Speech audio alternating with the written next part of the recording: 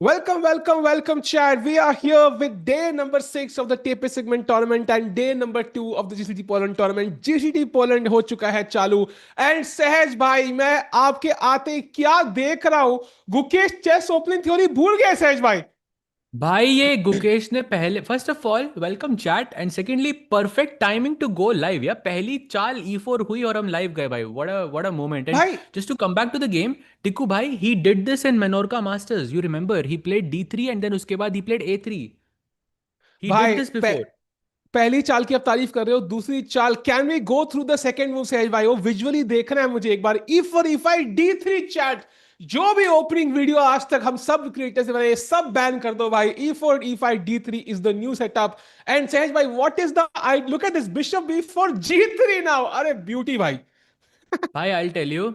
Chat, do you guys know what the Nodirbek system is? Like it goes something like this. You play knight f3, black plays knight c6 and white plays g3 here, right?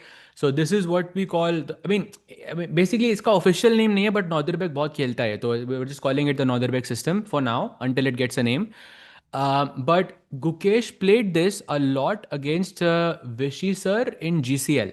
I think 2 or 3 games he played and 2 games that I think or so he won with this G3 variation and now he says कि ठीक है भाई knight f3 G3 के बाद तो शायद आप preparation करके आ सकते हो तो मैं क्या करता हूँ I'll play D3 knight c6 and अब G3 खेलता हूँ मैं तो अब आपकी प्रॉपर हम्म प्रिपरेशन नहीं आएगी I'm also keeping the knight on G1 for now because maybe in the future I can put it on E2 and that's a completely different setup and that's the idea basically. भाई that's the idea Indeed but already white से चौथी चाल पे only move आ चुकी है सहज भाई that's making me worry a bit bishop D2 only move for Gukesh वरना अलविदा इस गेम को कहना पड़ेगा and of course let's not forget who is he playing against दो important details Radoslav is the lowest seed of the event so somebody ideally you want to beat and also Gukesh is second for the world championship.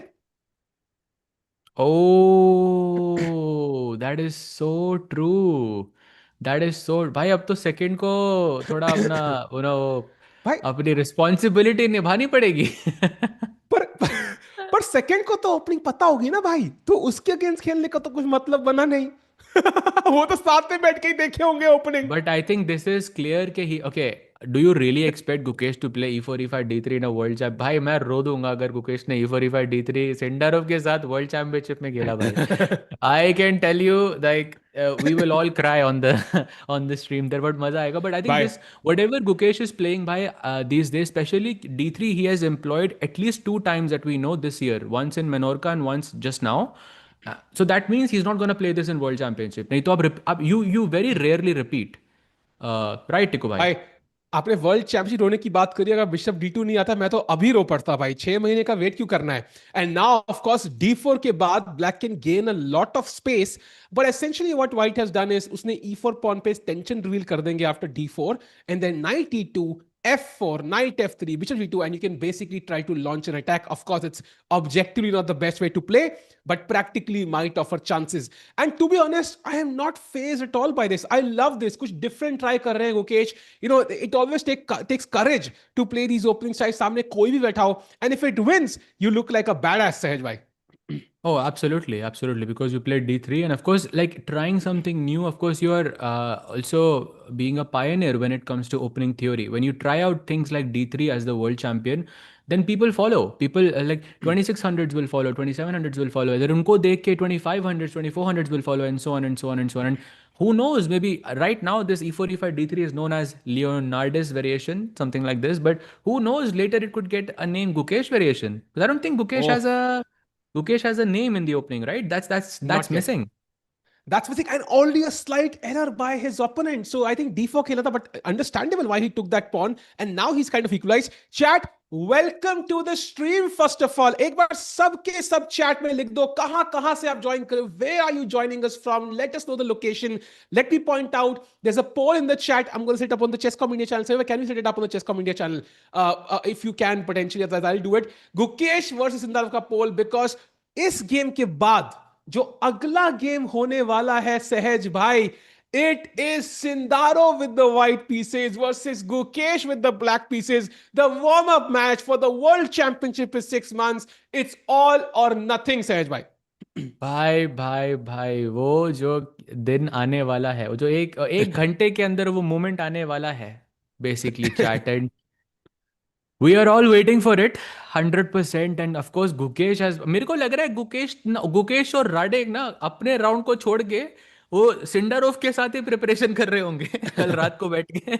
हमारा round गया, छोड़ो, मैं तो D3 खेलूंगा, फिर उसके बाद चेस खेलते हैं, like will just leave it बैठ के। भाई इसी राउंड की ही प्रिपरेशन चल रही होगी कल रात को। I am like 90% sure of this, and because it's such a big game, right? It's very important to score wins and have that psychological लगा एडवांटेज दिया अपन वैसे भाई। Against someone before the match begins.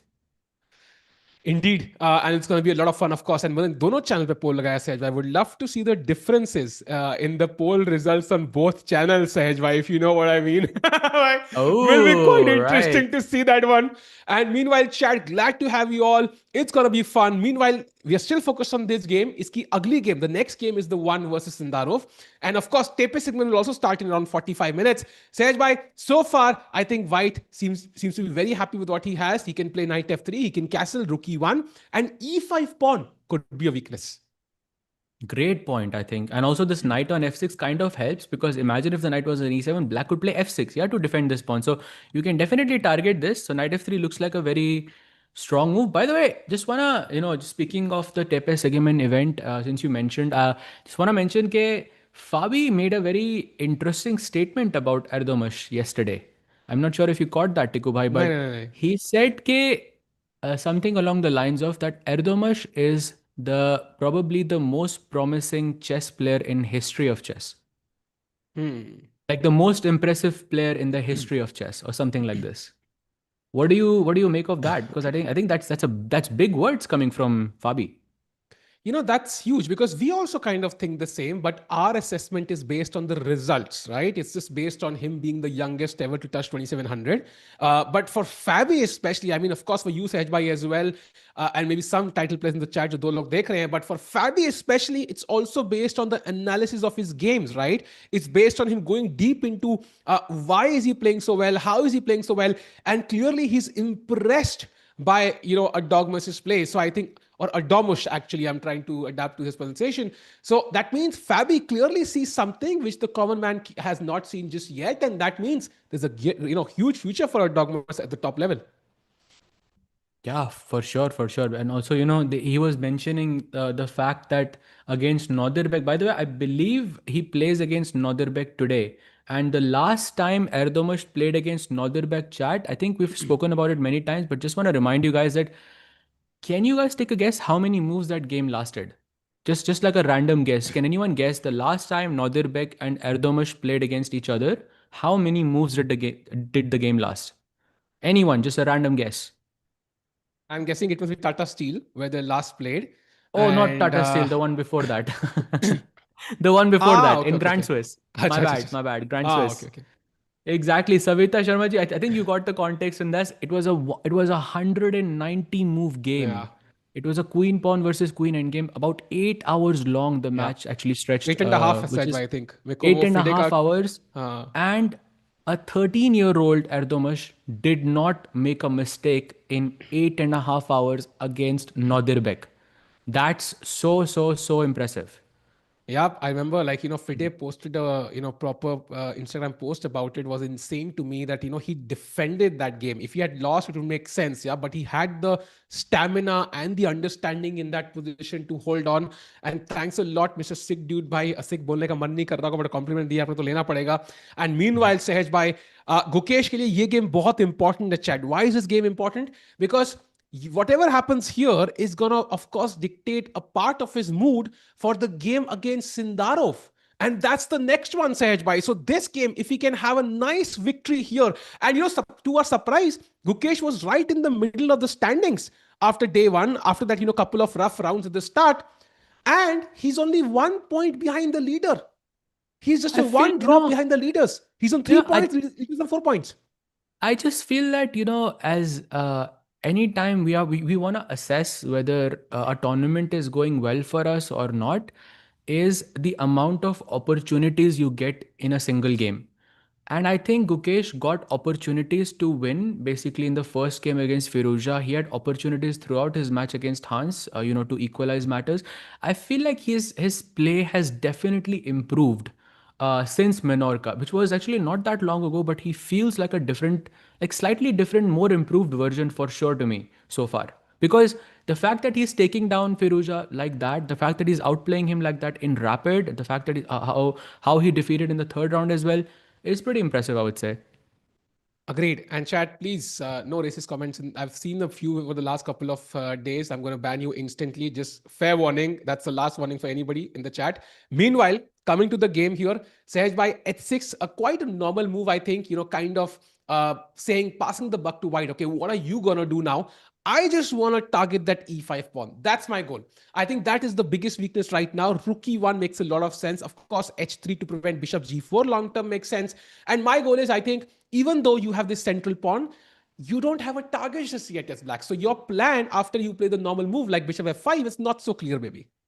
I mean, you can go queen d7, rook d8, ऐसे करके develop. Maybe white can go. I see knight c4 as a possibility, but problem is Tikubai. The moment I move this knight, now because I have to move this knight. The moment I move this knight, you can play e4, and e4, d4, bishop e4 के बाद, okay, slightly preferred position for white, but okay, not like anything major.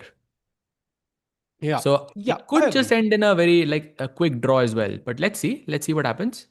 I think I would also be okay with that, Sehjbhai, because he does save a lot of energy for his game against Sindarov. As long as Gukesh does not lose, I'm very very happy with the game of the result. He should have a nice game that satisfies him basically. Because he had a great game against Duda. That comeback that we usually associate with players like Magnus or Hikaru. We saw that with Gukesh yesterday. That beautiful Queen h2, Rook f4. Suddenly Duda went from completely winning to completely lost in four moves. And that's the Yeah, sign of a very exactly. strong player. You're always on the lookout for opportunities. Yeah, absolutely. By the way, speaking of looking for opportunities, let's take a quick look at Wesley versus Sindarov, as that's gonna be a What? big matchup incoming. That's not a blunder, by the way. It was an Ah, error. okay, okay. Error. It was a very exciting position just a few moments ago with this knight g5 attack and so much problems around the king. But now the queens have been traded off the board, and now bishop e3 was played. The idea is simple. He wants to take on c5 and take on e6. And Tikubai, I feel Wesley is slightly more comfortable here. I agree, but I've played this position as black sometimes, and when I saw this course by I think Peter Heine Nielsen, I think it was. I don't remember. I think I saw a couple of them actually, and how he explained the position was so nice. Like it gave me so much confidence to play it as black. He did show like a Karpov game where white just dominated in this structure.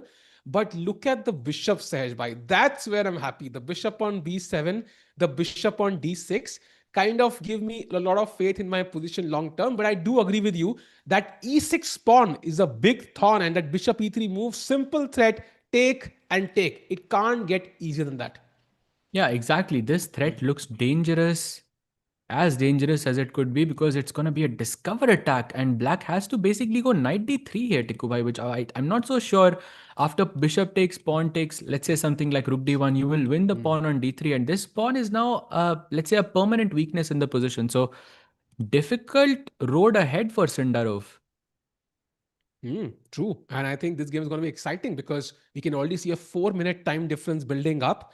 And by the way, which I'm hoping our producer is working on getting the Gukesh camera, that crazy camera we had yesterday as well. That would be nice to have, Sejbhai. What do you think? That, Exactly, that, Gukesh in that the five purple dimensional shirt, I camera. believe it was. Yeah, yeah, Oh, yeah, there there it it is. is. Let's go. Crazy. Chat, if you can't see Gukesh moving, it's because he's moving in the fifth dimension. So, we can't Yeah. understand this camera. It's not comprehensible for the human eye.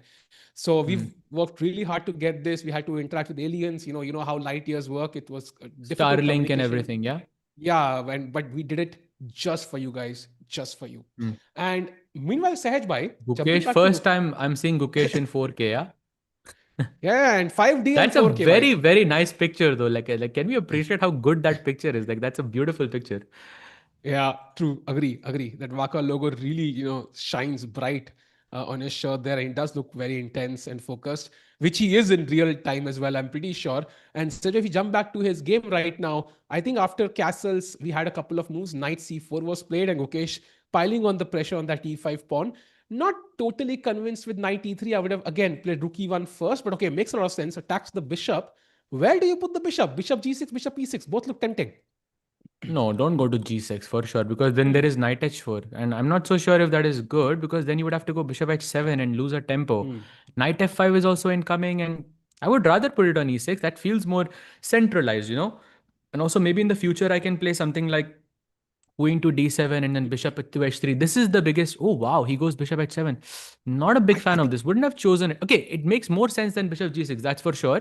huh. Because now you're not losing a tempo. So more or less still fine. But computer did not like this so much.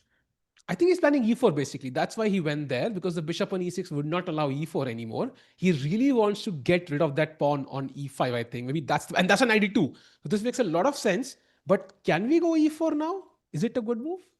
d4, knight e4, bishop e4, bishop e4, queen g4, I think is the problem. Bishop Hmm. g6. No. So e4. Actually, I'm going to try and calculate this. There is a way here for white to take advantage for sure. So takes everything. Black goes rook takes e4. And okay, something trivial like queen h5 also should be fine. Let's take a look though. e4. Hmm. Actually, no, it is working. Takes, knight e4, bishop e4. Yeah, exactly what I was saying. Yeah, takes, rook e4, and okay, something like queen f3 or queen h5 here is completely fine. But okay, it's equal, basically completely equal. So e4 Yeah. is expected in this position, and I think Gukesh could draw this very, very quickly. Agreed. And chat, we're talking about Arjun is in the chat. Agreed. Arjun is leading the TePe Sigeman Tournament that starts around 40 minutes from now. He's playing Zhu Jinner today, who lost to Magnus yesterday. If Arjun wins today, and let's say Erdogmus doesn't win, he could be in sole lead. It's gonna be amazing. Of course, he could have a chance to win an event ahead of Magnus Carlsen. Sahaj bhai, that would be headline news across the internet. Oh भाई, absolutely. मजा आएगा भाई. बहुत बहुत मजा आने वाला है. I think a lot of exciting. Oh, there it is. By the way, e4 on the board. Simplifications incoming. Hmm. But yeah, to your point, lots of exciting matches are happening today. Gukesh Sindarov, of course, the big. I mean, how? I mean, I'm pumped for that one. I mean, couldn't have had it at a better time. By the way, speaking of, Sindarov is now slightly worse against Wesley. So Oh wow, that's very interesting. Actually, the ideal situation Sejwai is correct me if why I'm wrong. blunder? Knight g7 is and rook e7 check. That's a mistake, no? Okay, not a blunder, but okay, that's a mistake. It's a miss for But sure. if Sindarov loses, his confidence could be low for the Gukesh game. That might benefit Gukesh, right? I think it's usually the opposite. I feel like if you win a couple of games, then your sense of danger goes away, and then you are easy to beat. But at this level, if you lose a game, then you just completely wake up, yeah, and then you just want to win the next game. Just like how Magnus was with Zhu Jinner, for example. Sejwai, I talked about Sindarov making a mistake. Gukesh also made a minor one. If we go and check that game quickly, he Arey, arey, arey, played arey. knight d4, and now this is apparently not a good move because there is a move called b5. And where is this knight gonna go now?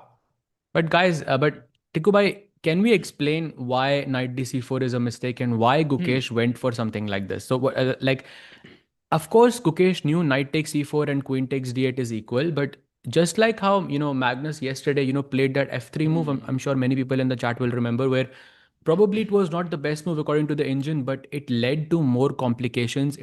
Because you are avoiding simplifications overall, and this is exactly what knight dc4 here is in this scenario. You are avoiding the knight trade, you are avoiding the bishop trade, you are avoiding the queen trade, and with that the game continues for a longer period. Gukesh is just trying to continue the game for longer. That's it. Very interesting. And now, will black play b5 is the question, right? It's not the move you really want to play because keep an eye on the bishop on g2. Once you play b5, you're basically keeping the knight on c6 absolutely loose. There's also a pin on the knight on e4. So it's tactically a bit risky. So tough choice for Radoslav here, who's thinking, who's a minute behind. But b5 could be a challenging move for Gukesh to play. And of course, if Gukesh does make a mistake, then साथ ही बैठ के analyse करना है रात को बैठ के कि अरे भाई कहाँ गलती कर दी तूने मैंने कहा था क्या नाइट c4 गुकेश भाई क्या नाइट c4 मतलब मेरे देश में आके ऐसी मूव खेलोगे आप this could be discussion later on when they analyse the game Could be, why? Could be. But b5, I think, looks unlikely. Also, by the way, Radek is on 0 out of 3 so far. So he lost all of his games yesterday against Duda, Wesley, and then Sindarov back to back. So hasn't been the best event, best day one at least for him so far. So yeah, let's see what happens. B5 By is the the way, move, like you mentioned. Queen F6 is another one. Sindarov didn't find the best move. Now he is close to being lost. Not lost, lost. There is counterplay, but oh my God, he had to play rook d8. He just took the knight's edge by look at that rook on b7. It's an absolute beast right now. Exactly, and that's why Rook A B8 forces the trade of these pieces. And by the way, Rook A B8 was a mistake. Rook C B8 was better. It's not the sharpest decision by Sendar because he's usually, he turns it on whenever situation gets this tense. But here, there is a nuance. There is an intermezzo that is helping White. Chat, can you spot what that intermezzo is here? It's not Rook takes B8. Anything else? Fine. Basically, you are asking the question, how was Rook CB8 different than Rook AB8 in this scenario? Any Yeah. guesses? Chat, notice that subtle differences. What can you do with your pieces? Indeed, it is bishop Indeed. f5. The move attacks the rook on c8, and if you take on b7, I can then take on c8 and also indirectly attack the a6 pawn edge by, I'm guessing that's the nuance there. Exactly. And if you defend this, Tikubai, then Rook D6, GG. Arre baapre. Now you lose the piece, not just the pawn. So if he finds Bishop F5, I think objectively Wesley is winning. And you know what, chat? We all talk about passed pawns. We need passed pawns to win the endgame. Look at what white has on the king side. 3 versus 1. I can simply play g4, king g2 to unpin my f pawn. And then, as Sahajbhai says, always push the f pawn very, very fast. And then these 3 pawns will just maul black here, Sahajbhai, I feel. Basically, here we would. This is a question I've asked the chat many times. Imagine if you had F, G, and H pawns, and black only had the H pawn. And it's an end game, right? Which pawn do you push first? It's always the pawn that doesn't have an opponent. This is only in the end game when there is a race. It's called the cardinal principle. I think it was coined by Capablanca, who was the third world champion. That you always push the pawn that doesn't have an opponent. So in this case, it would be f4 because it's the most distant. If black had g7 and h7, still f4. If it was f7 and h7, then it would be g4 and so on and so on and so on. Yeah. And By the interesting way, that, they have. What happened? e5 played by Radek and knight a3 ke baad a6 also found. So Gukesh slightly worse for now, but position is complicated. Yeah, I do agree. I think again the bishop on g2 should be very happy with the developments. Sometimes hotana parents have money to send only one child to college, and the second guy has to suffer on a3 for a while. He has to sit at home, doesn't get to date, at college, doesn't get to study his favorite field. But the other guy can maybe work at Google, make a lot of money for the both of them. Says I mean, the bishop on g2 is the guy working at Google now. But I guess it depends on, the type of life that they live because when Magnus played against me, the knight on a3 was the guy who was going to college and going to Harvard and getting multiple degrees and, yeah, basically just cooking. True, true, true. And I think, regardless, Chad, I think Gukesh definitely has a plan in mind. We know he's always the guy to take risks, and this was true even when he was in great form. Remember, like Arjun against Gukesh, for example, from Norway Chess, Arjun against Magnus, always taking those risks. That's his style of play. By the way, he's played pawn to c4, and now the only move for black for an advantage is knight to d4, putting both the knights in the center and says, "Why that does look a bit threatening to me with for the white pieces." But also feels a bit unrealistic. I feel b4 is more logical.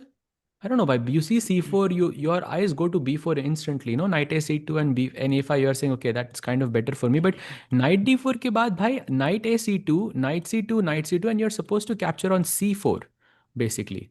So it's a sharp variation. He could find it for sure, but I think logically, like optically, I would play b4 here, which is still good, but not like the best move in the position. Also, queen f6, I another very interesting try, bhai, because b2 is under attack. I agree. B4 looks very logical because then I have the c5 square permanently for my knight. Of course, not right now, but slowly but surely, I'll put a knight there and then can always hop to the d3 square. That's a beautiful treat waiting for me to grab. साल भाई Thapar college कैसा है आना है कभी Thapar college है मन है एक बार मैं कॉलेज से कभी गया नहीं हूँ someday I'll come to Thapar and visit it once more but let's see भाई आपको um पता है मैं किसी इंडियन कॉलेज में आज तक नहीं गया हूँ. Like because मैंने अपनी सहज भाई आपका ग्रेजुएशन थोड़ा इंडिया से बाहर करी थी इंडियन ना, तो इंडियन इंडिया बहुत चीजों में मिसिंग है भाई, फूड में मिसिंग मैं है, से ये बहुत बड़ी कॉलेज में मिसिंग है। मेजर चीज missing, I want see the vibe as well, like once in my, like ये कैसा रहता है, like how, like just want attend a class as well, it would be so much fun. So if you have a college by your name, invite Sahaj भाई to get a degree भाई।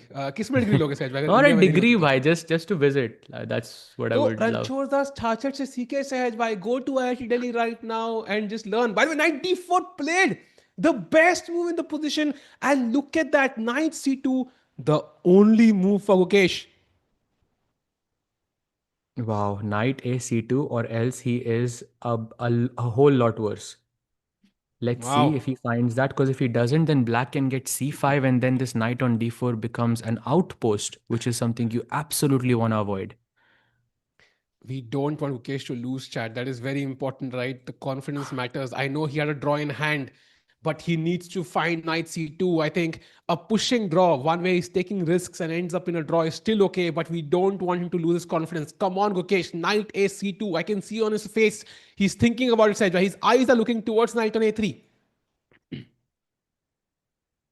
Knight a c2. Let's see. Let's see. I mean, can I go pawn takes b5? Ah, then that doesn't really achieve anything. Knight ec2 doesn't make sense. I'm just trying to understand if he finds knight a c2 via process of elimination, or is it like a move that appears to you instantly? Because I probably won't play knight a c2 instantly. I'll probably think of rook c1, rook e1 type of moves as well, because I will think, okay, let's develop all the pieces and then challenge the knight. But somehow you have to act very fast. Plus, Tiku bhai, knight c2, knight c2, and knight takes c2 loses a pawn by force. And that's a very difficult decision, considering that in just 3 moves ago, Gukesh did not simplify and tried to play for a win, right? But now he's trying to play for a draw if he gives up a pawn. So, not an easy decision. But once that c4 pawn evaporates, there are multiple good moves for blacks apparently. One is queen f6 and rook a d8. If Mukesh were to sit tight, I think that's going to be a huge tactical nightmare. Also, black can just play c5 and just cement this knight on d4 forever, and then good luck getting rid of it. And okay, right now, if you play c5, I can just take on d4, pawn takes, and put that knight on d5 by the support of the c4 pawn. Once the c4 pawn vanishes, I then that's going to be tough. And time wise, also, literally, Gukesh has bhai, lost. just I'm just want to put this up over here. Queen f6. Actually, by the way, what? By knight d2 is dead lost here for Gukesh. Okay, I missed that, but I was just talking about this position: rook c1, queen f6, rook e1. Let's say queen, rook d8 or something like this. It feels like black's, the structure, the queen, the bishop. I mean, this is like chess maxing basically. Like you are optimizing your pieces to the fullest, essentially. No other piece can be improved, more than this. What a True, position for black, exactly. actually. So I think tough choice Ooh, for Mukesh. rookie. By the way, he's played rookie one and he's objectively much, much worse now. So Radoslav could get his first win of the event if he manages to convert this one. On the other hand, Sindarov is also losing. Sehaj bhai, I mean, ऐसा ना उस round के बाद दोनों के बारे में memes होने चालू हो जाए भाई, ये क्या चल रहा भाई है दोनों भाई? मतलब एकदम अलर्ट रहेंगे, बढ़िया फाइट होगी, because if both of them have lose their matches, and both of them will be very extremely motivated against each other, and that's what we want to see. So let's Yeah, see, bhai, let's see. c5 is a nice move, by the way, as we discussed, cementing that knight on d4. And now, what does white do? For example, knight a c2 already.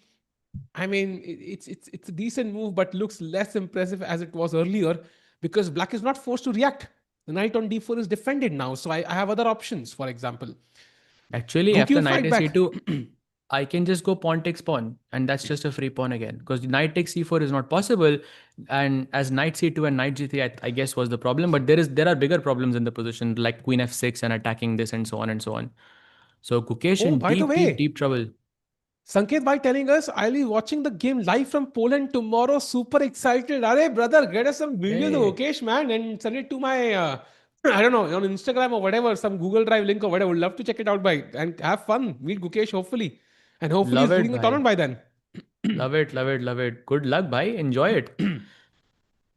It's always a special feeling, I think, to visit an elite event, because you get to see so many players, you get to see the fans. I mean, I think it's a completely different vibe. Yeah. And chat, meanwhile, I for a second thought that was Radoslav. Like I got confused there by myself. भूल गया था वो camera कहीं और है दूसरे देश में. But Stifa के बाद Gukesh is still thinking. Do we have an update in the Sindarov game? Maybe we can check.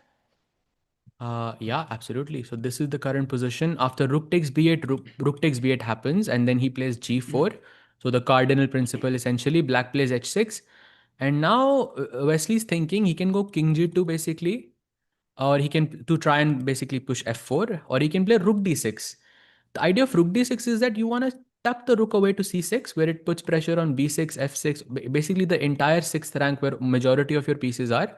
That seems like a good idea. And the other option is you play king g2, but king g2 allows rook d8. And you really have to evaluate whether this endgame after rook takes d8 is winning for you or it's a draw. There is no in between here. It's not like white is better or anything. It's an endgame. It's either win or a draw. So you have to be very careful before you go into this. And I'm guessing that's why he's thinking, he goes king g2. Let's go. By the way, what's Yeah, happening very with human Sindarov's actually. time? What is up with Sindarov's time, bhai? How, I how is mean, he at 19 minutes? and maybe he's hoping it carries forward to the next game. Maybe like, but I don't think that's going to happen. By the way, bishop c7, nice move, preventing rook d6 and f4 both at the same time. So love that move from Sindarov. He's offering real resistance. And also with the opposite color bishops, you never know. There can be blockades, Sahaj, by sometimes, which White has to be careful about. Meanwhile, jumping back to Gukesh's game, if possible, he has made another move, and that is c takes b5. He didn't want to lose that pawn, but that means black is allowed to capture towards the center, and that only improves his position, Sahaj bhai. Yep, the A file opens up. Your A2 pawn is under huge pressure right now. I think it's definitely worse, and I think Gukesh also realizes it's worse, but I feel it's not simple enough yet. Like I don't see a clear plan for Radek in this sense. Maybe Queen B6 can be one. I see a crazy move, Rook A6, with the idea of I'm guessing Rook D6. So this Rook lift is very, very impressive. And if this happens, okay, this position looks definitely a bit worrying for Gukesh. But if that's not found, maybe he's fine. How easy is Rook A6 Oof. to find here, though? That's the question. Because I think Rook A6 is something you will think about. Yeah, like you'll think about moving the Rook simply because it's pinned by the bishop. Yeah, I might actually play Queen f6 still. I think that to me looks very tempting, right? Because you connect the rooks. I can now maybe double up rooks on the A file. I can double up on the E file, on the D file. So Rook A6 maybe not so obvious. Maybe the idea can be just to double up on the A file, also play Rook D6 in certain cases. But maybe Queen f6 is the more natural move for me at least, Saj. What do you think? Oh, Rook A7 played. Wow. Rook A6 played. Sorry, my bad. Like it was glitching. So best moves being played by Radek. Gukesh is in deep, deep, deep trouble right now. Just one move for the world champion to survive. Otherwise, he would be objectively lost, Tikubai. And that move is A4. And how easy is A4? Because I see it's a free pawn. I don't want It's to not give free easy. pawns. I doubt he will find A4, bhai. It looks very hard. 10 minutes only as well. Also, Radek has uh, he has a lot of time basically, Radek as well. So looks difficult, but let's see how he fights And back. the poll we set up, chat, but let's not forget the next game at the GCT Poland tournament is indeed between the World Championship challenger Sindarov and the World Champion Gukesh. The next game to this, we have polls on both channels we are covering, Chess 24 India and Chesscom India. On Chess 24 India, Gukesh winning is 54%, Sindarov winning is 31%, and draw is 15%.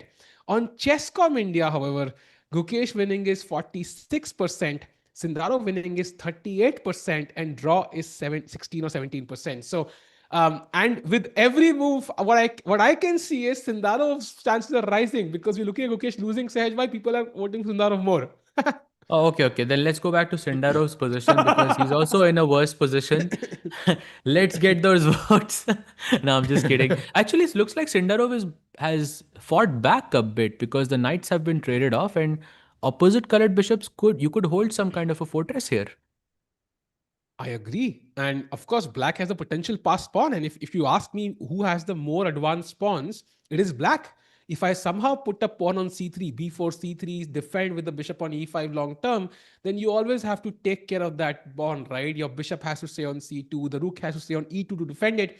And it's going to make it very hard for you to push these pawns on the king side, for example. So real resistance offered by Sindarov, but it's still got to be tough against a player like Wesley, so who's so experienced in these endgames, Edge. But at the same time, there is a 10-minute difference between Sindarov and Wesley. That's the crazy part to me. And now I realize why Vishy sir once said that he reminds, like, Sindarov reminds him of the younger him, because Vishy, he was known as the lightning kid. Basically, he was doing this before the like in classical chess, he was doing this constantly again and again when he was a bit younger.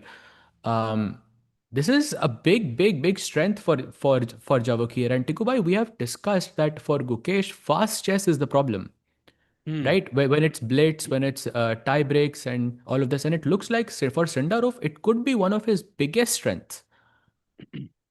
Agreed. And that extra time pressure, really helps. 17 minutes is insane. Yeah, it can really, you can sit down and calculate for 15 minutes for one move if you really needed to calculate it. And somebody mentioned in the chat as well, I think it is Mr. Raguk, who said Sindarov will save this due to time, but Gukesh will lose due to the same. So very interesting that, time being an important factor, although Gukesh had the draw in his hands, Edge, he Hmm. self-imposed these complications, which is biting him again. So I mean, it was a basic case of him coming up very ambitious, playing with his usual intentions, but maybe the understanding of the position was a bit lacking in this case.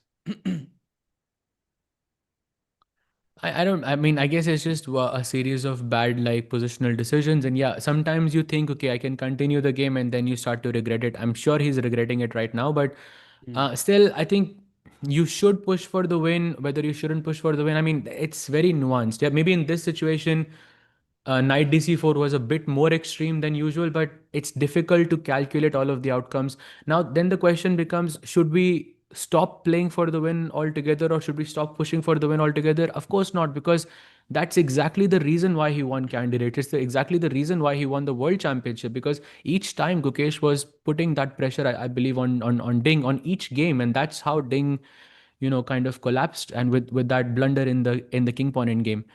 So he should just keep doing what he's doing, and find the right balance. That's what it is. But this definitely, I agree with you, was not the best decision by Gukesh.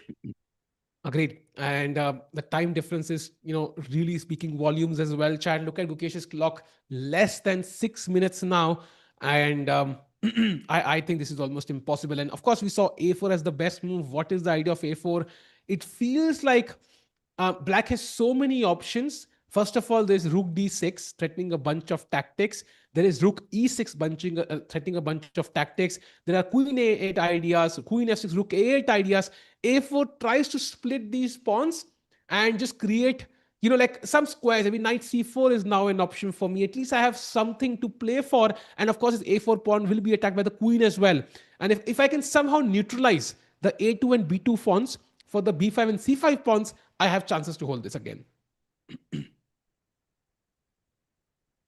Sej bhai, Oh, Avaz. oh, sorry, my bad on that. So after, let me tell you the follow up. What happens after A4? If Black plays BA4, chat, can you guess the best move for Gukesh here? That is just trying to showcase how difficult it is to make moves for Gukesh in this position, practically speaking. You have just sacrificed a pawn on the queen side, on the other corner of the board. And now, believe it or not, the best move is h4, which does nothing in the position. It's on completely on the other side of the board, pushing a pawn, basically waiting a Sej move. bhai, How he many has people? blundered the game. Gukesh has blundered the game due to a tactical move. Knight to D2 is officially completely winning for Black because that knight sits in the heart of White's camp. If you take it Oh, with the queen, there is knight F3 winning the queen on D2, and oh, he didn't find it. he did not find it. He missed it. So I think Gukesh still, he's still more or less safe. Actually, no, still But the but position is kind of but it's bad. He losing, has right? to take the knight. But of course, this is something he would have looked at, right? But Like, knight why C2 would uh he रहा है go ना into Saj bhai. this? Knight C2 आ रहा था. It was Sorry? losing, I think. He had to take on D4 by force. Like Yeah, knight yeah, yeah, c2 exactly. was, I'm guessing when he played f3, he spent yeah. about, I mean, he spent quite a bit of time playing f3, and then knight f6 is the only move he would have looked at, if not knight d2. Obviously, we are assuming he missed knight d2. So Hmm. knight takes d4, c takes d4 के बाद knight f1, and let's say this pawn on d4 will reach d3, but I'll put my knight on d2, and no, it's lost actually. Difficult, very Sehaj difficult, bhai. bhai, my understanding is, chat, let me know if you agree or disagree. I think it's a bit of lack of patience also, because the fact that he played f3, it's trying to find a concrete solution to the problem. Like, I need a solution right Hmm. now is what it felt to me. Um, Maybe holding, like what you mentioned earlier, yeah, just do nothing, like just holding on to the position with a bit of patience missing is my understanding But from that's Gukesh's play very, so far. very difficult to do, especially when you're facing pressure. The last thing you want to do is wait. Because I think from a very young age, we are taught that a passive defense is like the last resort always. It's always active defense first, and then you move on to other things. Yeah, but that's why, I mean, that's why he's the world champion. He had that patience. Okay, it's tough though. It's very tough.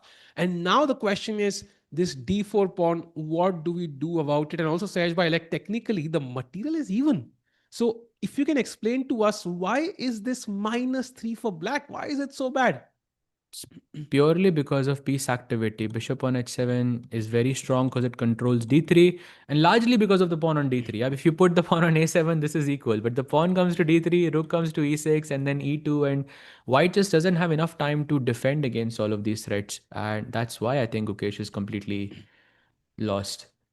Totally, chat is saying biased commentators don't want to accept that Gukesh is not good in fast time formats. भाई आप commentary सुन रहे हो? Like 10 minutes पहले we were talking about the fact that Gukesh's biggest problem is fast chess, and then Sindarov's biggest strength is fast chess. We literally were having like a 10-minute debate on this. And chat, by the way, regardless of, I think everybody has an opinion. We all do. It's going to be answered in the next game. We have the world championship players I'm just basically playing each other. But let's do one thing. Let's like the stream. Let's get more people in, because that match is going to be mouth-watering clash. I think बहुत मजा आएगा between these two players. So let's just have our questions answered in the next game. We have both the players who are going to play in the World Championship. Let them play over the board and figure it all. हम लोग क्यों लड़ाई कर रहे हैं भाई? मतलब हम लोग chill करते हैं ना, हम लोग तो enjoy कर रहे हैं game. Meanwhile, Sehaj bhai, 4.5 minutes for Gukesh. exactly 4.5 minutes is way too little time. But let's see. Also, I feel like having more time wouldn't have helped much in this scenario either, because rook e6, rook e2 is just a very clear threat. Rook e2 के square को रोकना पड़ेगा. I'm thinking g4 and knight g3, but then you can guard the e2 square, but who is guarding the c2 square then? Because ये दोनों possibilities है, right? दोनों तो रोक नहीं सकते knight से. Knight को d4 पे बैठना पड़ेगा to stop all of this. That's not possible. So one of these is happening. The other option is that you find some counterplay and you create an urgency for your opponent to like find only moves. I think the fact that Yokesh is still thinking is a sign that he knows he clearly messed up. And now I think it's already too late.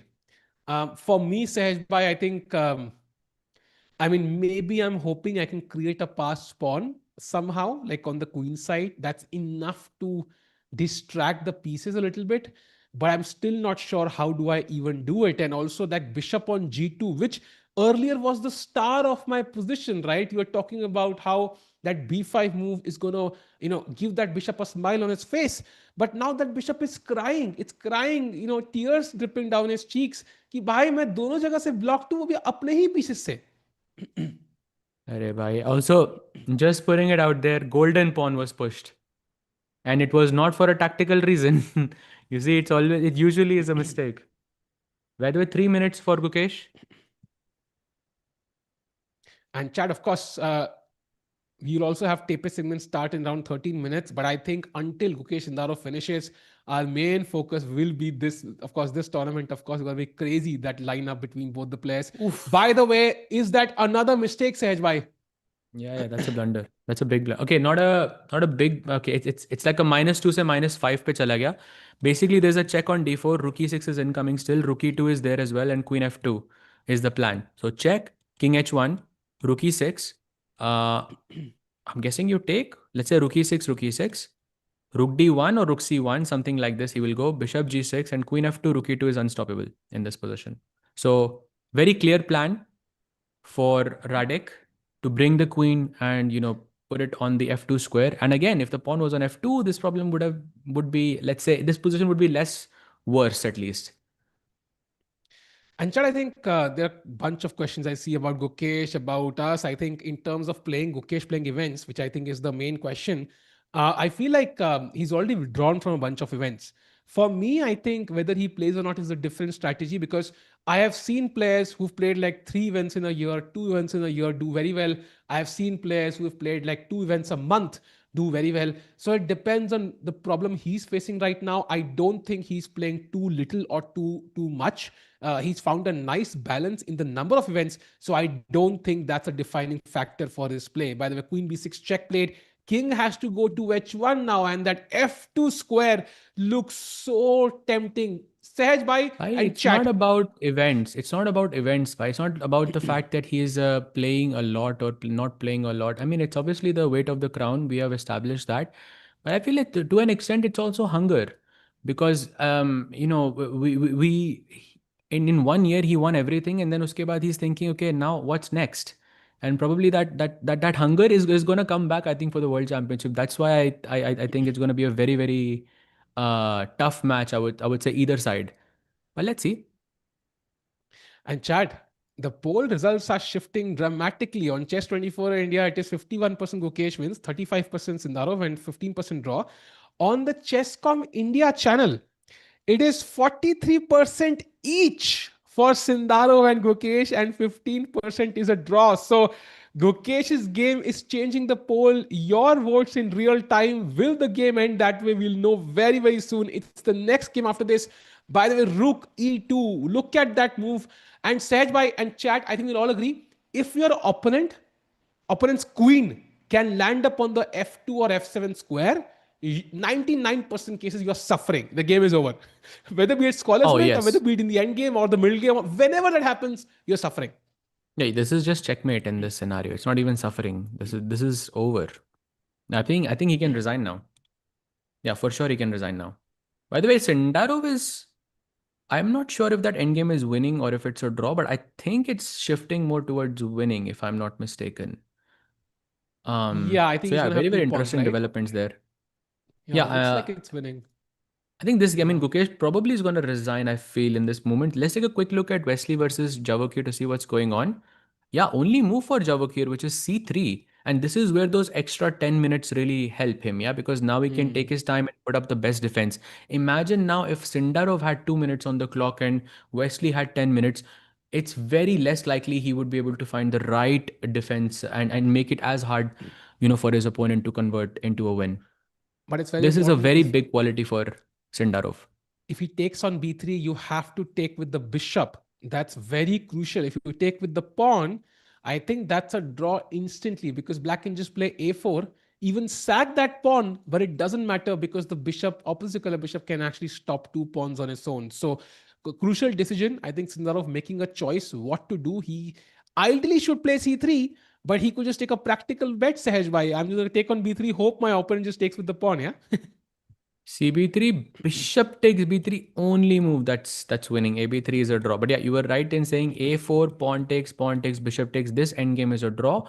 Another very useful thing to remember here, chat, is that this pawn is the wrong color. So if in some scenario bishop was to be exchanged or sacrificed for these two pawns, let's assume that one pawn will be traded off, let's say with the g pawn. Then you could technically sack this bishop for the f2 pawn and run the king to h8, and that's a draw.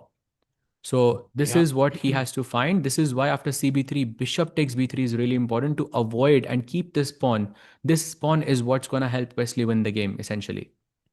By the way, jumping back to Okesh, we have a couple of Oh, moves. he takes Kya on hota? B3. I And told you now I it's think Sindarov tempting. is lost. He'll take with the bishop, yeah? Yeah, now he's lost. Now he's completely lost, because the a4 pawn, you can never push the b4 pawn now, Yeah, you can essentially. just put the bishop on D1 where it keeps an eye on the A4 pawn here, and then you just keep pushing F4, H4, G5 and simplify there, and then move the king to the queen side.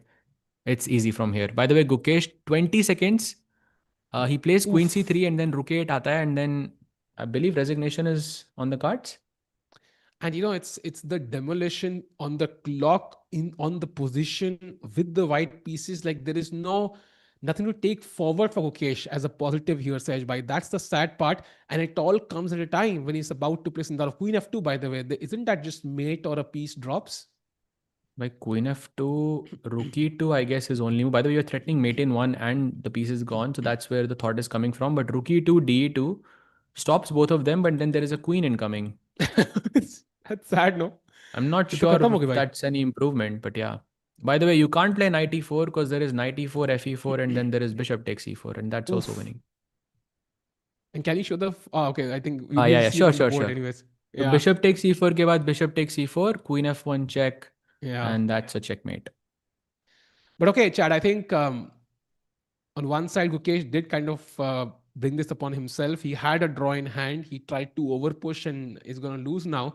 But the only positive that I can see is ambition. I'm hoping he sticks to that ambition in the next game as well, although he'll have the black pieces. Next game is very, very, very, very important. I'm going to say it's the most important game for Gukesh so far in the entire year, for Sindarov as well, of course, apart from the candidates. So, super crucial game. Do not go anywhere. It is the next game after this one. Meanwhile, Gukesh has 10 seconds, 8 minutes in contrast for Raduslav, who, by the way, was Gukesh's second for the World Championship. I think there's going to be detailed analysis of this game, Sahaj, right, tonight between both these people. Yeah, bhai, for sure, for sure. I mean, it's always an interesting situation when you play against people that you work with. It's never actually easy, actually, to play against someone that you know on a personal level. Queen f2 played, takes the rook. Takes, and now queen c. Oh, knight b3. He plays defending the queen for now, but still trying to find these knight g4 ideas. Is knight g4 working here? Is By the knight way, I e4 working here? I Actually, is almost knight e4 thought Rook. working? Why knight e4 is working? Wow. Wow, beautiful move actually. Fe4, Wow. bishop e4, same idea, no? I literally thought Rook a2 is working, but Queen c8 was mate. But yeah, Rook d8 played, and and now Rook d1 is the move, So, but chat, Rook in this g1. scenario, you would not sacrifice the rook because there's queen c8 checkmate. And the bishop would have been better on g6 edge, by in this Yep. particular case. Hindsight OP.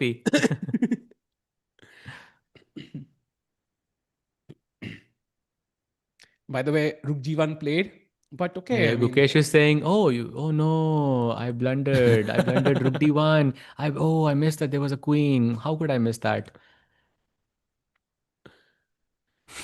oh man, tough game for Gukesh, Chad. I think this one, and I think the next game. This is literally the worst thing to happen before this game against Sindarov. But hopefully, he can. Like I think you mentioned this point, and we discussed this earlier in an event as well. Gukesh does not operate well without a clear goal. Now he has a clear one because he will lose his world championship otherwise, and that is to beat Sindarov. Maybe he can channel that purpose, Sahajbhai, to bring out his A game in the next one. And if that happens, I think we will have a clear answer to Gukesh's problems over the last year or so, that he didn't have a clear goal in mind. So if he can play, if he can somehow bring out his A game in the next game, I'll be very clear on the problem. Yeah, like he needs a clear goal. Exactly. And this will set the stage, for the big match incoming. So very, very, very important, I would say. Blitz also matters a lot, but I feel rapid and it's the first clash really, really matters. By the way, I think Gukesh would have resigned by now because he hasn't made a move and it's 0-0-0. Oh, he plays knight c1. Okay, Rook D1, yeah. Just resigns, I think. I think there are some people who are harsh to Mukesh in the chat. I think our goal is to understand what is going wrong for him. The goal is to have an amazing world championship. If it was Sindarov struggling, our thought process would be the same. If it was Magnus, okay, Magnus struggling is impossible, but anybody struggling, right? Anybody, even Ding, we wondering about Ding. Why is Ding struggling? He had health issues, for example. That was always part of the debate. Just because somebody is struggling doesn't mean we have to just give up on them. I mean, he's 19 years old. I don't know what you guys were doing at 19 stage. Why I had not even started thinking about my career. Gukesh is already at the pinnacle of his. That's crazy. Absolutely. Absolutely. But right now doesn't feel like that. He's a piece down and still fighting despite having a 6 minute deficit. By the way, taking a quick look at Wesley versus Sindarov to see how the game has progressed. Hmm. Sindarov has still been thinking, trying to find that a way to draw, but he's just, I believe, a couple of moves too late, because if he didn't take that pawn on b3 like we discussed, it would have been a draw. But now after f4, h4, g5, there is no way to defend. But he's trying to take his time and figure out a way to make this as hard as possible for his opponent. By the way, there we see Nils is on the board. Nils keh raha hai, bhai, why are we playing? Nobody looks at our game. They have a camera, but they don't really look at our games only. What is this? I totally understand, Nils. No, Sorry, no, but we I do, understand bhai, you. we But do. it's Gukesh Sindarov today. I'm really sorry, bro. We have to cover that game. Also, that game was not going to be like extremely long, right? So it's a Yeah, rapid yeah, game. So, yeah. okay, so that's it. And going back to Gukesh, who's by the way still fighting, 9 seconds, full piece down. Okay, he can resign now, I think. h5 is not even working because takes queen f5 check, bishop g6, and the knight on I'm d5 is defended by the rook. I'm not sure why is he playing. I mean, this is just over, no? Like, I don't even see a target for white. Like, I'm not sure what that move is. Bishop h5? Yeah, queen f5 check, bishop g6. This is not even hanging. So yeah, I think he's a bit maybe upset, or yeah. Dad, come on, man. Like that was क्या हो रहा है भाई? perfect. Means. कुछ नहीं, कुछ नहीं, कुछ नहीं. I'll send you a screenshot, bhai. Bishop I've played. Now queen h3 maybe. I mean, queen f5, bishop g6. Don't see much happening there. भाई सेंडारोव के गेम पे जाते हैं ना? Oh, there it I mean, is. let's okay. There it is. That's resignation. So let's go to Sindarov now. See if he can stop that loss somehow. Doesn't feel like it.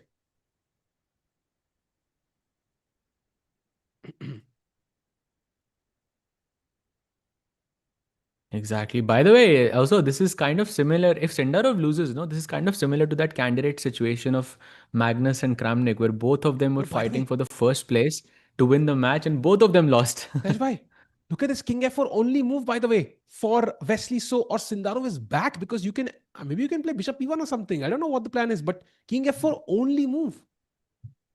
So if I played f4, what's the problem? Look at that Bishop bar top d2. drop, yeah? What? Well, yeah, that's a Yeah. lot. This is what by 7 minutes Sindarov was thinking, and I think he still found a way to complicate matters somehow. What a tricky player. You always Yeah. need to keep some time against Sindarov, I feel, if you want to win, because he's gonna find a way in those crunch moments to, create some tricks, and you need time to calculate. This is why Wesley is taking his time. It's very By good the way, that he has 4 minutes. can we have the Arjun camera maybe behind? I think that'll be much more fun. We can already kind of at least understand the moves coming, and we can remove Gukesh's photo maybe now. Um, we can at least keep our eyes on that game as it starts. Of course, we'll come to that game as well soon once this round finishes. Brief look at the Arjun game, and then we jump back to Gukesh Sindarov. Do not go anywhere. By the way, King F4 only move. Wesley thinking 3 minutes 40 seconds. Sejbai, does he find King F4? I'm not so convinced he does. It's not easy, that's for sure. And because it's hard to understand the difference between something like f4 or king f4. But I don't think the difference is that big. If I played, let's say, bishop d1, is this? Oh, that's also bad. Crazy. Because bishop d2, f4, bishop e1 check, king f3, bishop h4, king e4, king g7, king f5. And then you can't play g5.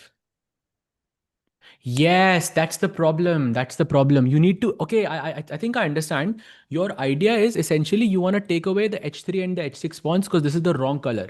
So basically, what black is planning is that he wants to fix the bishop on h4, right? So let's say you play f4. I will fix my bishop on h4. Anytime you play g5, I will sack my bishop there. Takes, takes, takes. Right? Then my king is already on h8, and I'm hoping somewhere I will play b4, b3, and trade this off as well. I mean, it's a long plan, but Sindarov did think for 7 minutes before he played this. So I think he has calculated some scenario where he can make a draw. Very, very interesting move, I would say, from Yeah, Sindarov. that bishop a5 does kind of convey he has seen that idea. Otherwise, he wouldn't play. So crucial moment. Wesley, of course, his spidey sense must be tingling right now. He senses, and he finds King f4. Wow.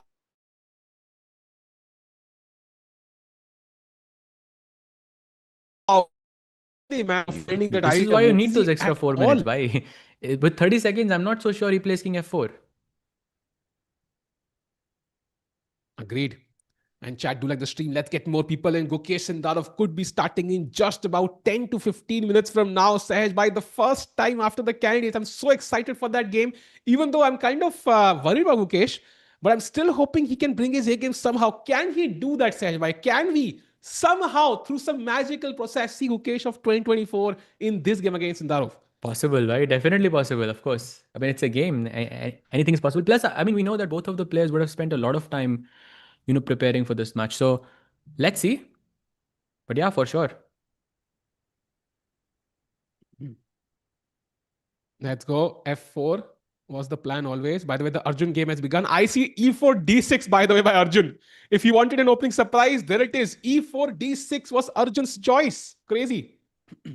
Wow, I'm actually trying to pull up that game. This is the game. Wow, perk defense by India #1 because we want a game on the board and we have it. Let's go. Let's go. By the way, switching back to Wesley versus Sindarov because I think the game is about to finish. 14 seconds for Sindarov and then he has to find king e6, maybe try to push the pawns somehow. Still the bishop is on h4. He breaks with g5 first. Very nice move. Now you have to be careful, yeah? I think G6 might be a draw, so you don't give that check. You have to be very careful. G6 is also maybe close to a draw, actually. It's not clear. So he has to bring the king back to G4 essentially, and then Yeah, push but H4. gh6 is always a bad decision, Tikubai, because now you don't just have one pawn on the wrong color, you have two pawns on the wrong color. So if I Yeah. just put my king on h8, sack this bishop for the pawn, play b4, b3, that's a draw. Yep, agreed. So super crucial moment here. What does Wesley do? Sindarov, still finding these tricky resources, not giving up just yet. And Sahaj and chat, if Sindarov holds this game somehow, it will be a huge boost to his confidence before the game versus Gukesh if he needed one. So King G4 played though by Wesley, not giving up just yet. Yep, h4, f5 incoming in the next few moves. Takes, b4, b3 is still something that we are keeping under check. 13 seconds for Sindarov. He has to make a waiting move. King g7, I think is a logical one. Goes bishop d2. Let's push h4. Pawns should H4. always be on the dark color because your bishop is light squared. This is the key for opposite colored bishop endgames. Agreed. And okay, H4, Wesley continues on his merry plan. Let's go F5. Let's keep pushing these pawns. Our goal is to exchange the H pawns, chat. What we want is H takes G5 and H takes G5 so that we don't have the wrong colored pawn. 25 seconds for Sindarov, but I think time is not the issue. The game should be lost. I think Wesley has kind of taken the difficult decisions now. Now it should not be as difficult for him to convert. Yeah, does not look like it. I think it's very, very simple now. He's probably thinking there's like multiple ways to win here, but let's see. Chat में कोई बात रफ्ता रशूदी पूछ रहे, is this commentator played Raju Rastogi? हाँ भाई, I definitely know how an induction motor starts. Brr, brr. That's a hilarious Amazing. movie, by the way. Highly recommend if there's somebody who's not seen it. Okay. Takes on On g5. G5. fg5 only move, by the way, of course, because the pawn on f4 was under attack. You put the king on g6 now and push the h pawn up. Let's go. I think you can resign as. Oh, G6 is still a blunder, by the way. King F6. No, And king again, g6, I meant. no, I think I was wondering G6 wins, but King F6 is a draw. So last trap, I think, by Sindarov. Maybe King Pawn G6. should always be in the dark color. Yeah, so king g6, Yes. h5, h6. Then king move, h g6, g7 like this. Yeah.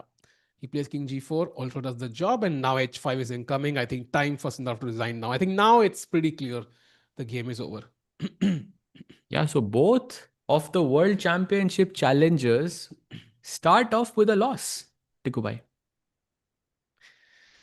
Both I players, think sorry, not both world championship challenge. I mean, both players who are going to play the world championship have started with a loss. I think it's the pressure of playing each other. You want to kind of prove a point before that game begins, yeah? You want to prove a point to the other guy, okay, you know what? I am in form for this game, and both of them crumbled. Of course, Gukesh's game was kind of self-imposed. I think Wesley, however, played a great game here. So both players lose. And Sahaj Bhai, we are just 10 minutes away from that crucial clash. Super excited for Sindarov versus Gukesh. You have a poll on the stream, regardless of the stream you're watching, Chess24 India, Chesscom India. Do vote. We want to see your opinion. And Sahaj bhai, now that we have a 5 to 10 minute break, let's quickly check out the games of TePe Sigeman and then rush back to round 2 of the GCT Poland tournament. So we were looking at Arjun versus Zujiner, where he started off with the perk defense with e4, d6, white plays d4. Still more or less main theory. Bishop e3, I believe, is called Austrian attack, if I'm not mistaken. I could be wrong. But bishop g7, and here Zoo plays what basically every chess player plays in this position when you know what your opponent's intentions are, which is to create havoc on the board, create some complexity on the board, and you play this move to try and play solid and keep that slight edge throughout the game, and that move is knight f3. With this move, you're kind of making your intentions clear. Maybe you want to go bishop e2 and short castle, and if you're castling on the same side, then of course position is going to be relatively a lot more solid, as opposed to playing something like queen d2 and long castle, which is the main line in this position. So Zoo opting for a more solid approach, but it's still too early to say that, because Zoo can still choose to play queen d2 and go long castle as well. But knight f3 does not help her case in this scenario. Agreed. And some people said, why is Arjun worse here? I think it's not really worse. He's chosen an opening intentionally, which gives white the center and traditionally maybe a minor edge because of that center, the freedom white has with the pieces.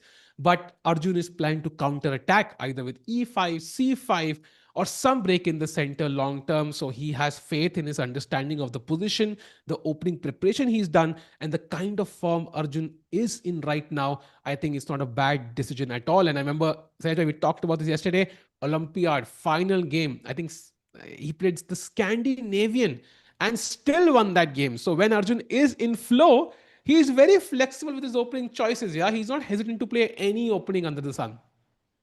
Yeah, that's a great point. That's a great point. This means that he's feeling relatively comfortable. Of course, he has scored 3.5 out of 5. He's one of the leaders alongside Yagiz, of course, who's yet to play Nodirbek and the GOAT himself, Magnus Carlsen. And whereas for Arjun, he is playing against Zhu Jinner, who's the lowest seed player in this tournament, and then he plays Andy Woodward in the next round. By the way, who Zhu Jinner defeated in this event itself. So for Arjun, relatively easier pairings in comparison to Erdogmus. So that's a great chance for him to win the tournament outright. And Tikoy, could this? I mean, I remember he won that tournament, Jerusalem Masters, last year alongside Vishy sir, when he defeated him in the finals.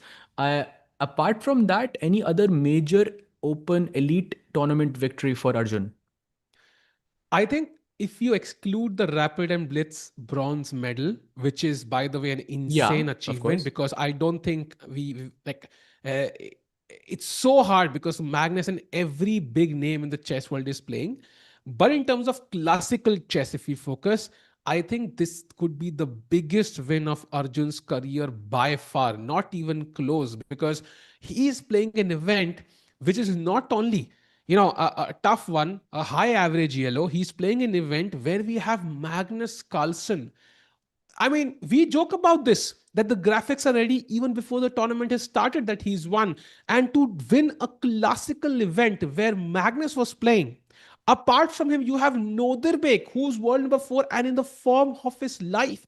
You have Yagiz, who's the biggest talent, as Fabi said, chess has ever seen. And to win that event would be an impressive feat by Arjun, who's also again entered the world top 7 now. So I think Arjun, and you can see by this opening choice, he's feeling confident.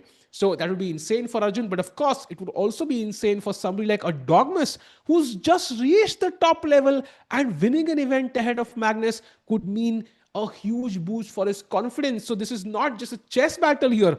And also for Nodirbek, that was the only reason he played. That Magnus was playing the event. He wanted to win an event where Magnus was playing. So, chat, it's a battle for pride. It's a battle for confidence, a battle for careers. And all these three players, Arjun, Nodirbek, and Erdogmus, will be fighting for blood today. So, Sahaj bhai, let's look at all the Actually, other two games as well. chat is letting us know WR Masters was one of them, and yes, you are right. That was a classical event, but like, okay, considering the fact Magnus is playing, Nodirbek is playing, like I feel like this feels very very good from Arjun's perspective, because for a long time Arjun was not getting invites, to elite events, and if he wins one of them, then I think it really opens up, the space for invites in the future for him, at least in the near future. Just one big tournament victory is what it takes. Would that be a right statement, Tikubai?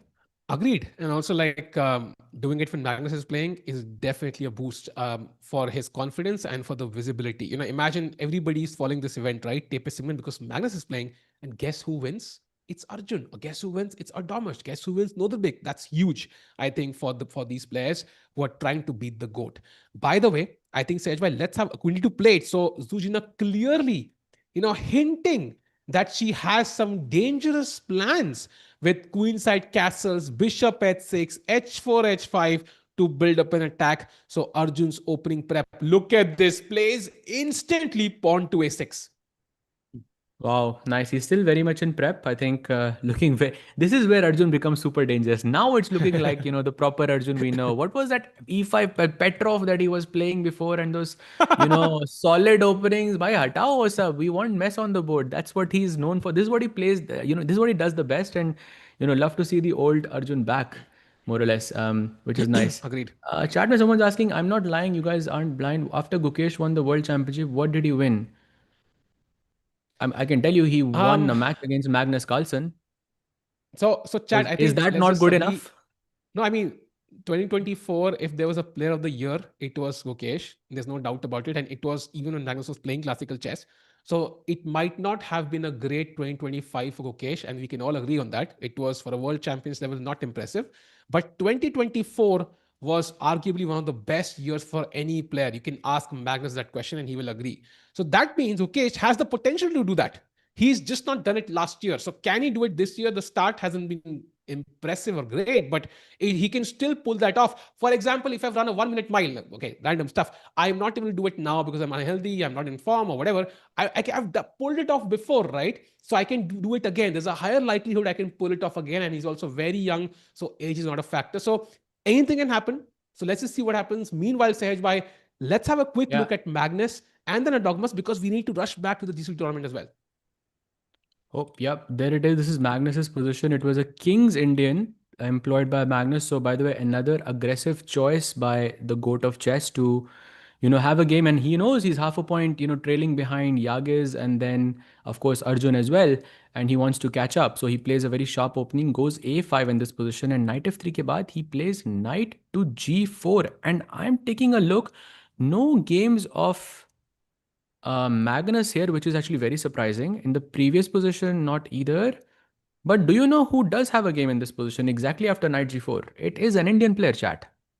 So if you want to take a guess, if I gave you 3 guesses out of the top 3, just one player you could name has played this opening before. I would say fairly quite recently. Prag. This exact position, by the way. Prag. Not with it, not Vishy. And there it is. It's Prague. Prague has actually employed this in 2024. Could be actually an Olympiad match, Tikubai. I'm not exactly sure. Please do correct me if I'm wrong. But that's a good sign. Yeah, and I think Magnus Carlsen also playing very quickly, not taking too much time. Looks like he's quite satisfied. But the question is now, Sahaj, I mean, I hope there's no repetition possible, right? Because sometimes in these lines, when you play knight g4, there are repetitions. Is there a repetition White can aim for or no? No. If Magnus wanted to repeat, why would he play King's Indian? And to be honest, like, I'm sorry, but Andy is a very strong player, but he's also very young. Yeah. So I think in either scenario, even if it's, I mean, Andy must play this game as much as he can because, like we discussed, playing a match against Magnus would like increase your elo just by default. And by the way, camera shifting to the right a bit to get a better view of, I'm guessing, the GOAT of chess, but there it is. So from both perspectives, of course, Magnus wanting to play on, of course, to win the tournament, and Andy playing this simply because he needs to get the experience of playing the GOAT of chess. How many people can say that they've played the GOAT of chess in classical? Not many, huh? Not at least these days, because chess is so young and Magnus is, well, not playing as much classical anymore. Agreed. It's a learning experience as it was for Zhu Jina yesterday, who definitely gained like 25 kilo in strength after, battling against Magnus. So that was a crazy game. So Magnus looks like, which you have played by the way, Andy. So both players look like they're prepared, 100% accuracy by both, or 0.2. I think that's just a rounding error. So now let's go to the game of Yagiz Sahaj Bhai. I think we also have another crazy opening there, the Sicilian defense.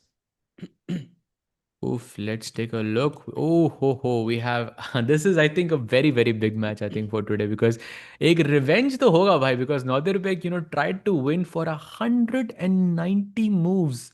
By after, I know it's not the first time they're meeting. After that, they also played in, in Tata Steel as well. But still, you don't forget a game like that ever. I feel if you played 109, Tiku bhai, what's the longest chess game you have played so far? I don't know in moves, but I do in hours. It was, I think, like 7 hours or something, like But almost you almost remember seven the hours. player, right? You remember who you were playing. You remember what type of situation it was. At I least remember it was in I Delhi. remember all Ah, the yeah. like the long games I have. I will remember, and we can argue that maybe in Yagiz's life this might be the longest game by quite a bit of distance because usually Hmm. the longest that a chess game can go is maybe like okay 5 hours, 6 hours is max because the time control just doesn't allow it. But in Grand Swiss it was different because after move 60 you could get an extra hour. And because of that, the game stretched for 8.5 hours. That's one third of a day. By in modern chess, that is completely unheard of. So I think he will remember that game for probably for the rest of his life. Yeah, because that's such a defining moment. Agreed. Agreed for sure. And I think Yagiz is definitely, I think, somebody to look out for the coming years. Nodirbek, by the way, with the black pieces, though he's also kind of in a difficult situation, right? I think if he wants to win the event, he knows he's trailing. So he needs to win this game somehow, and defeating the leader would be the easiest way to do so. So tough game here. Both players out for blood. Sicilian defense from black, F4 by white. बहुत मजा आने वाला है सहज भाई. And before we jump to GCT Poland, where the game is about to begin, one last look at the Arjun game, Sahaj by maybe. Absolutely, but like just want to mention that F4 reminds me of that wo Jordan Magnus. Someone in the chat also mentioned this earlier. Jordan Yeah. also played F4 against Magnus and won that game. So it's gonna be spicy. The next couple of hours are gonna be very, very interesting to see. Taking a quick look at Arjun to see whether he's out of prep, and of course, doesn't look like it. He did play a6 and uske baad Zoo has gone for bishop d3. So a slight change in approach. Think about this chat that here she played bishop e3 first, where she said, I'm going to go queen d2 and long castle. And then she said, just kidding, I'm going to go to the short side. Then Arjun castled on the short side. And then she said, you know what, I'm going to go with that plan again. I might go long castle. And Arjun said, okay, after a6, if you castle long, I will play b5 and then it's a race. And then again, she says, just kidding, I'm going to the short side. So a bit of hesitation there. I think Zujiner is playing a bit solid because the position already is slightly better for her thanks to the space, central control, piece activity, and everything so on. So she's gonna castle on the short side, but Arjun, I don't think has this in his prep. Yeah, I'm hoping he does though. And it's very interesting, like for example, the games played on chess.com from here seem to have a stunning record for black, which is quite weird for me because white's position does look very harmonious. It's like almost symmetrical, yeah. The knights on c3, f3, the bishop on d3, e3. If you're a chess beginner, this is what your coach will tell you is like the dream position for white if you could somehow achieve it. Like every piece is developed, you have flexibility to castle, queen side, king side. But somehow on chess.com, it feels like black has a great record from this position. That tells you about the hidden potential black has here. And it's going to be, and Zoo displaying some, like indecision about castling here or there. So it does feel like to me, Zoo is out of prep, Sahaj Bhai, Oh, and for sure. Arjun may be as well after this move, bishop d3. But maybe he might have an idea about what to do. For example, the most common move by black on chess.com here is b5. But if you play that after bishop h6, it shows a clear advantage for white already. But black has a great record. So it's very confusing as to which path should Arjun take. I mean, bishop h6 is working, but this is still, it could transpose into one of the variations that, maybe instead of bishop d3, you could go queen d2 here and then you could play bishop d3. Some transposition could happen. And I think Arjun would be familiar with that. But I think this idea of going short castle and keeping things solid is where Arjun, I think, did not do as much research as the more sharper lines. And I think that's what you Hmm. should do when you play perk or anything sharp because when you're playing against someone who's on paper a lower rated player, you take a worse position, you analyze all the best moves that they can play, and then you rely on the fact, okay, if they don't play the best moves, then I know then they are not that much better, and then it's a chess game, and Arjun has got what he wanted. in that scenario. Oof, yep, and he's drinking a sip of water. Chat, by the way, do like the stream. The match is about to begin in less than 5 minutes, I think. The match between Sindarov and Gukesh. Sahaj bhai, I think it's time we talk about that. We can stay here for the time being. I'll let you know when the game begins, but I think we have to talk about that match now. What does this first clash mean somehow? Because it's going to set the tone, right? We also have two blitz games between these two guys. So it's not the end of the road. They have to face each other thrice at least in this event. What does this mean but for these two players? I do remember that, like, for example, Ding, when he played Gukesh at the Olympiad, or at least was supposed to, he withdrew. For me, that was a clear sign that Ding did not want to face Gukesh and was a bit hesitant. And that already gave psychological edge to Gukesh. And now we have these two players not backing down, but both of them lost the last game. So nobody's going to be in a great mood at least. And Gukesh, of course, not in great form. So who do you give the advantage? Sindarov is the obvious answer. Do you agree with that? क्या चल रहा है तुम्हारे दिमाग में? I think it's very difficult to comment on it unless the game has already happened, because it's the first time they're facing each other. I do think that this match holds more importance for the World Championship than the Blitz matches. Blitz ke games, I think, because classical is so much longer and so much lower, Blitz just feels like you're playing a completely different sport, like in this scenario. So I think the Rapid definitely holds more weight in comparison to the two Blitz games. And yeah, I think both of the players will be super well prepared, and they know that, showing your strengths or getting that a bit of psychological edge before the match begins is a very, very important factor here. So let's see. Sindarov does play with the white pieces, so more difficult prep for him, easier prep for Gukesh, supposedly. मजा आएगा भाई. And result अगर हम predict, I don't even know if I want to predict the result here. Chat, I think you can do I this feel like we difficult job should for just us. be the vessel. Yeah, I think you can do a difficult job for us. So, what's your prediction for this game? Is it a Gukesh win? Is it a Sindaro win? Is it a draw? I think draw would be kind of a disappointment for me, to be honest. I want to see blood in this game. So I want to see both people going for it, a crazy game, a well fought game, and somebody coming out on top at the end. Exactly. Exactly. Gonna be fun. Gonna be fun. Chat में पूछ रहा है शायद, what is the highest rated player you've okay, like in title Tuesday it was Hikaru, like just it was like I think last year or so, but over the board I'm nuanced यार थोड़ा. Over the board is more difficult to Somebody talk about. saying maybe draw and keep audience guessing. Audience is not guessing though. I think audience has a clear favorite right now. That's Sindarov. So for Gukesh, I think winning this game could actually be about not only proving a point to the audience but to himself as well. I think that I can actually do this. And I don't know, Saj, like if I am sometimes not feeling great about myself, then it's often like it puts so much pressure on me whenever I have to do some task, right? Which involves other people. I think Gukesh must be feeling a lot of pressure right now. He played that great game yesterday, would have given confidence, but then again, the first game kind of must have hurt that confidence again. So don't know what he's thinking right now. I do not want to be inside his mind. It must be complete wildfire there. I mean, I think one pattern we can pick up from Gukesh's games, I think from Tata Steel and from this event, so from GCT as well, is that both games he was playing against, let's say, a youngster with the black pieces. One was Sindarov, one was Firuza. Both times he had black pieces, and both times he started off amazing. He kept more time on the clock, he was managing everything, got into a winning position, but his opponent fought back, he got into time pressure, and then his entire flow was kind of disrupted. It happened in Tata Steel. Okay, Tata Steel wasn't a bad event for Gukesh. I think it was, but it wasn't great either, right? And I think if we could single out that moment, that had he defeated Sindarov in Tata Steel in that Queen End game, I believe it was a very long game. If he had defeated him, then I think his confidence would be, I think, much, much, much better in this sense. Similar to the one with Firuza as well. So I think it's that conversion is where things are lacking for now. True. And कई लोग कह रहे हैं कि Sindarov will win. No diss to Gukesh, but I do trust Sindarov. कई लोग कह रहे हैं I have faith in Gukesh. कई लोग कह रहे हैं this is going to be a draw. I think we are all over the place, Sehbhai. We can't come to a conclusion about what's going to happen. I think the best way to decide is actually over the board. I think just 2 to 3 minutes to go, Sehbhai, to action. Oof, man, I'm so Absolutely. excited.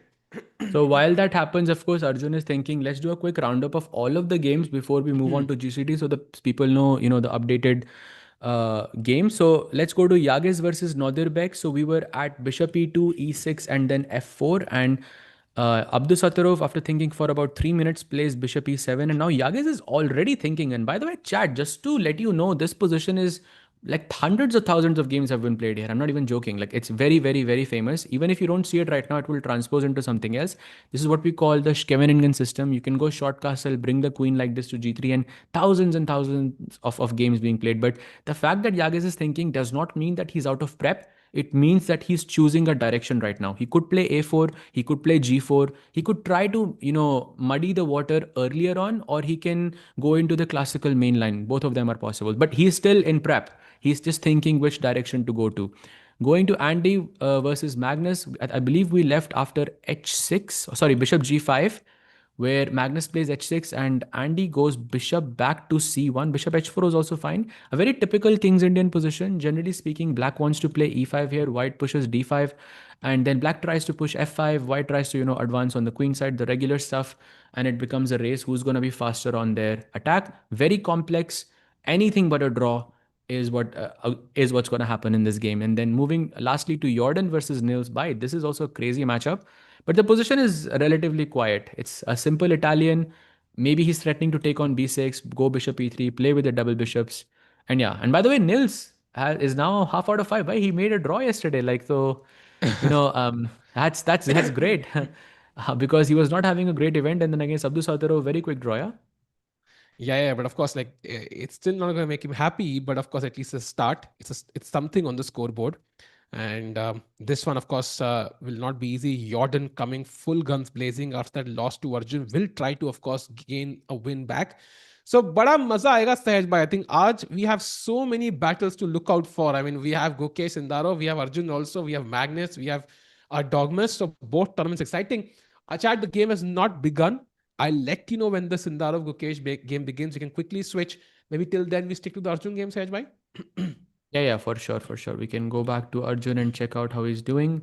No, there is an update. He did play knight c6, which was, I think, a pretty good move. And with each move, I think Arjun is becoming more and more equal. By the way, only move here for Zujiner to keep any advantage is d5. And I'm sorry, but I'm not playing d5 here because just on the sole fact that Black can play knight e5 and takes, Black can play e6. The pawn on e5 is fantastic. This looks pretty promising. d5 does not feel natural to me at all here. You would play something like short castle or h3, try to keep things balanced, and that gives Arjun the possibility of playing e5, and that would be completely equal. True, agreed. By the way, Arjun not even at the board. That tells you how much confidence he has about the position. And this is very common stuff. I think chat knight c6 is played to tempt that d pawn forward, and basically, just it's a hook for the black pawn on e7, for example, or black pawn on c7. You can later break with e6 or c6 and basically neutralize the game. So Arjun playing it very smartly. This is exactly what he does. Let's not forget he's an expert at this. There's a reason why he was on board number 3. Is because this is his biggest strength, to play somebody who's just slightly weaker, somewhere around 2500, 2600. To beat them, back to back is exactly his strength. And that's why I think he's a clear favorite here. And he is likely going to put a lot of pressure on Zujina, who, of course, lost to Magnus in the last round. So, Sahaj bhai, I think today we're going to expect a bunch of wins for one side here. Magnus pushing, Yagiz pushing, Nodirbek pushing, Arjun pushing. I think आज तहलका मचने वाला है. भाई तहलका तो much रहा है, but I just keep hitting the refresh screen on my chess.com window to see when the live games will begin between Gukesh and Sindarov, because that's what I'm waiting for. Let's go, bhai. Maza aega. Already I'm seeing like flags, like Uzbek fans are already here. Crazy, bhai. Bhai, it's going to be crazy, chat. So you can even spam your predictions. Forget the draws. No draws in this game. Let's assume there are no draws. Draw is banned. Who's going to win this game between Sindarov and Gukesh is the question. The first time they play Sahaj Bhai, it's so important. Everybody remembers their first time Sahaj Bhai, the first time they're going to play after the candidates. It's so important. What will be the opening for Sindarov? Will he play it safe? Will he play it ambitious? I'm not clear on this, Sahaj Bhai. He will play ambitious 100%. Sindarov is a very ambitious player. I think he's very aggressive. We saw it in candidates. I mean, also he's so fast as well. So, and he knows that for Gukesh, the key, I think, for him to navigate this game would be to play something weird early on where Gukesh thinks, and then he has that 5 minute advantage, 10 minute advantage like he did in the previous game, and then he utilizes it at the right moment. Basically, that's what he can target essentially in Rapid. Oof, man, this is such a mouth-watering clash, actually. And of course, we've gone full screen just to cover up Arjun's game for the time being. No, just wanna mention something. So, G variant says, imagine these guys are so excited and they do a Berlin draw. So chat, guess what? This has actually happened once before where we were By the way, anticipating. It was one of the Super Bets event. Yeah. Sahaj bhai, let's go. The match is about to begin. I have confirmation. Both the players are seated in front of each other. Let's go to the board. We are ready, chat. Are you ready for this clash? Let's say yes in the chat, bhai. Let's go. And Sahaj bhai, final prediction. Gukesh or Sindarov? I don't know, bhai. I don't want to make a prediction there. By the way, we do have liftoff E4 and Kaan by the world champion. Let's go. He has employed this many times in classical rapid blades, everything. He has played this many times. Good structure. Good opening for him, I would say. Could be a surprise. Chat, I literally have popcorn at the right moment. I'm not kidding. I am prepared for this. I am ready for this. Knight F3, by the way, Sahaj bhai. Oh! I'm sorry, you were saying? Oh! I got it for this event, just this match only. I got it for this. Like literally, not even joking. Let's go. Why? What is Queen C7? I have not seen to this play move E5. before. Oh, very interesting. I think he wants to play E5 and Knight F6 to control the center, play Bishop D6 on. And I think that's the idea. Surprise there. But of course, Sindarov also surprised with the second move with Knight F3, D5, D3. And generally speaking, you want to take on E4 here, and that's like you go into an endgame. But Gukesh says, I don't want to go into an endgame. I want to have a proper game on the board. And look at this. Takes C4. How many games? Oh, there is a game of Magnus Carlsen already in this position against, I believe, a grandmaster from Argentina, Alan Pichot. The fact that Magnus drew is a good sign for Gukesh, at least, with the black piece. By the way, Knight C3 played, Ace E6 played. Both players playing very quickly, Sahaj bhai. I think both are in preparation right now. But whose preparation do you think will be better right now? Because I feel like Sindarov, coming from the candidates, might have better preparation overall. I think Gukesh has prepared for candidates and world championship. So I think overall, I think world championship would have more weightage here. But of course, then you can also say that he played the World Cup for a month. So it's close. It's very close, but I would still give an edge to Gukesh here. Because world championship is, I think, a completely different ballpark. And chat, we are hearing your opinion on the Chess24 India channel. It is 49% Gukesh wins, 35% Sindarov wins, 15% draw. So Gukesh is the favorite there. But on the Chesscom India channel, it is 46% Sindarov wins, 39% Gukesh wins, and 15% draw. So both channels have a different opinion, Sahaj bhai. Big surprise. Yeah, absolutely. By the way, world champion prep now. In this match, Gukesh is going to use the world championship prep, just so you know. This is the only match where I think he would just not care, yeah? But by the way, look at this, 26 minutes for Gukesh and 24 minutes for Sindarov. Can we say Gukesh won the opening battle? Not yet, Sahaj bhai. Not yet? I'll see it. I'll be happy when I think all the pieces are developed and Gukesh is equal. I think that's when I'll be satisfied, because right now the position is too dynamic, right? Because like this Bishop F4 incoming, what happens then? The White King is 3 moves away from castling. Black's Queen side is undeveloped right now. So I want to see full development and then I can calm down. Exactly, but doesn't this pawn on D3 look a bit weird to you? Like it's usually on D4, no? Like this such a weird structure, I feel, for me, just having this pawn on D3, because generally the pawn is on this side and you play D4. And Black is always thinking about taking the pawn on C4. But crazy that actually Gukesh has this under prep still. Bishop G2 played, and now only move for Gukesh. Pawn takes C4 and he plays it in a second. Yes, Gukesh has won the opening battle here. Why? He wouldn't take on C4 this fast. No, I think he knows what's happening. That's good news, by the way. Opening is very important here, chat, because this is rapid chess. You cannot take 10 minutes to figure out what to do. And that's why knowing the opening in this game is already, I would say, one third the battle won. But of course, I think d takes c4, white has a bunch of options.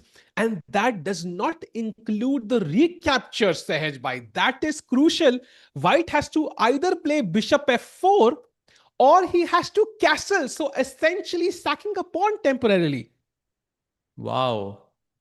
Wow, wow, wow. So pawn takes c4 is also technically sacking a pawn, no? Because I can go queen c4, I Yeah. guess. But then you And can't then you castle. won't be able So to castle, yeah. But yeah. you can play castle now, pawn takes d3, and then queen a4 check, and then there is knight. Hey, this is difficult to say the least for Sindarov.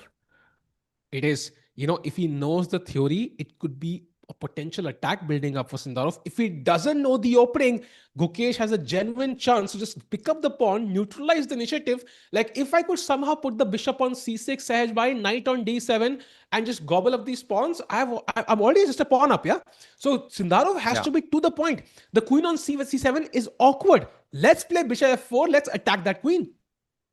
Yeah, absolutely. And by the way, I'm not so sure if this is correct because now the time has more or less changed. I saw 26 minutes for Gukesh earlier, now it's 23 minutes. So I'm not sure if this Interesting. is a bug or not, or if this is prep for Gukesh or not. So chat, do let us know if you are seeing this on your screen as well, because we don't have the cam, so we can't really say for sure. But I think it is prep for Gukesh so far. I think it'll get fixed if it's different after Sindarov plays. By the way, we have a question. Who's more Yeah, difficult to there it play is. There it is. against? It's fixed. Wow. And by the way, somebody asked me who's difficult to play, Gukesh or Sindarov? Both, brother. I mean, they're like 500 points ahead of me. So I'm going to say both of them. For What's the me, the difference question? is minimal, yeah? Like, who's more difficult to play for you? Is it Gukesh or Sindarov? I'm like, both Oh, of them, brother. both. Yeah. Very, very difficult, both of them. And by the way, chat, look at this. That Though the best move for black is now queen a5. The queen has already moved once and has to move again. भाई queen a5, pawn takes c4, and टिको भाई that bishop on d6 वाला जो trauma था वो फिर से आ Oh. सकता है इस सिचुएशन में. if if that's what I have to enter, I will just play bishop d6 and give white a slight edge and move on in life. I don't Yeah. want to see black's bishop land upon d6. But Gukesh Chat, is if you not going to do that. You know this. Gukesh will you definitely know, go for the compli. Yeah, there it is. We of know. course We he know him, does. bhai. He goes for Chat, the complications each time. He's not afraid. if you've not followed Menorca Masters, just last month in April, there was a match between Nihal Srina's white and Gukesh's black. Nihal literally put the bishop on d6, brought the c4 pawn, which white is soon going to have, to c5. There was also an e pawn, probably to e5, and absolutely crushed Gukesh in that game. That was the most horrific loss Gukesh I've ever seen in my life. So bishop d6 is clearly a trauma for Gukesh. Don't want to see the bishop land on land there, Saj bhai. I see is a very funny comment. It's worth mentioning. Falcon ji bol rahe hai, if preparation had any weightage, then Magnus guy would have, who has played 5 world championships, would have won every second tournament. Yes, bhai, he does. That's the point. But yeah, that's actually Then very he means funny. that it as an insult. Yeah, he would win every second No, no, event, no, no. but I he think wins I think more. he Maybe meant preparation it has in no a rhetoric impact. way. Exactly. Yeah. By the way, chat, Sindarov is now thinking the time is again changed. I don't know exactly what's happening there. So we'll have the clock fixed, of course, with time. But Queen F5 Sahaj Bhai. Now the question is, can I just castle? Because I just want to castle. I don't want to think about anything. Just castle, put the bishop on d6, and you can, enjoy with your pawn. But I, as Sindarov, will get to attack you. I don't think you should castle because here I don't have to take bishop c3. I can take the pawn on d3 as well, and I can keep the bishop. And then आपके bishop d6 के सपने सपने ही रह जाएंगे. So instead of Hmm. that, you should go pawn take c4. That invites you to take on c3 because now if you don't take, then of course white's pieces are better developed. Short castle, knight e5, and okay, good advantage for white. So you are basically forced to take here twice. White will play knight d2, and now this possibility of bishop d2 is very, very much alive. Hmm. And somebody has a point, said Gukesh's strategy is to basically stay ahead on the clock. And that's something people often do when you are struggling with your form. I think just keeping that pressure on your opponent sometimes can be a viable strategy. But of course, you have to understand the position. But the thing is, so far, Gukesh has played so fast. I think he does. He's looked at this in depth. So his understanding of the position should be decent. Maybe it might not be perfect, but it should be decent, Sahaj Bhai. Yeah, for sure.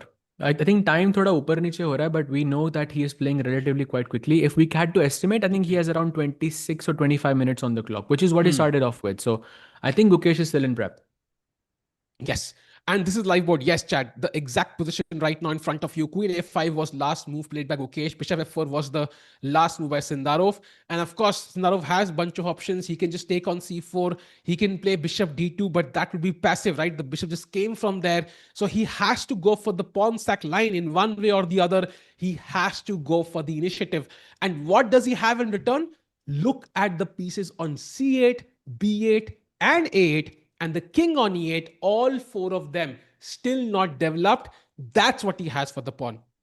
Exactly, exactly. That's one of the biggest problems, a lack of development. But you can either develop, compensate for that, or you can double down and take material, and then there is an imbalance on the board. Knowing Gukesh, he always goes for the imbalance. So let's see.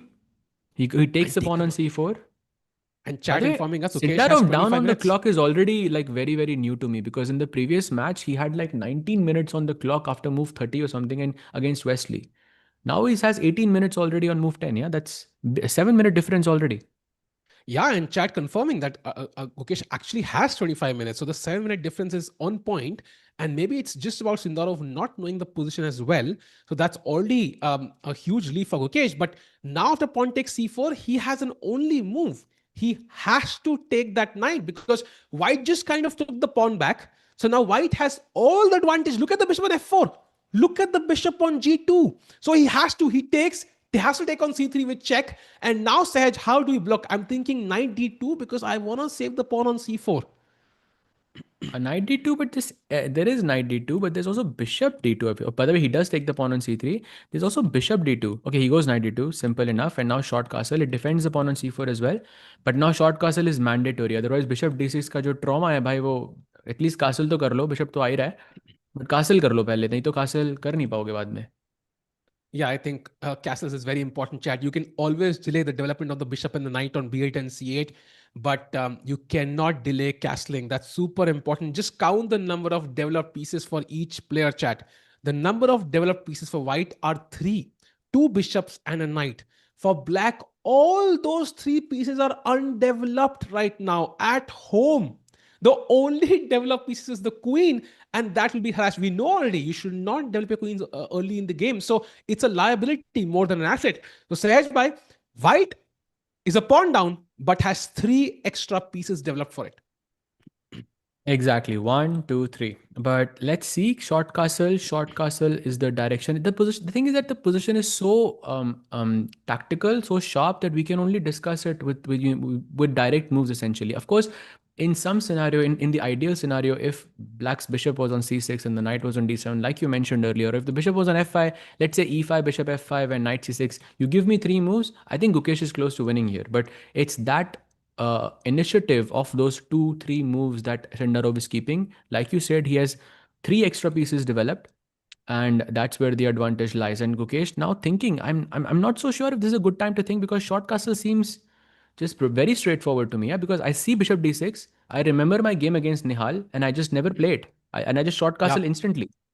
And Sahaj, this is where, I think the pragmatic play has to come in. We saw this mistake made by Gukesh yesterday when he had 4.5 minutes versus 1.5 minute. He just spent 3 minutes for an obvious move, which was the only move in the position. So if he sees castling and he has already seen this line at home, I mean, he should know castling has to be done. So why not just castle first and think later is my question.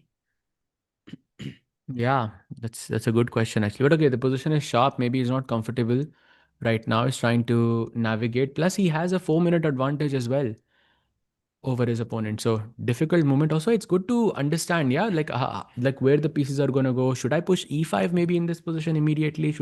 I mean that's a very good point actually, Tikubai, because besides short castle, I agree knight c6 is something you wouldn't consider much because of this bishop d6 business, but e5 is interesting, no? Because you're challenging the Huh. bishop, you're restricting the d6 square, But and wait, if you can't play I play bishop rook e3, then c1? I can go short castle. This is actually better now for Gukesh already. Can't I play rook c1 here if you play e5? I Only move. basically want, yeah, I want to disconnect the queen and the pawn, and then I'll take on e5 and win the pawn back. Yeah, but it's Like not the most logical. Yeah, I would say bishop g5 or bishop p3 is where the eye goes first. But yeah, after rook c1, let's say I go queen a5. You still keep the pin, yeah? You don't lose touch. Bishop That's a good g5. point. Bishop g5, let's say. I want to double your king side now. And knight d7, I'm guessing you have to play, Yeah, right? To knight avoid d7 is that. what I was thinking. But that computer doesn't like this so much actually. Computer is saying just go short castle and just allow bishop f6, and I don't Oh, believe in that's that. tough. That's tough. So maybe that's I the would move he's not do that. considering. And e5 ka main point chat is basically it does open the bishop on c8 as well. It also kind of undevelops a black piece, gains space. And once e5 is played, if white could just put the bishop back on e3, I think Gukesh is doing very well in the game now. Knight comes to c6, castles, and Gukesh has, I don't think there's enough compensation for the pawn anymore. So e5 definitely something he should consider. But is it worth like a 5, 6, 7 minute think, Sahaj? Bhai? I am not convinced. Yeah, but that question is always nuanced, I feel, because there's so many thoughts are going through. Plus, you got your proper prep on the board, everything was perfect, and this is the first time you're starting to play like, without prep on the board. So you want to get your thoughts together, you want to create a structure, you want to create a plan, and I think it's not about spending 4 or 5 minutes, or you should not spend more than 2 minutes or 3 minutes more, in this position, or you can't quantify something like this in chess because every position is different, every situation is different. Tournament situation also factors in here. um, However, I think in this scenario, like between short castle and e5, I think short castle is a automatic move for me. Like I would play it without thinking because I think it is much more important to get him in time pressure and to not get in time pressure myself. That's more important, I Agreed. feel. Agreed. Especially if I feel like, this is the opening I've studied very well. I think he would understand the nuances. I'm still not sure if this warrants like what a 7 minute think now. I think close to 7 minute think for Gukesh. Exact time I'm not aware of because there is No, no, no, some no, issue with not the seven clock there. minutes. I believe it is 4 minutes or so. I see 22 minutes on my screen. Just So if I taking see a. the link, it's 19 minutes for Yeah, I Gukesh now. am. No, but I think that was from 23 to 19 it went, when in actuality it was 26 to 22, I believe. I could be wrong, but I think with one I move it will think be we've clear, yeah? been I think 6 minutes have passed, but I think it doesn't feel like 4 minutes for me. Like it's been a while at least. Maybe it's just my heart being faster. I don't know. But we're still waiting for Gukesh's move. And just an update, chat. Radoslav and MVL have already drawn, so we already have one result in this tournament. So waiting for Gukesh to play his move, and this is the tension. I think this is the pressure talking, Sahaj. In any other game, he would have likely played by now. E5, there it is. 5 minutes and 37 Wow. seconds later, he plays E5, but still keeping more time than Sindarov. That was my point. Like you want to keep more time than your opponent always in rapid classical or whichever. By the Time way, pressure. Yeah. apparently White can just castle, which is crazy to me. White can just Castle. castle. Castle EF4, rook E1 check, king F8, and knight E4, queen D8 is Can we mate. show it, That's Sahaj why. bhai? Can we So show it? castle, EF4, rook E1, king F8, and knight E4, and then queen D8 is mate. It's very, very nice. And of course, like goes without saying, bishop E6, there is bishop takes B7 hanging. So that's Wow. not possible. But okay, incredibly difficult, I think, to find. Yeah. Took me a while You know, to like calculate even after I knew the answer. I think the problem is, has Gukesh seen it? If he has seen it, then it's great. If Sindarov is he not seen it, Sindarov plays it, that's going to be a bit of a shocker, I think. Yeah, it would be a Definitely a shock because psychological I don't blow. think Gukesh would have looked at this move. Yeah, go ahead. Oof. Oh, Rook Rook C1 C1. played. And now Queen F5. By the way, love that camera. Perfect picture, perfect angle, perfect everything. So I'm sure the fans look similar to what how they are here. A lot of people would be watching this match. So let's go. And also same color as well. Gukesh playing with black and Sindarov with white. Maybe I think the setup at uh, GCT is a bit darker. And of course, the cameras are different. But yeah, I can imagine it's pretty similar. By the way, Rook C1 is the move. And now, chat, basically, if you let go of the E5 pawn, White will just gobble on it. So Queen A5 is the move that comes to mind. I mean, Queen D4 is there, but I don't really like that move. I think Queen A5 feels more natural, far away from any attack.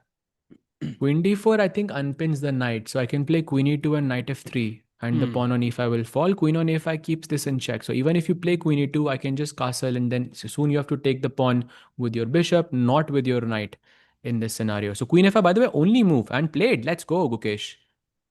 Chat, do like the stream. This is the match we are waiting for, man, for the past month, yeah, since candidates, and we wanted to see this match. Do like the stream. Let's get more people in. Let's build this rivalry, because regardless of your predictions, it is the match of the year, of course, between two youngsters, 19 and 20 years old, both of them showing great signs in particular phases. Of course, Gukesh not in great form, but can he do the impossible now? Sahaj, my bishop g5 played the best move in the position.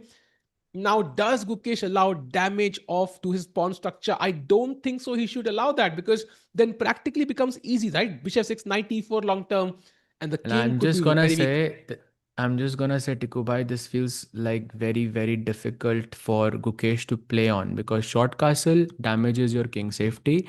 Knight bd7 is what we looked at earlier, but look at this move, c5.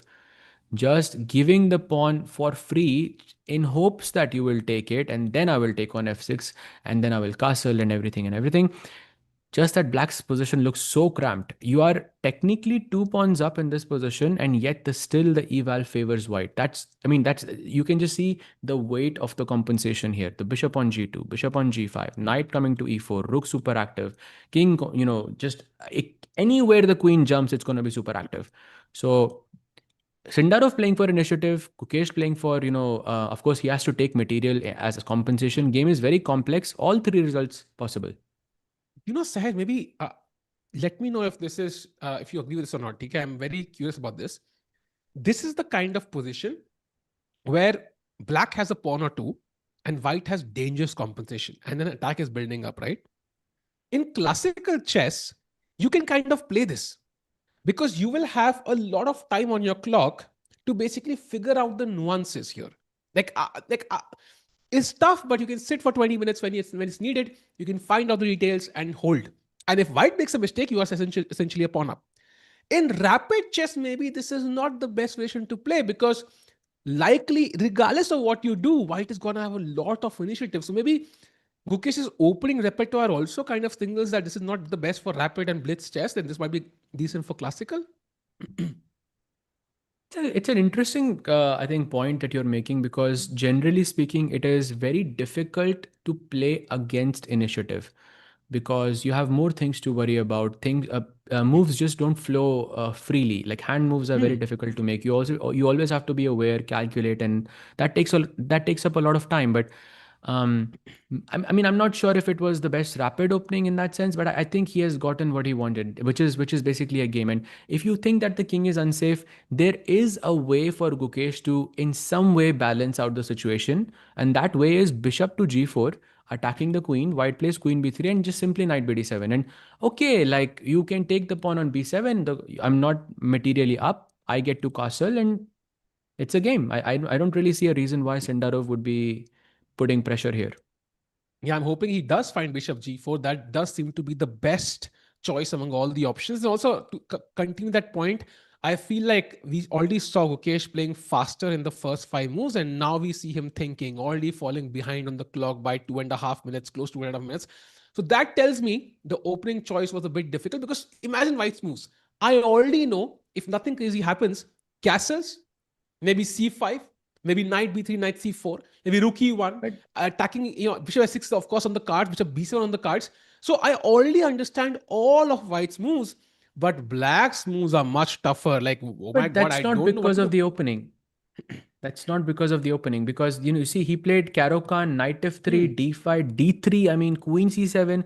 This is just how the game went. I feel it wasn't really part of the opening. Like it kind of looks like some Catalan where you sacrifice a pawn. It could have transposed from Catalan for sure. In that case, you could say, okay, maybe not the most ideal opening, but it came from an actual game. Yeah, I mean, I don't think after move 4 or 5 they were making conscious opening decisions there.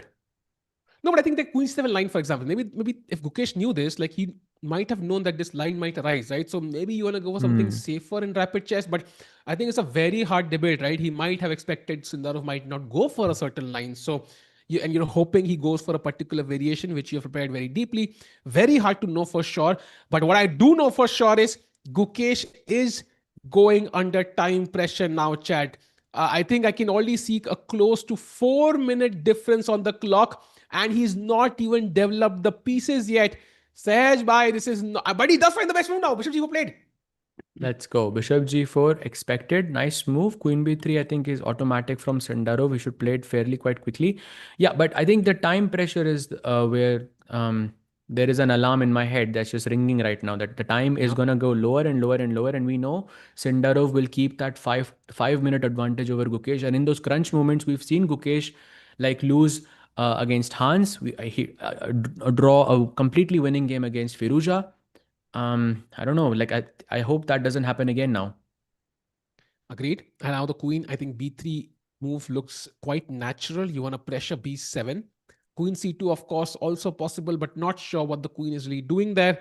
Um, I think queen b3 would be more ambitious. Ndarov is now thinking. I don't expect him to think for long though, because the choices are limited.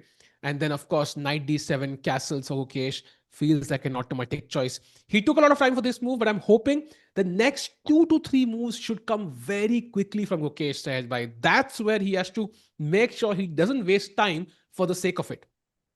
Yeah, pretty much. I would say knight bd7 and short castle is just automatic unless you play f3. But I think we've seen it from the previous game. I think Gukesh himself has seen it from the previous game where he played f3 and the queen actually reached the f2 square. That it's not going to happen. But you know, the benefit of playing f3 is that once you go bishop, I mean, it attacks the bishop for once, and then once the bishop retreats, then you can take the knight on f6, and then you can kind of say, okay, your king side is a bit weak, your structure is a bit exposed, and all of that. But this is a very, very committal decision, and that this would bring Gukesh completely back into the game, and I think he would be pushing. And Chad, yes, I saw Arjun is even tiny bit better now than Sujina. We'll come to that game after this game ends. That's also very important. But right now, it is literally I would say, the trailer for the World Championship going on. The World Championship, both players really, really want to win. Both countries really want to win. And I think this is very important to that. The guy who wins here is really going to set the tone for the rest of the year. So let's see what happens. Sindarov's still thinking, to my surprise. I expected him to quickly play Queen B3 Sage. What is he thinking? There he is, Oh, Queen I wow. mean, he also thinks, yeah, in critical situations. Wait, did he take the move back? Yeah, it looked like that, no? Wait a second. If we don't have cameras, but I think that just happened. Yeah, Queen C2 and then back. He just played.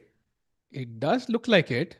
But why would he play Queen C2 and then back? I'm not sure really. Maybe he saw Knight C6, yeah, coming to D4. Maybe it was Queen B3. Maybe it was Queen B3 and then it got stuck and then he put the queen back on D1. I don't know if he has played or not or if this is just a bug. Um, it should be Queen C2, I think, if he has played something. By the way, his time just increased. So very interesting as to what's happening. Um,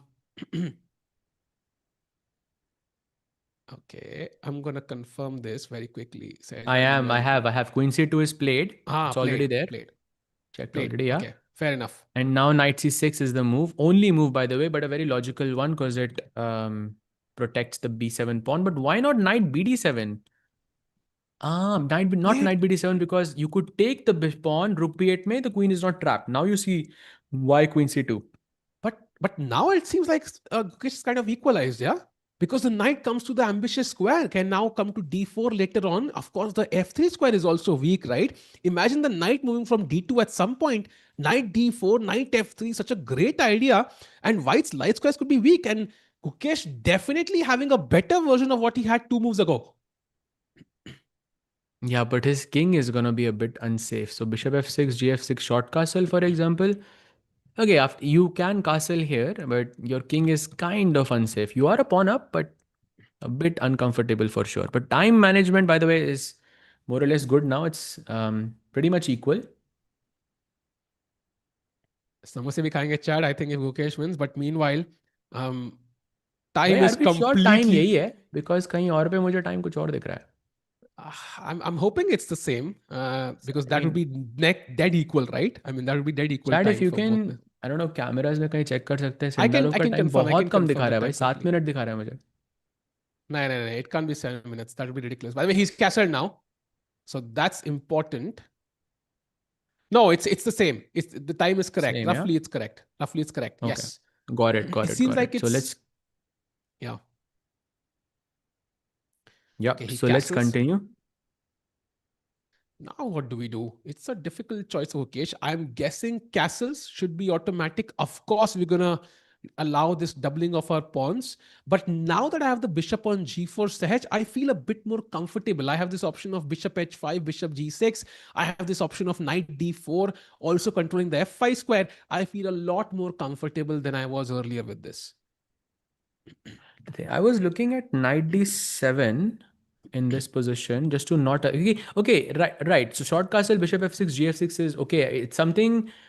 I don't think it's that bad, but also it's a bit Hmm. uncomfortable to me. Oh, he actually Hmm. plays it. Never mind. Actually, you are right. Maybe then bishop h5, bishop g6 is what he's going for. But I was looking at this idea where knight could go to d7, and it was very, very interesting. But okay, let's continue with the game. The question is, does Sindarov take on f6 now? Oof, tough choice. Now, if I was playing, I would definitely do that because that's at least clear compensation for me, right? I can clearly see I have some compensation for the pawn I don't have. But Sindarov might be more ambitious. He might try out to put pressure on b7. I don't know how you do it. Maybe c5 Sahaj. The move you're considering for a long time, with the idea of maybe knight c4 long term, knight d6 also, and also c5 kind of cuts of the queen from the protection of the e5 pawn as well. So makes a lot of sense to me. c5, knight c4, knight d6 looks very, very promising. Also, knight e4 से भी आ सकता है ये. Hmm. But I think in like it's very difficult to resist the temptation of taking on f6. Yeah. Like at the board, if this is on the board, I think you are Oh, constantly wow. thinking about taking on f6. He plays h3. That's a slight error actually from Sindarov. And bishop e6, keep your pieces centralized. Do not go to h5 g6. But maybe Um, that's the plan, Sahaj. He's hoping you go to e6. Now I take on f6 and you can't come to g6 anymore. Is that the plan potentially? I think so, but then knight e4, king g. Yeah, I think that could be the plan. That's actually quite. But bishop on e6 is also a very, very solid piece because you'll Yeah. get knight d4, f5, all of these moves in. Time is still very good. That's that's amazing. By the way, Oh, I fun want to. fact, chat is letting us know Gukesh ने Sindarov को eliminate किया था world cup 2023 में. Do we know this, Tiku bhai? Ooh, really? I did not Wow. know this. I'm checking this, by the way, quickly. I'm I gonna mean, fact check this. Yeah. that's crazy, by the way, if that is true. But okay, I mean, it's a rivalry which has been building. There's no doubt about it. Gukesh did lose to Magnus. That's what I remember at the World Cup. Um, He but yeah, meanwhile, chat, both players thinking, taking their time. And that is not true, actually. He did not play yeah. Sindarov in the World It's Cup. So not he true played actually. Espenko, Wang Hao, Yeah. he eliminated, and he eliminated like some Iskandrov from, So I yeah, feel like we would know this. Also, to eliminate yeah, him in the thing, he would have to win a class. I mean, I don't think he's won a classical game against Sindarov yet. So it's some three agreed. and a half half or something like this, no? Arjun ne kiya tha. Arjun did It that. was That makes Arjun. sense. Yes, Arjun. Yes. Correct, correct, correct, correct. By the way, Arjun is completely equal now, if not better. So we'll come back to the game later, but focus on this game for now. Waiting for the moves to come in. Sahaj, by what's happening? Both players taking their time. Maybe the nerves showing for both players. Okay, still thinking Bishop e6 is the best move here. Just taking a long time. I think he's also a bit confused because he wanted to go bishop h5, bishop g6, provided that white will take on f6. But we know that after bishop e6, Sindarov is thinking about capturing the knight. But there is Hmm. another possibility, right? If you go bishop h5, then what if I don't take on f6? Like, Hmm. and is your bishop on h5 useful? Is the question. That's what Gukesh, I believe, is deciding on. And you know But what the this interesting is. part is, Tikubai? Hmm. Sorry to cut you off, but after bishop h5, bishop f6 was stronger, and bishop e6, bishop Wow. f6 is weaker.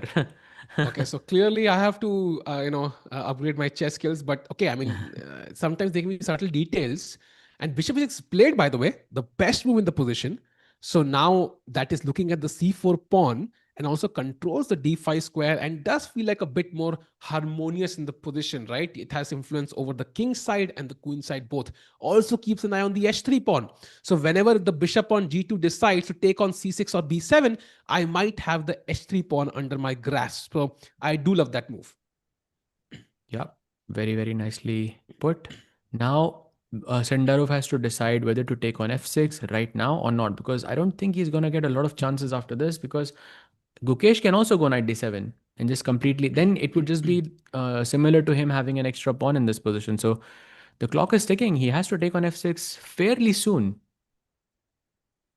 Okay, I have a question. Who do you think gets below the 5 minute mark first between these two? Who will face real time pressure first? Is my question. Gukesh for sure. Mukesh, yeah? Yeah, for Hmm. sure. Time pressure, It I think, does. Gukesh, but has to just manage that, I think, somehow.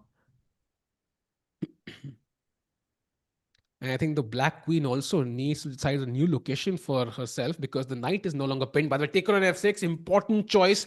White's bishop pair advantage has evaporated now, but he has damaged Gukesh's king side structure. And now, Sahaj, by, for example, knight e4, knight f6 could be a threat. And somehow, White needs to get the king on the king side, a queen on the king side. If the queen was on h5 here, I mean, that already looks like it's lost, yeah? So it's all about the queen transfer, I feel. And even then, I think not that. I mean, still Queen D8 could be saving the day because you're controlling G4, G5, all of these important squares. But 94 was played, and now King G7 is the move. And can you guess what the best move here is, Tikubai? I think I can, Sajbhai. I think I can. I don't want to guess it though. I don't want to guess it. I don't. It is करना ही Queen नहीं है guess. I don't E2. want to What guess it. you said, bhai. Queen E2, Queen I don't H5. want to guess it. I told you like the That's queen why I has to said no, come to the. because you were not guessing. Yeah. So I guessed it for you. Queen e2, queen h5 is the best move in this position, just shifting the queen on the king side and launching some attack. But of course, the queen and the knight are not going to be enough here because you need a third piece. A successful attack always needs three pieces because one gets sacrificed and with the remaining two, you deliver a checkmate. So here, there are only two pieces. There has to be a third warrior, this pawn on g3, let's say g4, g5. That could be the main catalyst in the king side attack. And of course, this bishop can at some point come to e4 combined with the queen on h5. So that's also a piece we should not forget. And of course, the rooks must be really waiting to enter the game somehow. I don't know if f4 at some point is a move, but definitely could be an option he has to think about, at least Ukesh, every single move. And somebody asked a good question: is 1 minute or 1.5 minutes real time pressure?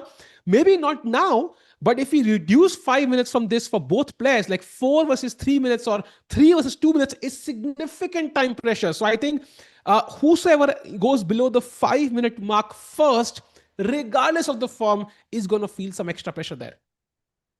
Yeah, 5 minutes or like maybe a little bit lower, but I think Yeah, still maybe. the pressure Yeah. is there. The pressure is there. That much I think you're 100% correct. By the way, speaking of the move f5, um, can we play it right now? Like why not? Why do we have to play king g7? Nothing. I mean, you're not threatening from queen g5 check or anything like that. Why can't I just play f5 immediately? Taking a Is look, knight f6 check an knight option, maybe? G5, I was thinking knight F. So just looking at the bar, knight D6 is what it says as the best move, and Oh, there wow. is no way that Sindarov goes knight because you want to focus on the king side, right? I think knight F6 check is what I would look at as well, and that's by the way is a mistake. Oh, he plays king G7 by the way, so this is a bit irrelevant. But king Okay. G7, knight H5, king H6 was possible. Just putting it out there. But yeah, going Yeah. back to the game. Wow. The king coming all the way to h6 would have been insane. By the way, now Sindarov has to make a choice. Queen e2 is what you mentioned, Sahaj, as the best move. Maybe queen d1 also does the same job.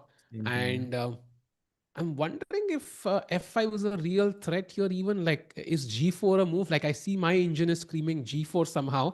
But I do love your move first because once I play g4, how do I get the queen to the king's side? Because the black queen is controlling d2, right? So I don't have a path to the black king side anymore. So I would rather not play it if it's avoidable. I'm sorry, but if G4 happens, like I will question how much I know chess. Like this looks like such a horrible strategic mistake. Your bishop is light and all the pawns Yeah. are on light. Your dark squares are so weak, and all of that you're basing off of the fact that there will be some kingside attack in the future. Yeah, very, very difficult. But if anyone Hmm. can find something like this, it is of course, the people who are playing the world championship. So G4 is crazy though. A move I don't think I would ever think of in this position. Yep. Gukesh castled on the wrong side. He should have done the long castle. I disagree because long castle doesn't feel tempting. First of all, it wasn't possible because his pieces were undeveloped. And also, right now, I have an open file on the b file towards the b7 pawn. The bishop is looking towards b7. The knight can go to d6 or c5. So that would be absolute hell for Gukesh's king if the king was on c8. I still prefer it on g7 because the white queen is far away. So I think that's why the king side, it's not safe, but it's safer than the queen side. That is true. That is true. And now I think Sindarov is taking his time. By the way, Sindarov thinking more than usual. That much we can agree, right? Because I Yeah, think in the previous true. game, some 17 minutes he had, despite having a lost position, and on the first day itself, also he was keeping maybe a 4 or 5 minute advantage over each of his opponents. You can go back and check. But here, I don't think he has had a significant time advantage against Gukesh ever. Agreed. Time is dead equal, by the way, literally exactly photocopy equal right now. 9 minutes and 1 second. In fact, Sindarov going below Gukesh's clock now. It's going to be an amazing game here, by the way. We saw G4 as a risky potential attacking move. We saw Queen E2 as a move. And Sindarov has so many options. Of course, Black's rooks are not developed yet. If Black gets a couple of moves, brings the knight to D4, that will also cover the E2 square. So the queen's path will Hmm. get cut off. Then the rooks can come into c8 at some point, put pressure on the c4 pawn, and then the tile can turn. It's very hard to attack when your pawns are falling on every single move. So I think that c4 pawn is definitely weak. So Sindarov has to be very quick about his attack here. He cannot waste time. Yeah, yeah, true, true, true.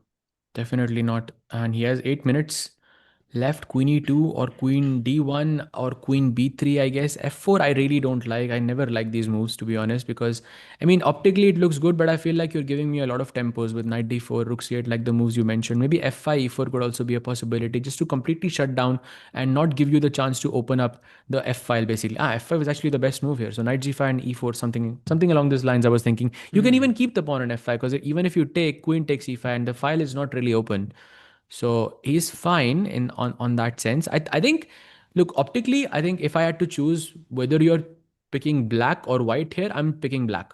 That's just my take on this. True. Tikubai, are you Agreed. on the same boat, or what do Agreed. you think? No, I agree. I think it And feels like chat? objectively between if Sindara was playing on the both with both colors, I would say black has the better chances. It's more about I think I'm worried about Gukesh's confidence here. If he can gather up the courage here, bring his A game, I think he maybe practically has the better position now. But it's also like tiny bit better. Yeah. And by the way, F4 played on the board, Sahaj Bhai. We did consider this move, but it wasn't our first choice. Sindarov wants to attack and he took a lot of time, 4 minutes to play that move. Yeah, and that was a slight error. Gukesh now objectively better, maybe even clearly better, but he has to find the accurate move f5 to consolidate that advantage. Just one chance that Sindarov has given, some hope to get a better position. Can Gukesh seize that opportunity is the question. It's so crucial, chat, to play f5 here, I think. Because if white manages to open the f5, let's just play a pawn move to a6 to show that. I think after white takes on e5, even just plays f5 himself, pushing that bishop back, I think it is game over. But Gukesh played it, yeah? He played f5. He played e4 also. Why? He played my move e4. Actually, e4 was not the best, but e4 was is what I was Wow. looking at as well. And we have a super chat, by the way. Thank you so much for the super chat.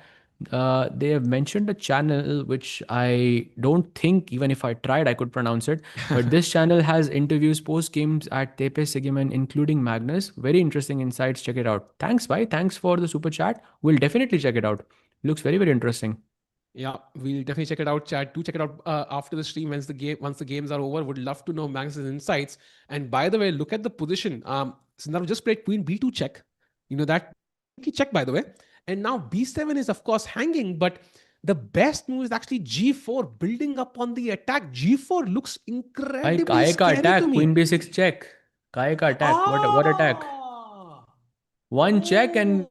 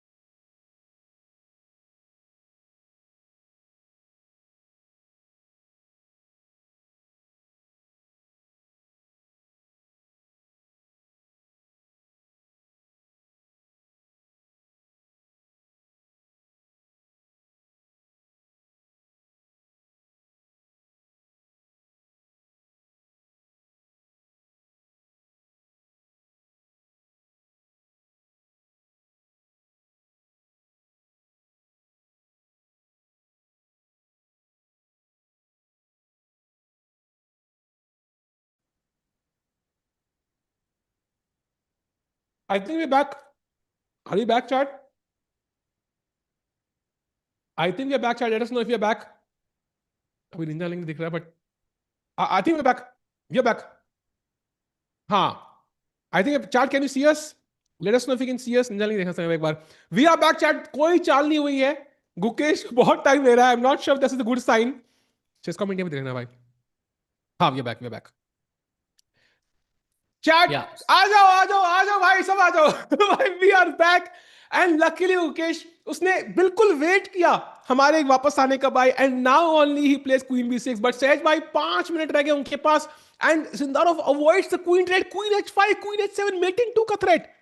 Yes, yes. You know, the funny thing is that we were lagging, but in that entire lag, Gukesh was thinking. So no updates happened there. Like I was watching the game. The moment the internet came back, he plays Queen B6. Yeah, crazy. I'm not sure that's a good sign, chat.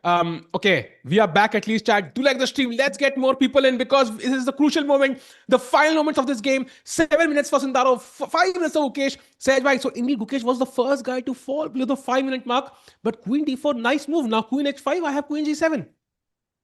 Queen H5, and then there is Queen G7 protecting that mate in one thread. Very, very important. And uske baad, Sindarov can play G4. Bhai, now it's a real attack, yeah? Because Rook G1 aa raha hai, and I see my Queen and King lined up on the G file. I am genuinely worried now for Gukesh.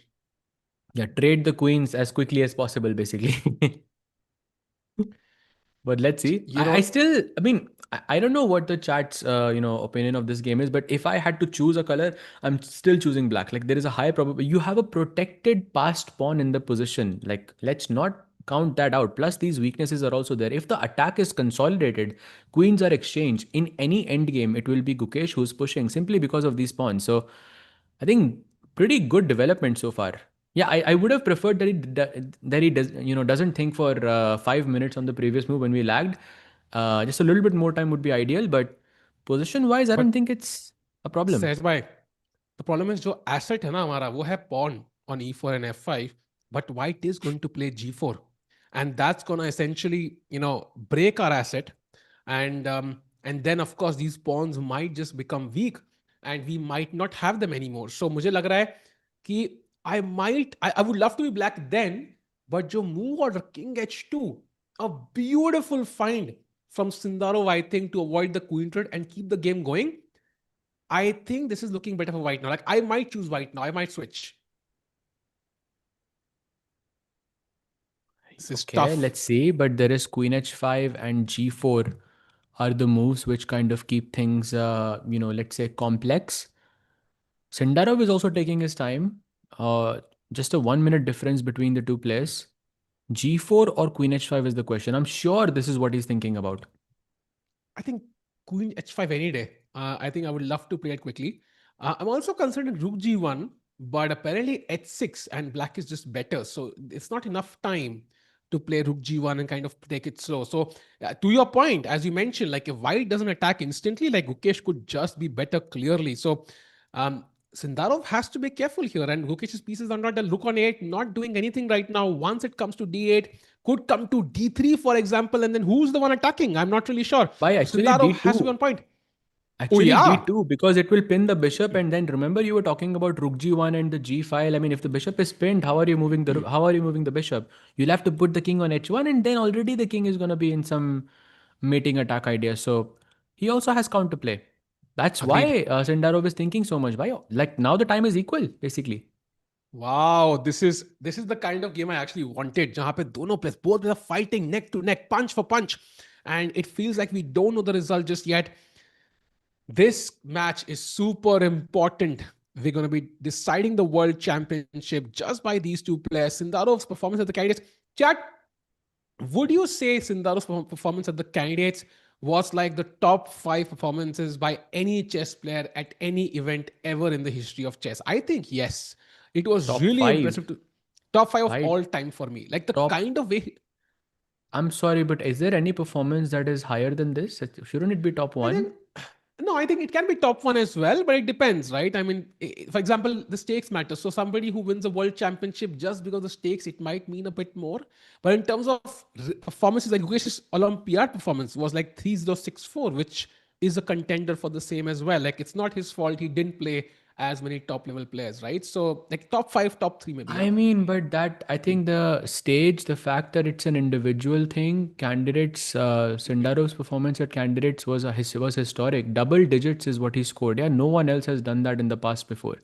Like I mean, on board one, I believe it was Rafael Letao, if I'm not mistaken, who scored full score on board one at the Olympiad.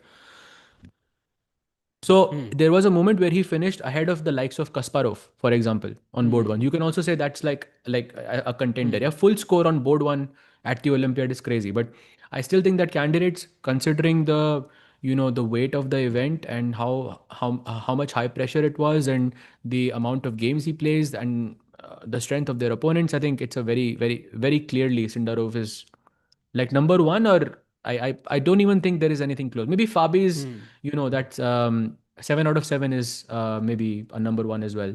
Like I would Yeah, share and that spot. exactly, and that just kind of even adds value to my point that like the kind of confidence Sindarov must be feeling right now must be off the charts. Even though he suffered that loss at the Chess.com Open, it was an online event, completely different format, and Dubov was laying down to his credit, so it's kind of unfair. What? What? What? Not a blunder. Not a blunder. Not a No, blunder. I It's a understand, but what tactic. is this? There is no way this is working, Sahaj. There is no way on earth. What? Bhai, Gukesh is about to take down Sindarov. Bishop But C8 is objectively winning. but that's the only move. Bishop c8 is the only move for Gukesh. He might just You play are queen e5 joking. to keep it safe. Bhai, let's go, Guki OP. Let's go. He can do this. Now it's a first realistic opportunity that Gukesh has to take down Sindarov with the black pieces. He had the same opportunity in Tata Steel, but he couldn't convert. He has more Chat, time. He is winning. Let's go. bishop d7, there is rook d1 picking up the bishop. You cannot put it there. You have to save the piece. But after bishop c8, there are f6 ideas. Sahaj by queen. It looks so scary. Will he have the guts to go for it? It doesn't feel like it to me. After f6, just one move wins the game. Just one move. Oh, And it's not king h8 because that's what you would think in this position to bring the rook to g8 and to cover all the, for example, the mating attack you have on the g7 square. But the move is queen d3, oh, move the queen away, and then e3, and the queen now jumps back to g6. I think tough. this is tough, very tough. Sahaj bhai, if I was Ukesh, I would play queen e5. I think queen e5, keeping it pragmatic, seems to be the best idea. You keep your queen close to your king. White has to take on e6. You take with the f pawn, open the rook file. You cannot lose that game. You But then cannot go lose that rook game. e8 At and least, rook e6. No, at least you have a pawn. yeah, I'm okay with that. I'm okay with that. Yeah, let's do it. Like, I wouldn't play bishop But c8 because why I think this not? looks. But why not go for bishop c8 when it's winning for you? If you can, I mean, Gukesh I is the best calculator in the world. No, I Of course, mean, he should find it. Let's oh, he go. plays it. Let's go. He plays bishop I mean, c8. if he can calculate all of this, more power to him. But why did he not play f6? Don't I just have queen f6 now? This feels much easier to defend, no? f6, maybe he missed queen d3 and now he's trying to, just play a bit quickly. And look at this, Tiku, by queen e5 lands to f6 again because there's no queen d3 now. That's a trap that Sindarov is setting. Don't put the queen to e5. This looks like the most logical square, but it's a mistake. Put it on f6 or on g7 instead. A- And if queen g7, f6, then you have to play queen h6. So I'm going after queen f6. I like the f6 square because it simply stops the f pawn in its tracks. Now I can start developing. Okay, how do I do the bishop? Play Queen queen f6. f6 Let's go. played. Let's go. Let's go. Let's go. And chat, that was definitely this definitely is not a computer move whatsoever because white wanted to play f6 and to create these mating attack ideas. So putting the queen on f6 and using it as a blockade to keep the pawn at bay is a very human decision in this scenario. By the way, Gukesh is just a piece up now. There is no attack. There is Wow, literally no chat. attack. I see the polls, but spam one name. Do you think Gukesh can win this? Yes or no? We've seen him botch up a win in this tournament. Can he convert it when it matters the most? Usually he has done it in the past. Sahaj bhai, I just want to do two things. I want to play king h8 and somehow develop my bishop on c8. I'll play king h8, but how do I get the bishop out? Is the question. That's a very good question, bhai. Very good question. But at some point, I'm going to try to play queen e5, take your queen away, and maybe take on f5, b6, bishop b7 could be a move. But yeah, that's definitely the one problem you need to solve to try and get the bishop out and get the rook out. And once that is accomplished, Sindarov can just resign. There is nothing left to play. Bye. Bhai, Gukesh is gonna he's most likely Bye. gonna win with black against You know, Sindarov. Let's go. we see a lot of SEO messages now. I say win instantly. Right, chat is also saying yes, he can convert it. Let's go, Gukesh. When you play well, the support, the force is with you. And of course, King H8 to me looks like the very natural. कभी ना कभी खेलना ही है. Something you have to do in life, just do it. Yeah, like you have to brush your teeth in the morning. Just do it when you wake up because you have to do it every day. Same way, King H8, it has to be done. Let's play King H8. Keep your king safer. So King H8 is like brushing your teeth, you're saying. Yeah, because it has to be done at some point. Because Queen G4 check is there. There could be other ideas as well. Rook F4, Rook G4 check is there. Might as well do it now. I mean, even okay, fine. Rook F4, Rook G4 check. I'll give you. Then what? Oh, that's a mistake. No! Why, that's a mistake. It's still better. It's still better, but not as winning as it was earlier. That is not gonna be a smooth game. Okay, I'm just telling you, it's rapid. Both players have 1 minute on the clock. There is some kind of an attack. Sindarov is a very resourceful player. It's not gonna be a stable game. It's gonna be a bumpy ride. So, you know, get your seatbelts on basically because it's not gonna be easy Yeah. for either of the players. Hopefully they don't embarrass the Magnus, Jordan game that we saw, just 2 days back. That was insane. By the way, you can't take with the queen. You have to take with the knight now. If you take with the queen, then f6 lands. And this is where I start really wondering if Gukesh is going to even win this game.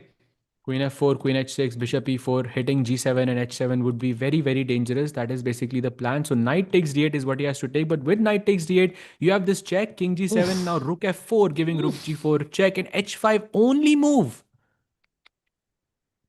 Sahaj bhai, I think Gukesh again went for the concrete solution. We discussed this in the previous game. Yeah. He should have waited. That patience I see is a bit missing right now. He went for rook d8, which is a concrete solution, right? He didn't need to go for it. Let the bishop sit on c8 for now. White doesn't have a clear plan of winning this, but he went for the concrete one, which was simply wrong. And now knight d8, rook queen e8 is very hard to allow, but he finds it. Yep, let's go. Knight d8 played and now queen e8 check only move. I think this is automatic for Sindarov. He will play it pretty fast, and then rook f4 is also automatic. Then h5 ke baad he will think, yeah, because chat, just to at this moment we do have our engines on just to keep everything everyone up to date with everything going on. After a move like h5, the best move for Sindarov is king h1. So basically what the engine is telling us is that the position is so good for white that you shouldn't do anything direct. And this is a very difficult decision to make practically because you're a piece down. If you're a piece down, then you want to attack. You want to do something concrete on the board. Slow moves like king h1 are impossible to play over the board. But let's see what he goes for. And even the broken clock is correct twice in a day. And the advantage of knight d8 is now b7 is defended. You can play bishop d7 at some point, hopefully, when the queen moves. So there is at least that hope you will get that bishop out. By the way, the blue arrow, h5 only move. Bishop f5 is, by the way, going to be equal again because of queen b5, and then you lose the bishop. So do not play that, Gukesh. 33 seconds for Gukesh. Bhai, he's a piece up. Tough. The world champion and the world championship challenger battling it out in their first clash after the candidates. This could dictate the terms for the actual championship in November later. h5 played on the board. Beautiful move by the world champion. Now what does Sindarov do? I am tempted to play g4 here, Sahaj. I really want to push that pawn and open the g file. But I'm always afraid of queen d6 type ke ideas because this is pinned. And he has 1 minute only. I'm not... f6, king h7? Bishop e4 check is careful. Yeah, you have to be very careful. Just only the queen is defending right now. No other. Oh, he plays queen e2. What? Bishop. He can just ignore the pawn. Even if you do this, let's say bishop d7, queen h5, knight c6, or whatever, bishop c6, check, king f8. There is no check on h8 or h6. Oh, that's a big mistake by Sindarov. He blundered. Gukesh, come on. Bishop d7, knight c6 plays any developing move. There is no attack. There is no attack. Chodo usko. Bishop d7, just play. By king 8 seconds. Queen h4. Arey, 7 seconds, 6 seconds. 5, 4, come on, Guki. 3, 2, 1. Did he play or not? Did he play or not? I hope he played. I hope he played. I'm just closing my. I'm not even looking at the board. By it's a. He played. Please tell me he played bishop d7. He played bishop d7. It's on the board. He played bishop d7. Chat. Don't worry. He played bishop d7. I don't see it. I don't see it. Not updated on my end. How much time does he have Wow. after bishop d7? He has So 38 bishop seconds. He d7, played on 8 seconds, I think. 8 seconds. Okay. Wow, Still this not is updated on my end. Okay, there it is. it's Queen there, h5 Oh, knight thank God. c6. Thank God. Let's go. Let's go. He's winning. He's winning. He's winning. Completely winning Gukesh now, chat. How does he have 30 seconds though? Like that's not possible, no? It has to be I 31 think seconds minimum. Ah, wow. no, sorry. It's rapid. My bad. No, classical we're doing with Sigeman and I got confused. Yeah. Yeah. What is this delay? Yeah, brother. You and me in the same boat. Should not have been there. But anyways, now see all the pieces developed. Suddenly, Yukesh's plan is much easier. And Sahaj, why you? What does white even do to attack? It's not clear. I have king f8 as an option, and once my rook comes to e8, it's black who starts attacking. There is Look at the literally, six you have seconds. one check on the board, you go king f8, and there is not even a single check present on the board. Wait, you can take on f5.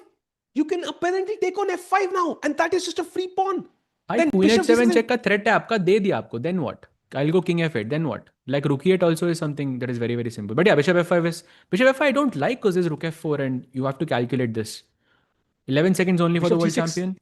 Bishop g6 Sahaj bhai uske baad is winning. I Gukesh would be 6 seconds. stressing very very much here. Oh, Rook rook e8. e8 is what he goes for. Yeah, human Oof. approach.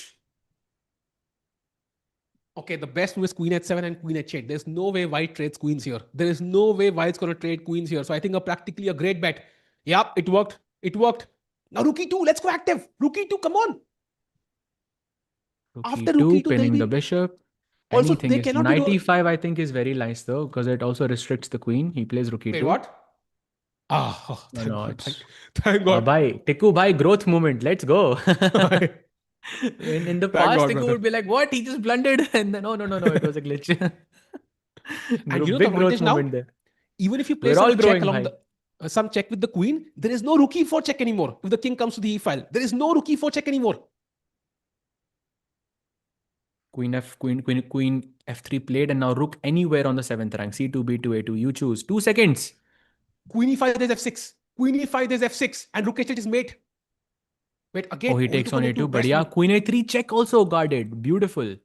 Nice. Wait, both players have less than 10 seconds. Come on, Gukesh. No, it's 0. It shows. I don't know I if think there's this some delay. is Queen c5 checking some coming. delay. Yeah? Queen b2, Queen b2 is the best move in the position. Setting mate in one. No Tough ways. He move to plays find. b6 or something. Oh, Queen b2. Let's Let's go. go. Let's go, Let's Gukesh. go. Opinion is completely lost for Let's Sindarov go. now. Let's go.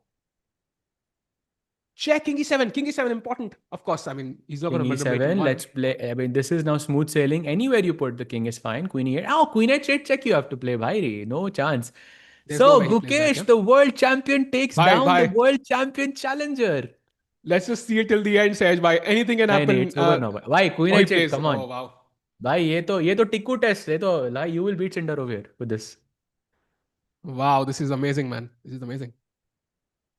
Okay, simply a piece up. You have a few passed pawns, but I don't see Gukesh messing this up, although we've seen weirder things. अब तो भाई खेलते रहो. A4, A3. Let's go. Let's keep going. Okay, okay. How do we convert this in the best way possible is the question, There's right? many ways.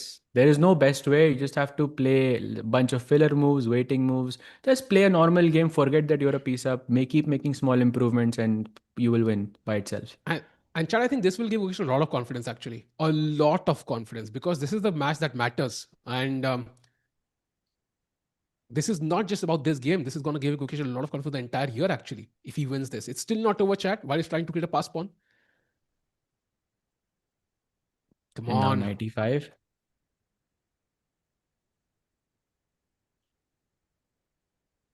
Come on, okay. 95 looks nice. Attacking the c4 pawn, keeping an eye on the g4 pawn.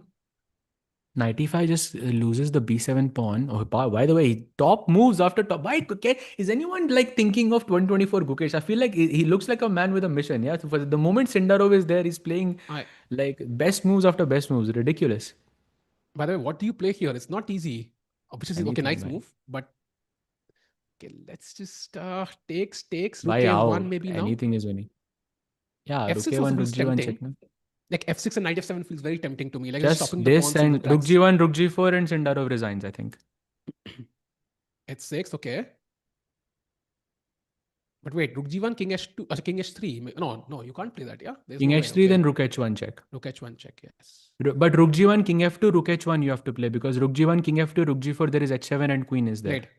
Played. Nice. And You King F2 ke might. baad, don't take the pawn. Yeah, that was the point. You have to go Rook H1 to guard this pawn over here because H7, H8 is this square is Okay, defended. it's still getting tricky because I think I'll Did he only just have play one with pawn 1 pairs, second? right? Did Gukesh just Yes, play he with did. 1 second? He did. Wow. Oh, Rook G4 check. Oh, pawn F6 mate. take Pawn the mate. pawn. Come on, Rook that's the G4 best. check. Come on, Do come it. on, Rook come on. takes G4. Come on, Gukesh. You'll Come on, hero Gukesh, forever. just take it. Just take Oh, it. Oh, Rook G4 and no, F6 would man. have been That's made. so sad. That is so sad, bhai. Okay, also works. Also works. I Chat, think we will Rook take takes it. G4 check, King E5, F6. Center mate with a pawn was possible. That iconic. Okay. Still a good move. Still a good move. Nice move. And Rook G4 comes a check now. And next you can Yeah, bring still H4. winning. Chat, basically now Gukesh has to maintain one pawn. He cannot trade off all the pawns because then Rook Knight versus Rook is a draw. He needs one clear pawn which White cannot exchange somehow.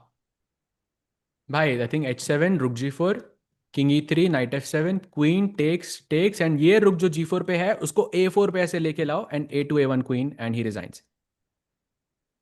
Come on. This is a big moment for Gukesh and Sindarov both. I think we all expected Sindarov to be the favorite, but it turns out to be the opposite. So far, Sindarov is thinking, what is his last try? Pushes the pawn. Rook G4 check, only move. Now Rook Knight F7, I think, should be the draw. Yeah, should be the win, right?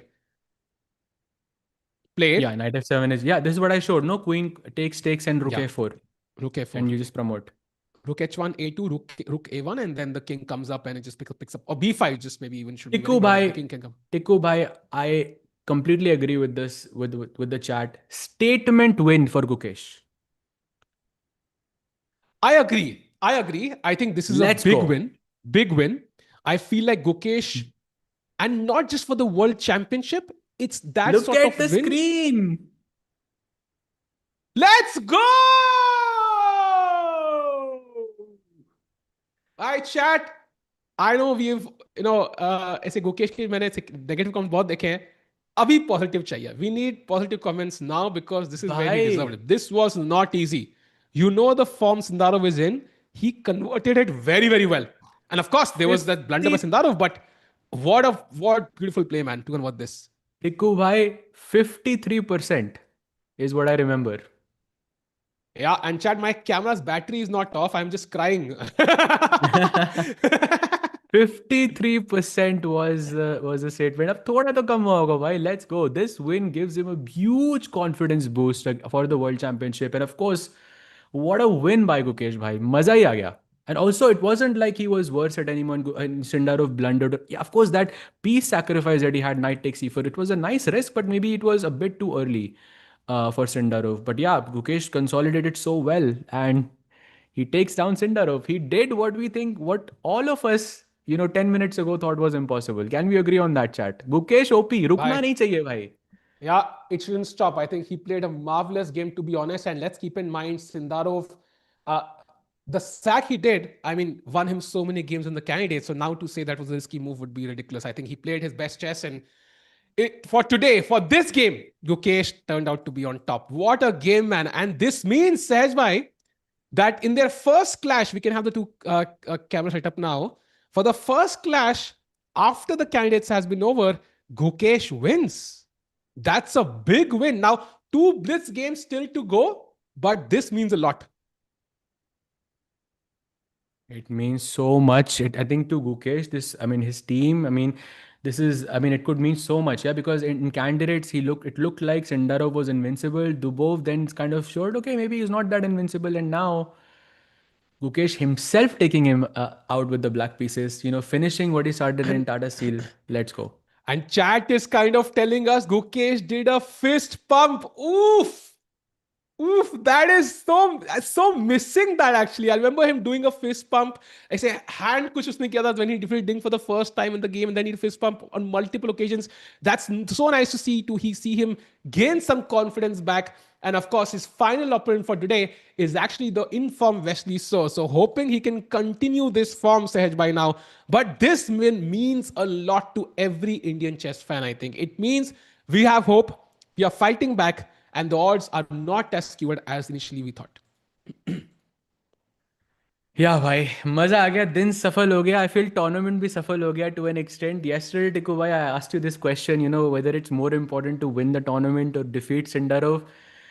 I think like even though I agree with you winning the tournament is the ultimate goal in an event like this, but I also think that defeating Sindarov has so like it's such positive consequences for Gukesh, in the World Championship and for his confidence as well. So for me, I think Gukesh ka tournament already सफल हो गया भाई.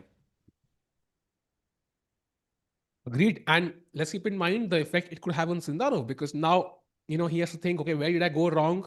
And then next time he sits in front of Gukesh, the last memory will be recent. So it's something which is going to definitely play on his mind. So very interesting, Sahaj bhai. This means now that we have some pause in the rapid section, maybe we can go to the TePe Sigeman. Of course, we'll be back for Gukesh's final game. There's still one more game remaining against Wesley so for today. But coming to TePe Sigeman, Sahaj bhai, what's Arjun doing after that crazy win? Can Arjun continue the momentum Indian players are building? And let's go 100%. full screen. It looks like he is on track to win the game because he was a bit worse because he chose perk defense. So opening के बाद वो opening का जो advantage रहता है वो तो था ही, but now it has completely consolidated with slight preference to Arjun's position. And as I say that, I think not the best move, but the second best move. Position now roughly balanced with just one move for Zujiner, which is Bishop G5 that keeps things balanced. Anything else, Zujiner is much, much worse and Arjun can start to take over. Wow. भाई मजा लेकिन still भाई मजा ही आ गया. मजा ही आ गया. मजा आ गया I भाई. have to say भाई सारे पाप धुल गए. That's fine. Now it's a fresh start भाई. Let's go. Gukesh 2.0 loading.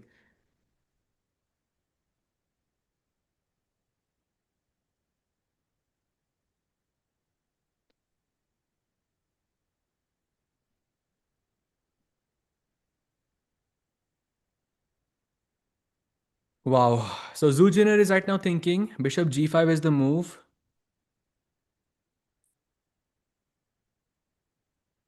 Besides that, King B1 is possible, of course, and Queen H2 is possible as well. But I think Arjun is not a pawn up right now, but at the same time, it feels like Arjun's king is a lot safer in this position thanks to the fianchetto bishop and no possibility of an h5 break. This is why he played knight h5 to not allow this h file to open up here. And since there is no attack on the king side, bishop भी ऐसे f5 पे आ जाएगा. We have one, two. Okay, we can call these two as maybe some attackers. Queen f6 as well, also joining the attack. That could be a bit dangerous for Zujiner.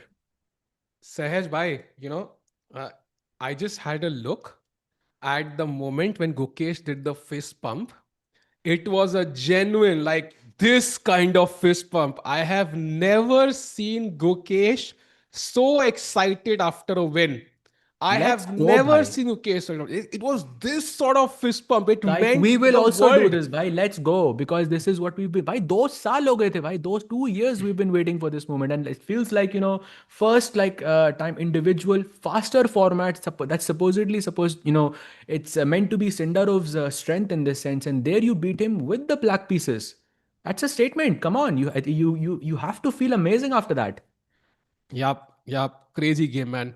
It was amazing to see, and it just means that it's gonna be fun. The World Championship match overall, it's भाई gonna be haters something to watch एकदम out for. मतलब chat का जो एकदम वो view था ना ऐसे पलटा है 1 सेकंड के अंदर. Now I am seeing just positivity. I mean love to see Yeah, it I think. Chat I mean, but when Sindarov won the candidates, we appreciated that, right? I mean, he played very well. या So I don't see why we can't appreciate Gukesh winning, even if, let's say, you are a Sindarov fan or Gukesh fan or a nobody fan. I think it's good to appreciate good results.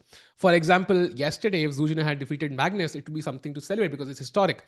Same way now, if Arjun can win the event, I think it's something historic. He's never won such a great event, such a top level event. And same for Yagiz, by the way. If he wins, it's historic for him. We can celebrate wins for players regardless of their form. By the way, Side for 95, a nice move. I think stops the H pawn in his tracks. So it's very hard for white to get going now.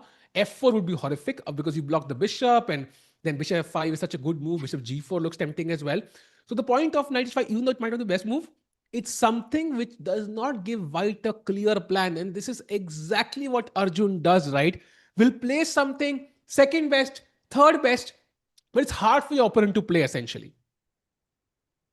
Yeah, I'm struggling to find good moves for Zujiner actually Let's go in full screen. this. I'm actually really struggling to find good moves for her. I'm not really sure how you continue here. Bishop g5, I already mentioned this is one of the best moves, but it just feels like you're helping my queen get to a good square. I mean, you can play rook e1 after that with the idea of bishop e7. Black can go bishop f6. And now iske baad, can you guess the best move for white, Tiku bhai? Don't say it's f4. Close. Just mirror kar do usko. Mirror. Reversed. Reverse. C4 तो नहीं है. It is c4 Oh, there indeed, but is looks. no way on earth I'm How going to are play you c4. switching? Like you're opening up the own file where the attack is supposed to build up. Yeah, so knight takes c3 and chances of a4, rook b8. I mean, looks kind of scary. Gookie made a fist bump. Yes, Wow. bhai. Yes, I haven't seen the fist bump, but I think it's amazing. Yeah, love to see it. And of course, this will help him sort of get back to his, winning days, and it's very much needed before the World Championship match. भाई अब proper मजा आएगा भाई World Championship में. Yeah.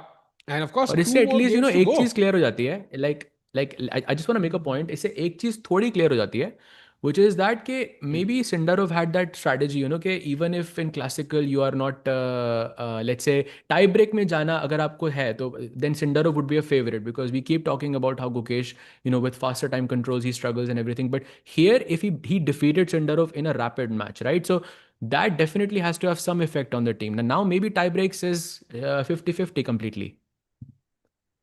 सहज भाई एक बार वो व्हाट्सएप देख लेना आप बस just for update. Meanwhile, chat Arjun is also ahead on the clock. I think that's very valuable here. Those 5 minutes mean a lot with only 17 moves in. If Arjun wins this, he's guaranteed to maintain his lead, I think. Uh, Yagiz ka jeetna is much tougher here.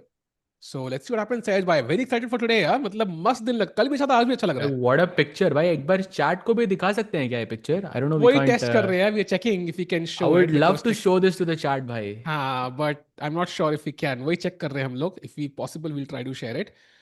But yeah, Gukesh का fist pump was insane. Looks crazy. you guys should display the clip in which yes we're trying to get that up. We'll keep you posted chat, but let's focus on the game of Arjun. 41 minutes for Zujiner. By the way, there's another game of happening in this event, right? There's round 3 as well. Which one? Which one? In GCT, there's another round I think pending as well. Yes, yes, it'll start uh, soon. Yes, there's one more pending. Yes. I also on a crazier note, than what just happened, Yagiz is much better against Nodirbek. Not much better, but better for sure. But okay, I mean, this one maybe, and definitely not crazier though. Like, Oh yeah, nothing yeah. can be Actually, no, crazier than not really that. that better. I kind of misevaluated. Also, look at his time, bhai. 23 minutes. That's a bit of a problem. On bar, it says better, and I thought 94, bishop e4. And the biggest problem I have is I cannot castle, but I miss that black can play long castle in this position, which is a very annoying resource because you wanted to take on c6 as well. But now there's rook h8 coming. Rook to already d5 pe aa chuka hai. So actually, Nodirbek is not worse. So I'll take my words back here. And also, if we go to Magnus's game, maybe if you have already switched, let's go to Magnus also. Apparently, that knight h4 yesterday continues, yeah, with knight h5 today. So Magnus clearly loves putting his knights on the rim. Clearly, for him, they are not dim. And yeah, this knight will later come to f4. Still, white looks better optically, but Magnus is trying to build up an attack. Exactly. At some maybe bishop e5 to control the dark squares. At some point, g4 could be possible. Bishop takes h3 is a very common sacrifice in these positions. Yeah, position is very complicated though. Bar is saying 0.5, but the follow-up is so hard for white. The one of the best moves here is bishop d1 and bishop c2, and very hard to play strategic chess when you're facing an attack on completely the other side of the board. So the moves are not that easy. And a 10-minute advantage for Magnus so far. I think Magnus has good chances here, but Andy could pull off a upset here as well. True, true. I think it will require him to play the game of his life, but he has shown signs of doing that. He's played very well, won the Tata Steel Challengers, qualified to the Masters, And I think he's a talent to look out for. So Magnus, although ahead on the clock this time, I think that's something he's done better today, his time management. So I'm still going to back Magnus purely because he's Magnus, but I think so far Andy Woodward has played some great chess. Sahaj bhai, by the way, mistake by Zushiner. Yeah. Arjun Erigaisi is now better if he finds the move bishop to b7. How easy is it to play that move? I think relatively not that difficult, but the follow-up is kind of difficult. So bishop b7, there is d7. Okay. Bishop takes f3, attacks both the rooks, so you're losing an exchange, but white says, I'll give you the choice. Take whichever one you want. And no matter what, I'm seeing the pawn on d7. I see the okay, bar ko ignore karo, but there is a pawn on d7. The rook is hanging. Bit scary overall. Wow.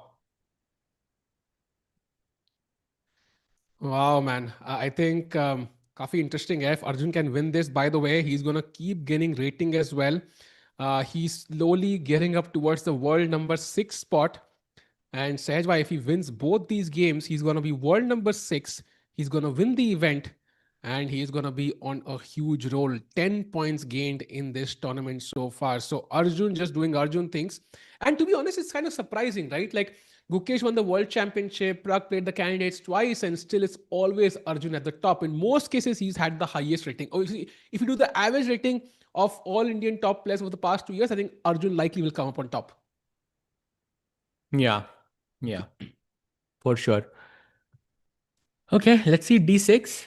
By the way, besides bishop b7, Tikku bhai, there are other moves in the position as well. There's queen takes d6, pawn takes d6. Pawn takes d6 is not as much accurate. I guess going towards the end game really favors Arjun here, because once you take everything, let's say rook takes d6 as well, black has a very nice resource in this position. And chat, black to play. Let's see if you can find this resource. It's a not a one move tactic.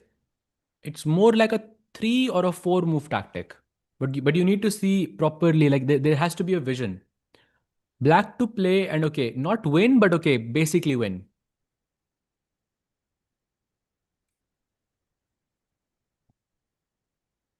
I'll give you a hint, chat. It involves your maybe the most out of place piece. Yep, that is correct. That is correct. It is indeed knight g3 attacking the rook on h1. The rook moves to d1 or e1, wherever it wants to go. Then you play knight f5, attacking both the rook and the bishop. The rook has to defend. You will take this, and now suddenly these two pieces are under pin. So you will play bishop h6, and then black will just win the game. Very nice tactic actually incoming in the game. It's highly possible that you take everything. And if she goes rook takes, देखो queen takes d6 तो वो definitely capture करेगी, but rook takes d6 still remains to be seen. But if she does it, this could happen on the board.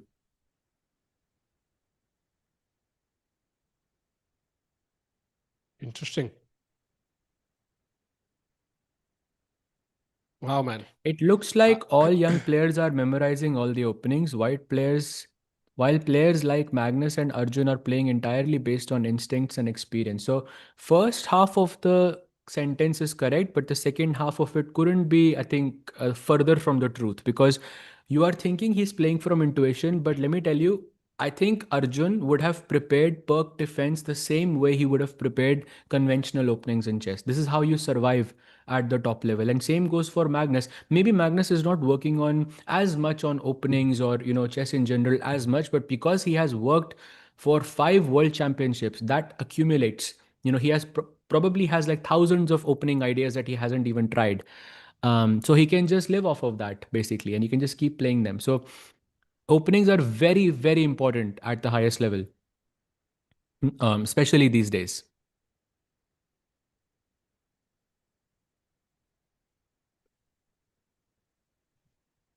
Yep. Arjun still Agreed. thinking 42 minutes. I mean, imagine Vishy sir, yeah, how many ideas he must have never tried. Like it's like 5 world champion, so many world championships actually for him. 5 though he won, like it's crazy. And same for Magnus, same for like all these top players. I heard that Kasparov once said like in actual like tournament games, he probably got to try out like 20% of his ideas max. So that I tells think you less. Yeah. And also, if you think about it, like this was back then, right? Kasparov played world champions. Like last one was against Kramnik, but before that, I mean, look, he has played in the 90s and early 2000s, right? Since then, theory has developed so much. So imagine the amount of ideas you would have created to play in a game, and how many of them would you just never end up playing? They just get lost. Hmm. I think that number would be like at least 90% and above are the ideas that are still not played. Agreed. So many openings, so many, and also theory changes quite a bit, right? So you might have an idea which a year later a new engine just refutes, so you never get to try it, or somebody else tries it, or somebody never plays that opening against you, or a new opening becomes popular, right? So there's certain openings you never play, and then suddenly the Magnus plays it, and then that becomes trendy, and your old ideas kind of go waste. So it's a lot of effort, basically, which doesn't see results. But yeah, that's why chess is so hard. So many complications. And if you've looked at something with the engine, then whosoever you're playing, they cannot really beat you. And that's the advantage of opening preparations. It's like, mugging up, not mugging up, understanding and also kind of grasping, let's say, NCRT questions or RD Sharma questions for a board exam. Yeah. You're understanding maths, but also just memming the question matters. Like it might show up exactly as it is in the paper at the end. Yeah, for sure. For sure. And someone said, won't the ideas be outdated from old World Championship event from 2018? Absolutely not. Firstly, because they are World Championship preparation. So it was done on, I would assume, very strong processors, which might not be available to the audience, to like, the general public, but it was available to them. I mean, it could be possible they were using some very, very strong engines there. And secondly, I'm not sure if you guys remember, but Hari Krishna had this insane queen sacrifice in the World Cup on move 6. It was highly like that video went viral. Some of you will remember it, but in any case, that queen sacrifice was discovered 10 years before. So Hari kept that queen sacrifice at hold for 10 years and it still worked. So, and that was not World Championship preparation. At least I'm assuming it's not World Championship preparation, but this is. So, for By sure, the all way, of the ideas that Magnus has, they're still there. Arjun found bishop b7 the best move. Imagine allowing pawn to d7 as black. His understanding and his confidence right now is absolutely top notch, Sahaj. Yeah, absolutely. I think he's looking pretty positive overall. Good chances, by Yeah. another day could happen when Gukesh and Arjun both win by. Let's go. Oh, it's going to be amazing. And of course, chat, d7 looks very tempting, but that pawn could just be weak, of course. And the f3 pawn right now is hanging, right? So it's going to basically attack both the rooks. So is Zuzhina ready to really sacrifice one of her rooks to get that passed pawn on d7? I mean, she has to probably do it because if you play rook f1, for example, and try to defend the pawn, then now I can just pick up the pawn on d6, and that was a free pawn anymore. It's not hanging anymore. So Zuzhina, I don't know if she saw bishop b7 or she underestimated it, but clearly Arjun is on an absolute roll. And look at the accuracy so far: 94.1 for Zuzhina and 98.4 for Arjun. And this comes after he played an opening which is not the best and gives White an advantage in the first few moves. So beautiful chess played by Arjun. And he just gets up from his chair, is ahead on the clock, feels like it's moving smoothly as normal. Gukesh won. Anybody joining? Gukesh won against Sindarov. A huge win, to be honest. And it was so nice to see that the World Championship is absolutely on. It's going to be fire. Oh, Yagiz under a yes. huge time pressure. We'll jump there soon. Sage by, maybe we can have a quick look at the Yagiz game. What's happening there? Yagi's game coming up. So basically, after e4, knight takes e4 was taken, knight takes e4, bishop takes e4, and now he does find the only move, which is long castle. And position wise, I think Yagiz is fine, but भाई वो Nodirbek सोच तो नहीं रहा है position के बारे में. वो he's thinking about something else, I feel. And Yagiz looks like he's under a lot of pressure right now, simply because 13 minutes only on the clock, and yet he's still yet to castle. Man, 13 minutes. Wow. That's insane. That's insane. And he's known to do this. And look at 1 hour 4 minutes for Nodirbek, yeah? But I think it's working for Yagiz so far. But imagine if he could work on this, Sahaj bhai, this so far has been the only weakness I've noticed in Yagiz. If he works on this, maybe upgrades his opening theory, he works a bit on these middle game ideas so that he doesn't have to think for so long, then suddenly, I mean, this guy could like jump towards 2750 even further like crazy. This guy is an absolute beast. What a talent, man. Of course, Fabi is saying this is the most impressive player in history of chess. I mean, that has to carry some weight for sure. And yeah, I mean, openings are a problem, but I think it's also because he's facing elite players at a very young age, and they are throwing years and years of opening experience and different types of variations at him, which he's not super familiar with. And I think with experience, this will change by itself for him. Yep. So it's only a matter of time because before he becomes, a world championship contender. Yeah, sorry. Yes, Prawn says yes. By the way, why is he so anxious? And that's something also he has to work on. It's also not just distracting for him; it's distracting for the opponent, and it's definitely going to make him nervous. 100%. Like, I mean, if you're constantly moving, doing something, like you cannot focus, Saj. But I still don't know how he focuses so well. So another thing he can possibly work on, I think. Yeah, for sure. Long भाई he's looking super stressed right now. उसको देख के मुझे भी stress हो रहा है भाई. And by the way, the games Exactly. have they begun? I think the games have begun. By Wesley versus Gukesh is on. Shall we go? Let's go. Okay, so this is the board. I'm not sure if this scene is the best for that. If we can switch that to have a bigger board, yeah, that's That's perfect. right. I'll be back in just 1 minute. Yeah. Yeah, for sure, for sure. So basically, it was four knights by Wesley, bishop b5, four knights Spanish, bishop b4 आता है, short castle, takes on c6, takes back, and then knight takes e5. So a pretty solid approach by Wesley so far because black can play rook e8 now. I mean, yes, Gukesh is a pawn down temporarily speaking, but he's going to retrieve it in the next move. So white will play knight d3, bishop takes c3, d takes c3, and something like knight takes e4. And this is a normal position. And can you guess, chat, in this game, in this position, after knight takes e4, there is a certain someone who has a game in this position, an Indian player. Can you guess the name of that player?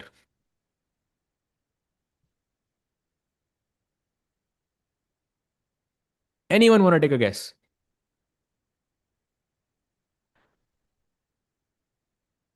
Arjun Gukesh. Oh, ho, K Cross, you found my trick. It is actually me.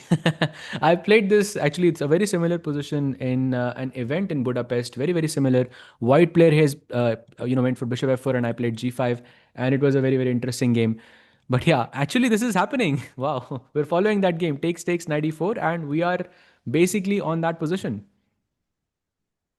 Takes on c3. Takes back. And now knight takes e4 would be a direct transposition. Sorry for the question, but yeah.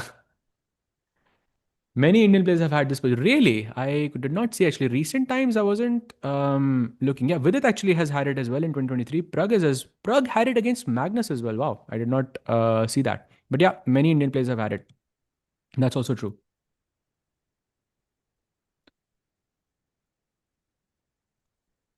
So knight takes e4, and now Wesley's thinking bishop f4 is the move, or queen f3 could be a move as well. Both of them are possible, but largely, at least what I'm seeing from the results on the chess.com screen, lots of draws. Yeah, 85% of the matches played from this position onwards have ended in a draw. Like all the games that I told you, the one of, for example, Vidit, the one of Prague, both of them ended in a draw. Even yeah, all the top games have ended in a draw here. Even there is a game of Mikhail Tal, which is very nice to see from 1992 played in this position. Mother, can we have the Arjun camera behind? Like, would love to keep track of that game instead. Meanwhile, सहज भाई कौन जीत रहा है यहाँ पे? भाई 85% draw record in this position. तो मतलब इसका तो So ये गेम ड्रॉ नहीं होगा पक्का मतलब या? draw लग तो नहीं रहा, but I think yeah, too early to say. Also Wesley की बड़ी solid prep थी so far. But I mean, it's not like Gukesh has deviated or anything. Wait, is that a draw? Wait, that's a draw offer. Knight g5, queen g3, knight e4. I know this because this is in my Ah, files. Like I was looking at this when I oh, was playing my game. I've seen this. I've seen This this is in a a rapport game before. yeah, I've seen this in a rapport game before. really? Yeah, 100%. So if I played queen f3 and then there is knight g5, I've seen this draw before in a rapid game, I think. Rapport game, not rapid game. Rapport game, I've seen this before. Yeah. Going back, actually, sorry, I think I got cut off there for a second. But knight g5, queen g3, knight e4 is a very common way to make a draw in this position. Not very common, but yeah, it's very well known. And already there is a game that ended in a draw like this, which is Zoran Hovanovic versus Michael Adams in 2024. So Gukesh is now thinking draw or no draw. Oh, very interesting, Chad. I think Gukesh should take the draw. I think I kind of feel with the structure being symmetrical, this is exactly what he had in game one, and he overpushed. He can play on, but don't overpush. That's the main thing. We saw him overpush and then he lost. So, and if you look at the tournament so far, like it kind of has that trajectory, right? Matlab, he was winning against Firuzja, drew that game, was drawn against Radoslav, lost. It's almost like he created those things because he was facing a lot of pressure. Now that the pressure has released a bit, he won the most important game of the event. Let's play logical chess, play knight g5, take that draw stage by is my thought process. Yeah, I think that's also it's a good day. Third round. I mean, they've also played 6 rounds back to back. Must be tired as well. So maybe this is why Wesley is okay with the draw because he's currently leading the tournament. Wow. Wesley's on 4 out of 5. Yeah, he's defeated Fedosiv, Wojtacek, lost to Fabi, defeated Sindarov, defeated Firuza, and now he's playing Gukesh. So I think he's just trying to secure that number one place with the white pieces before they head off to the blitz section. So from Wesley's perspective, makes sense. From Arjun's perspective, from Gukesh's perspective, I'm not so sure if he's gonna want to play on because this is such a I dry position, so symmetrical, opposite colored bishops. Like, how do you even play on here? I agree, and also think of it from a day's perspective. When you go back home, you look back at the day, he already must have a positive feeling about this. He knows he had the draw, he overpushed in game one, he made a mistake. Second game, he won. And third game with the black pieces draw against the tournament leader sounds pretty fair. And also, like, he can only mess this up now. Like if he goes home with a draw or a win, he's gonna feel very good about himself and his confidence increases. And if he somehow loses this, then again he goes back to that spiral. Okay, then that was just one win I had. So Yeah, yeah, yeah. overall, a very good feeling about the day for Gukesh. That will give him a lot of confidence. So I think a draw is a pretty fair result. He's thinking about it. He shouldn't think for too long though. Like then Wesley might say, okay, let's play on. No, no, it's impossible. I don't think it's possible to play on. But Tikubai, go back one move, queen to d1. I just want to show you how many draws have been played in this position. So just go back one move on your screen, queen f3 se pehle, Hmm. and just Or Bapre. scroll down. Just scroll down to see how many draws and if someone has won a match here with black pieces. Looks I see difficult, no? three. It's Sahaj Grover. Arey baap re. Sahaj Grover won a game with black here. Arey Sahaj bhai, tell us the secrets. Gukesh ko hi batao. Arey nahi bhai. But it's just nice to see so many draws and just one win. Yeah, it's very nice. But yeah. Wow. So Sahaj bhai won a game against the GM from this position as black. जो मतलब बड़े-बड़े GM भी नहीं कर पाए भाई. Insane. Yeah, but I had a lot of help. If you look at the game, should have been anything but a win for me. Anything. But still, the end result is what counts. Yeah, I mean, I didn't even open the game and check. Like the end result, you won from this. That's impressive.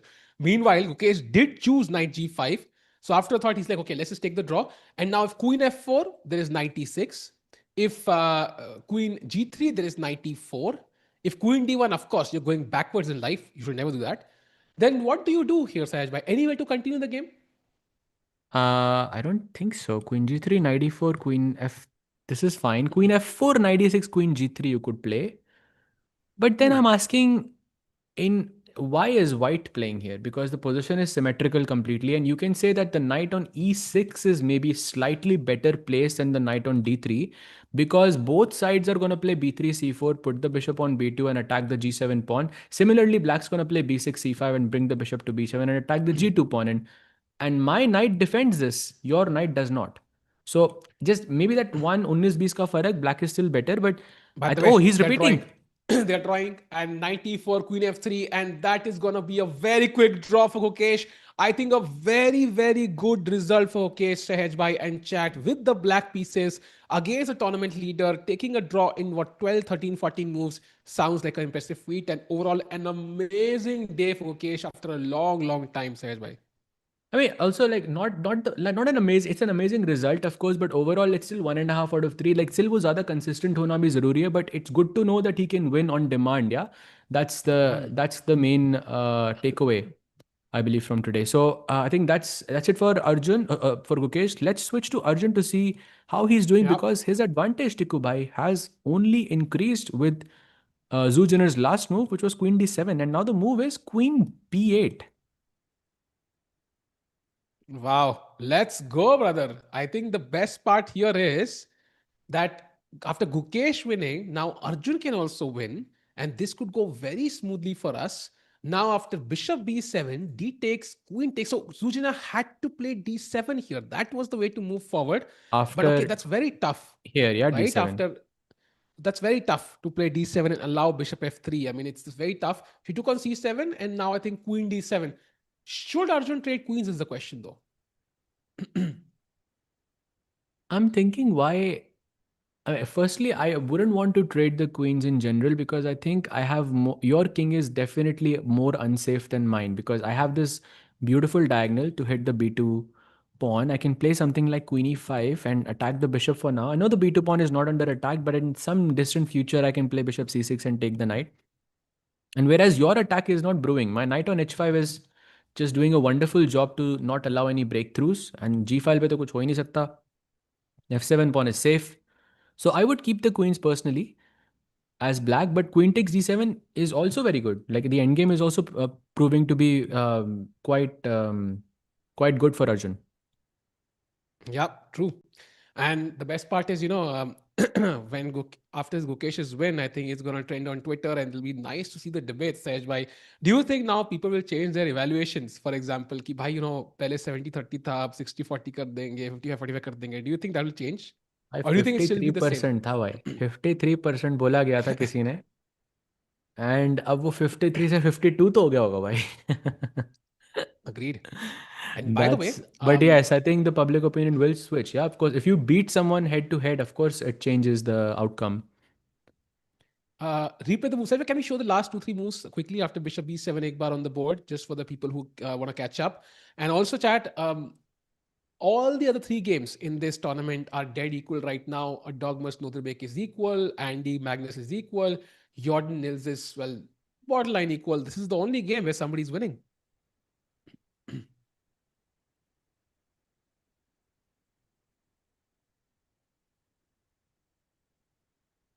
So he has to choose between d7, e5, and b8. All of them are just completely good for him. Time is, I mean, good for Arjun as well. 6 minutes more. Question: 40 moves, yes or no? Does this game go to 40 moves, yes or no? Oof, tough one. When we ask this question, I sometimes feel ki it always does.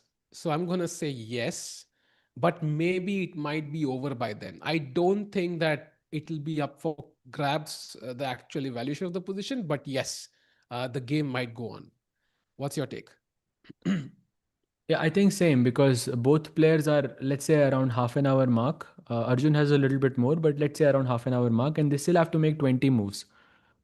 So generally, this means there will be a time pressure, like some crunch moment incoming, and players generally make mistakes in those scenarios. So even if we reach the 40 move mark, I think the outcome would be pretty clear. Like even against Magnus when Zujiner played, it did reach move 40, but by the time we reached move 40, Magnus was already completely winning because of the time pressure situation. So let's see how the game progresses. Right now, Arjun thinking queen e5, queen b8 are the moves. Mhm. And I think queen e5 looks nice. You attack the bishop, you set in b2. Right now it's defended, but I kind of like Bishop, that. bishop But d4. bishop Bishop d4, queen d4, queen f4 f4 check check, maybe, yeah. yeah? Yeah. And king b1, some rook d8. I will even just take on d4. I'll give you the b7 because I think opposite Hmm. colored bishop, the side that attacks has an extra piece. So I wouldn't be opposed to it. So let's say bishop d4, queen f4. I'm not really sure if this is correct. Wow, this is winning. There's just bishop f3 also. Never mind. Never mind. Yeah. That's all. That's just simpler. Way simpler. My problem is I really want to trade queens because it just simplifies the position. But then after rook d7, I'm not sure if this is too much pressure because f7 is under pressure constantly. If you But take on why do you want to f3, trade queens here? Is my question. yeah, I don't Like, want to trade queens. I would trade queens if I feel I'm playing for 2 results. I but feel like it you want to doesn't. trade queens because you want to take the pawn on f3. Also, but I can't take the Yeah, pawn because there's rook f1 at the end. So my plan just exactly. doesn't work. Yeah. Exactly. But I think that because that's also the thought process I had, that this feels very good. But also, even if the pawn was hanging in, let's say there was no rook f1, still there is a long-term pressure on the f7 pawn because of the bishop, the rook, and this rook, and plus the rook goes to the seventh rank. So I'm not so sure. And on top of that, white's king is definitely more unsafe. So I would keep the queens for sure. Also, पर खेल के कोई end game में थोड़ी ना जाता है भाई. I mean, this is exactly what he wanted, yeah. I think Arjun out of the opening, like something which is crazy, gives White the initiative to attack. White attacks, makes a mistake, and then Arjun can counter attack. So nice game. I think nice thinking by Arjun, and it always seems to work for him somehow. He has some magical pill, yeah, that he can just eat and somehow beat these players who are just slightly weaker on paper against him. And also time difference, 3 minutes, very healthy. 20 moves done. Sahaj, by the way, Nodirbek is Wait, what just happened? They drew, or can we have a look there? They I'm drew, but trying to. Oh, they drew? they drew. Oh, 1 second. I'm just putting it up. Um, okay, I'm just gonna keep it on Zoogener and try to fight in the games. Wow, that was quick. But okay, fair result. But why did? Oh, wait, this was the position. Rook d5 here. Ah, okay, it was just a repetition, yeah. King d7, by the way, which shows as a mistake. This is not what Nodirbek played. I'm guessing he wanted to put the king on d5 and d4 basically, or e5 and e4 is what you would do to say the game is a draw, and it got registered as a move. So yeah, healthy draw for Yagiz. Why? And now he's on 4 points, and tomorrow he plays against Magnus Carlsen with the black pieces, and chess.com Turkey ke to maze. By Kalto, I think they're gonna break every single record in history, yeah? Is my guess. Like it's gonna be so much fun to watch YouTube for them. टूटेगा कल भाई. YouTube For टूटने them. वाला है कल. Yes. If Arjun wins today, he'll have sole lead. And the best part is, if he wins today, I mean, a draw tomorrow guarantees him at least tied first. That's the best part. So that's not going to change. And even if Magnus were to win, I don't know if we have tie breaks. We should look into this. If it's a tie, will we have a tie break match, or is it just tied first for two players? So if I do check if we have the information. भाई Arjun versus Magnus tie break. Let's go. मजा ही आ जाएगा भाई. Oof, that would be insane. Yeah, imagine Arjun Magnus. But okay, we are 1.5 steps away from that as of now. So one game ended. So Nodirbek is a draw. Magnus game, I feel like Magnus is starting to push now, Sahaj Bhai. Like it feels like he's kind of consolidated the center. Now A4, he's just played his last move and feels like he's in control. I think his last move was a slight inaccuracy, at least according to the bar, but I'm not really sure why. It's maybe because it weakens the diagonal somehow. It gives black a hook. And he shouldn't have gone b3. Basically, he should have played something like knights. Wait, what? Oh, basically, you're attacking the c4 pawn, Tikubai, and the best answer is ignore it. Play bishop c2. Just give bishop c4. And you don't do that against Magnus, yeah? Yeah, it's very hard to do nothing. I think, as we have discovered in the last few, games across both tournaments, and Magnus is chilling, just walking around while Andy Woodward has to make this crucial choice. So Magnus pushing. Nils, by the way, is also worse. Maybe we don't have to switch, but that could be a hard loss for him if he loses another one. So Arjun, I think this is where we all land, chat. This is the crucial game. Can Arjun Erigaisi take sole lead at the TePe Sigeman Tournament?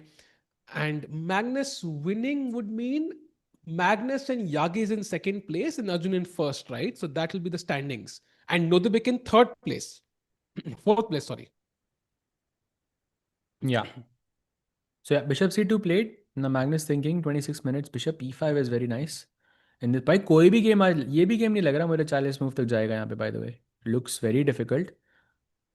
And now bishop e5, queen f6 is a beautiful plan to keep an eye on this diagonal, all of these pieces. And plus, on top of this, you are also creating some kind of a kingside attack with g4, knight f4, something along those lines. But yeah, the game is slow right now, but it's going to pick up the pace very quickly. Let's switch back to Arjun. Any moves there? Nothing yet. He's still thinking. Still thinking. Of course, crucial moment here. I think he has to choose whether to trade queens or not. Sejma, I think what do you expect happens tomorrow? Do you think like this win will possibly propel Gukesh into a better form at this event, or do you think this is just going to be one game and we might see him make the same mistakes? Do you think one game can have that sort of influence on a player's form, especially Gukesh Yeah, right now? it can. Yes, of course. Hmm. For sure, it can. One game, one even not even a game by even a move can do that. Like if you go Hmm. back and you find like a crazy move, like I remember I had this one game against Jorden van Foreest. It was played in Dubai Open 2022, if I'm not mistaken. And I remember like it was this one moment where after move 15, 16 or so, I was thinking for a long time and I couldn't come up with a move. And there was this one move, king to f8. And when I came back home, I looked at it. It was the only move in the position, and it looks like completely weird. And on the board I could not guess that that's the only move on the board. So when I came back and I looked at the move, I think it brought so much confidence in me. Now that's just one move. This is a game. So I think a game, I think, is way bigger effect in this sense. So I think he should be very happy, but let him soak this win. It doesn't have any implications, just a good thing that he won a game against the world championship challenger. It's a good thing. Indeed. And now we have Arjun about to play. Can we go full screen? I think he has played queen to e5, the best move in the position. There is no compromise, in Arjun's dictionary, Sahaj Bhai. He's going to be absolutely brutal with the best possible move. Sacks the bishop on b7, but attacks the bishop on e3. Exactly. This and this. And people are asking, can you show the best line in Arjun? Well, he has just played Queen e5, which was the best move. And after this, basically the best continuation is to go Queen takes b7. And if you don't do this, then Bishop takes f3 would lose an exchange. So more or less forced to take on b7. Black will take on e3 and White will play King b1. And once all the simplifications have happened on the board, we can now clearly understand it's an opposite colored bishop endgame. Well, not an endgame, but more like a middle game. And the side that generates an attack here is attacking with an extra piece. So this bishop is very important to attack the b2 pawn. And of course, on top of all of this, white has one very apparent weakness in this position, and that is f3 and h4, the broken pawn chain. Black's pawn chain is basically connected, white's pawn chain is not. So in the future, if we were to trade off all the pieces from the board, the bishop could hit this pawn, the knight could hit this pawn, and so on and so on. So very comfortable endgame. I think also very comfortable middle game as well for Arjun. And somebody said, I feel bad for Zoo. Shangabai, I think you should keep in mind that if you ask any female player in the world, pick up anybody, and if you ask them if you would like to be in Zoo's shoes right now to play, an event where, you get to play Magnus, Arjun, Nodirbek, who traditionally, because of, like the division, you don't get to play, and they are much, much stronger than you, I think everybody would say yes. I think in these events, it's not about necessarily always, winning the event or beating Magnus or Arjun or Nodirbek. It's more about learning. And I think um, this is what Divya did. This is what many uh, top players do. Like they will play events where they are probably the weakest player, maybe get crushed, but get so many lessons out of that tournament that in the next event they play, they absolutely crush everyone. And Vaishali had again 1 out of 9 at the Chennai GM. And the next event, she wins the Grand Swiss ahead of everybody else. So it's always going to be that way. And she's played some great games. She won against Andy Woodward. She fought toe to toe against Carlsen for a long, long time. She's also fighting here. Of course, she is worse, but she's still playing. And I think she's played some great chess. I would say it's a learning experience for sure. I don't know why people are saying that they feel bad for her. First of all, she's gaining rating here. Secondly, she drew to Jordan and she defeated Andy, and then she had, let's say, an almost winning advantage against Magnus Carlsen in classical. I don't think you would be unhappy. And again, she's performing. I mean, she is right now ahead of Nils as well, and only 1 point behind Andy too. So I mean, it's a great learning experience, and I think she's performing really well. So this is good news for sure. Gukesh will retain his title, sir. I'm 100% sure. Arey bhai, thank you so much. Hopefully, but I think it's going to be a tough fight. I don't think anything is 100%, But I think Gukesh winning definitely is good news for him, but it's not confirmed. It's still going to be a very, very tough fight for Gukesh, and the same can be said for Sindarov as well. Yeah, and let's not forget अभी दो match pending है yeah. We still have 2 more blitz games between these guys. So that could again turn the tide in one way or the other. So it's a big win for Mukesh, of course. But if he can continue this for the next 2 games that they play, it's going to be huge because they don't play each other many times. And Zujin in front of us, by the way, again falling below Arjun's time on the clock. By the way, also commendable for Arjun. Let's not forget that he's just played this tournament absolutely perfectly.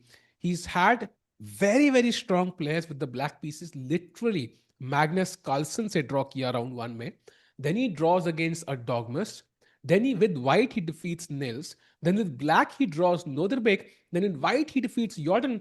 Like a dream tournament for Arjun after 5 rounds. And this one, if it goes his way, I mean, it feels like Andy Woodward, white pieces, final round, Sahaj Bhai. I mean, he's all set to win his first classical event and first huge classical event, that too ahead of Magnus Carlsen.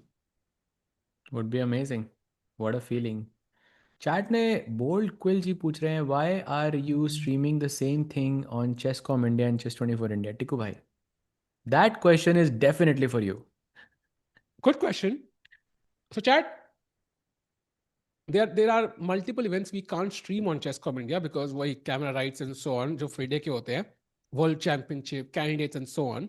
So we can only stream them on Chess24 India, at least for this year. So we have to stream here. And if you're streaming here, then the major events and continuing for other events also makes sense. But we also have Chesscom India. So streaming both places, maybe, different people watch us on different channels and it's a different experience. We usually only read the Chess24 India chat and we sometimes don't for the Chesscom India one, but there's no harm in streaming in both places, I feel personally. So can sometimes the audience can be different as well. But yeah, it's a debatable answer there. Will Sindarov be on Olympiad board 1 or 2? That's, I think, only time can tell. If Nodirbek is still ahead on the ratings, my guess is Sindarov will be on board number 2. If he crosses Nodirbek, however, then I think things might change. So let's just see what happens. I think we still have a few months. Will Vishy play Total World Chess Championship? Excellent question. I'm hoping he does, Sahaj Bhai. I'm doubtful though, because he's also the deputy vice president for FIDE, so he might have other responsibilities. But he technically, yes, can play. He has qualified by rating, so he can play the Total World Championship if he wishes to. Now, whether he will play or not, we'll try to ask him. I mean, if possible, let's see.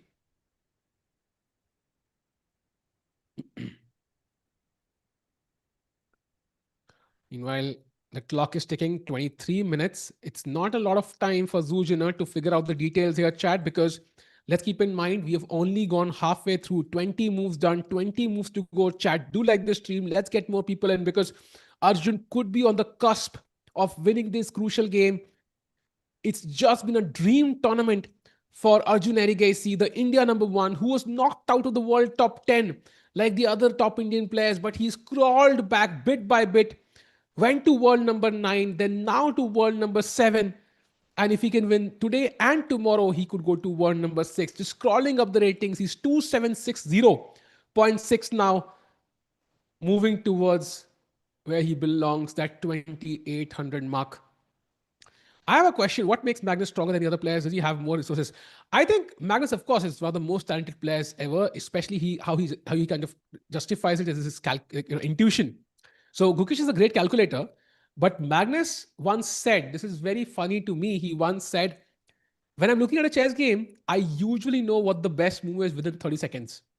The rest of the time is just to justify my intuition, basically, my move, which has come to me. So basically, his intuition is absolutely top notch. And that's why you see him crush across formats, rapid, blitz, and classical, which is not easy. Nobody has done it. Even when Garry Kasparov was playing, rapid and blitz wasn't as common, right? So only Magnus, I think, is the one who's kind of crushed and been at the top across formats. So yeah, I mean, I think it's a bunch of things. He's talented, of course. His intuition is this. How did he develop his intuition? Very hard to know. One differentiating factor surely is his work with Kasparov. It wasn't a lot, but it was definitely some work that he did with Kasparov.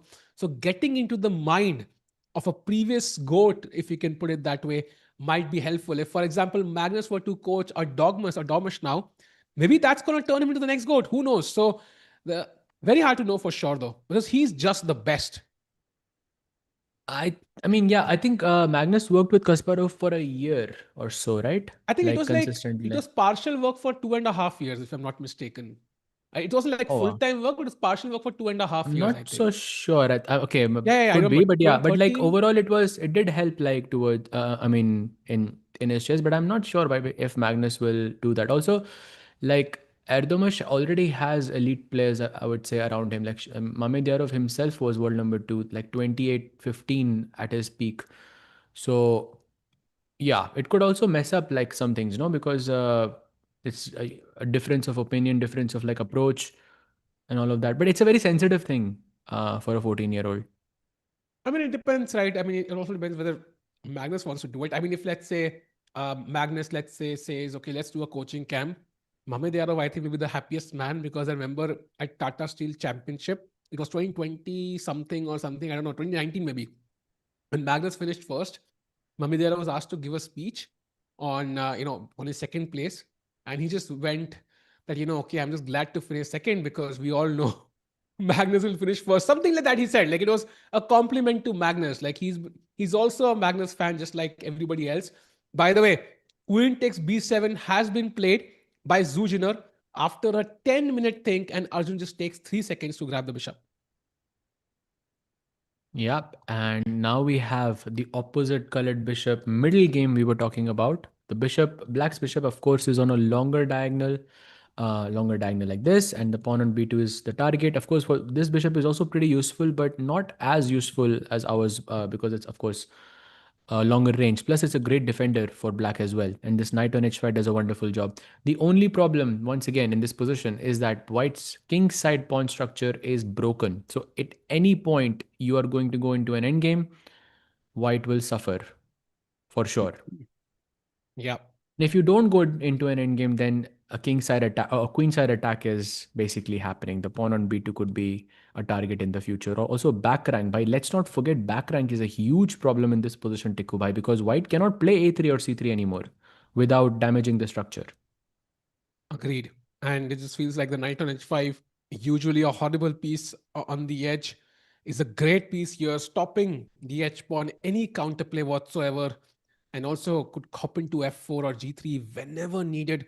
And look at that knight on a4. Of course, it defends b2, but that's it. It's like a one-trick pony trying to defend the b2 pawn, and that's a measly role for a strong knight that ideally should have been on d5 or somewhere in the center. So Arjun looks like he's in the driver's seat, but how does he finish the game off, Sahaj? Because white still has some pressure on f7. I don't really want to take the pawn on f3 as black anyways because it's going to open the f file. So how do I convert this? How do I improve my advantage as black? I think the first step is to defend the f7 pawn because that's the target. Bishop takes f7 check is a big threat for black, for white. Because rook f7, the a8 rook would be hanging. So you could either move the rook to e8 and then bishop f7 is not a threat anymore, or you can play something like rook a7, which I really like in this position, just completely securing the 7th rank, and then the rook can jump to c7, e7, wherever it wishes. Perhaps you can go to e7 and then rook e8, and suddenly you can start planning to infiltrate the back rank where the king can be a bit unsafe. That's a good plan. Another good plan I see is to play something like queen f4. And this protects the f7 pawn. So if you were to take bishop f7, I can capture back with my queen there. And then I think about how to activate this rook again. Maybe rook e8 again could be the plan. Both ideas look very, very promising. And Tikubai, just to point out, after rook a7, like one of the best moves here for white is to play queen b6 and to just go into the endgame. And the endgame is really bad for white, but it's the only option. Wow. I'm not sure Zoo will consider going to the end game now because that's just misery. Yeah. I mean, he's kind of suffering till the end of the time. By the way, Queen f4 played the best move in the position again. Not entirely sure why it's the best. Of course, preempting an attack on the queen by one of No, no, those bishop coming to f7. e1. Yeah, keeps an eye on the h4 pawn, defends f7, so bunch of ideas. And also, I think from Zoo's perspective, the time ticking down, what is her plan? Because you can't really move the knight, b2 would be a target. The queen is active, of course, but okay, what with the queen next? If you move the rook from h1, then the h4 pawn would be hanging. If you and the rook on d1 is already maxed out. So what is Zoo's plan? I just don't see a move apart from queen e4, for example. Rook d7 comes to mind, but of course, then you have to keep an eye on the back rank as well. Yeah, especially the e1 square. So rook e8 and then suddenly rook e3, and you are very careful. Firstly, the f3 pawn also hangs, and secondly, like rook e3 and rook e8, and the sole fact that you cannot open your back rank is a big problem here. Oh, she's going for the h rook. I think she wants to play rook h1, so she's sacrificing the h4 pawn for the sake of activity. That Ah, is her plan. And also she just went down below the 20-minute mark. So this is where the high pressure situations begins in any chess match, because in the older clocks you used to see 20 minutes, but the moment it went from 20 to 19, you could see the minutes and the seconds. So I think a lot of chess players are sort of wired to think this way, where if the clock falls below 20 minutes, that's when you wake up, because then you can see the seconds and you understand that you don't have as much time anymore. agreed. And that f7 pawn is the only weakness I feel that Arjun has, and it would not be so bad for Zoo to try and pressurize it. But let's see how Arjun defends it. He does look very confident. By the way, yes, Gukesh defeated Sindarov in their one-on-one today. They're also going to play 2 games day after tomorrow and the day next to that. And also one more question in the chat. Um, I read it somewhere. Why players keep their seconds hidden from everyone? And if they're low rated, how do they help the pair? I think they're hidden because sometimes if you get to know the name of a second, you can kind of see their game, see their style, and it becomes easier to predict what sort of openings they might recommend to their first in this case. And also, like, even if you're weaker, you can still help, you can come up with opening ideas. In fact, many top players have coaches. I mean, for Magnus, any helper, any second, any coach he has is going to be weaker, right? So he does need people working for him. They can help with opening ideas. They can help with, setting up tactics, solving puzzles. They can help with just camaraderie there as a team working together in a lot of ways. And probably Sahaj can go deeper as well into this. I think you made some very good points. I think with every second having a certain style, and if you know who the second is, then it can definitely reveal some things about you. But I have a counter question for the chat. Why should the players reveal their seconds? Like that's a very fair question, I believe, because this is exactly what Magnus asked, in after the World Championship match against Vichy, because the norm was that after a World Championship match was played, during the press conference, like in the final, on the final day, players would reveal their seconds, and this was like the tradition. But Magnus just showed up there, and he said, no, I'm still gonna keep it a secret. And people were thinking, wow, we didn't know that was an option. So my question is, why should a player reveal their seconds in the first place, right? Because it tells more to the opponent as it is. So yeah, that's just my take on this. The fans, I understand that the fans are interested, but I think they are also wanting to keep their preparation, their team a bit secret, and I think it also helps the player. Also, Bhai, fans के लिए imagine. भी, like, knowing, I think some players here and there, but you don't know like for Sindarov, that Uzbek number 5, I believe his name is Mukhidin, who is his second. You know who his coach is, Roman Vidoniak. And then, I mean, like some people in the team. For Gukesh, for example, we know Gajewski is there. So कुछ players तो पता है, I think, fans को, but I don't think the entire team should be revealed. Even in that World Championship match, like we knew Peter Hein Nielsen, was it, or was it Hammer, Tikubhai, against Vichy? It was one of Yeah, them I who was think, like there, who was like the main guy, and then there were like a bunch of others as well. yeah. And imagine, yeah, let's say Gukesh announced that one of my seconds is, let's say, Vincent Keimer. What's the first thing Sindarov's team will do? They will analyze Vincent's last few games. They will see the events he's playing. They will start breaking down what did he suggest in the last World Championship cycle. In fact, that's exactly what they might be doing because Vincent was part of Gukesh's last team. So, and one of the things they might do is literally hire Vincent against Gukesh. if he's already not working for him. So revealing the seconds always has these drawbacks. In fact, if players had a choice, they might not even reveal it after the world championship has ended. So from the player's perspective, it's best if it's hidden. There's no benefit to revealing the names. By the way, Queen F4 ke baad, Zuziner is still thinking, and there's a 11 to 12 minute difference. It's getting from very, very tough to almost impossible, Sahaj, for Zuziner to kind of create counter. But she's about to play a good move, Rook H1, but stopped herself from doing so. Exactly. I think she's going to take some time here. I think while she thinks she has 15 minutes, I think we're going to spend a lot of time when the game, progresses a bit.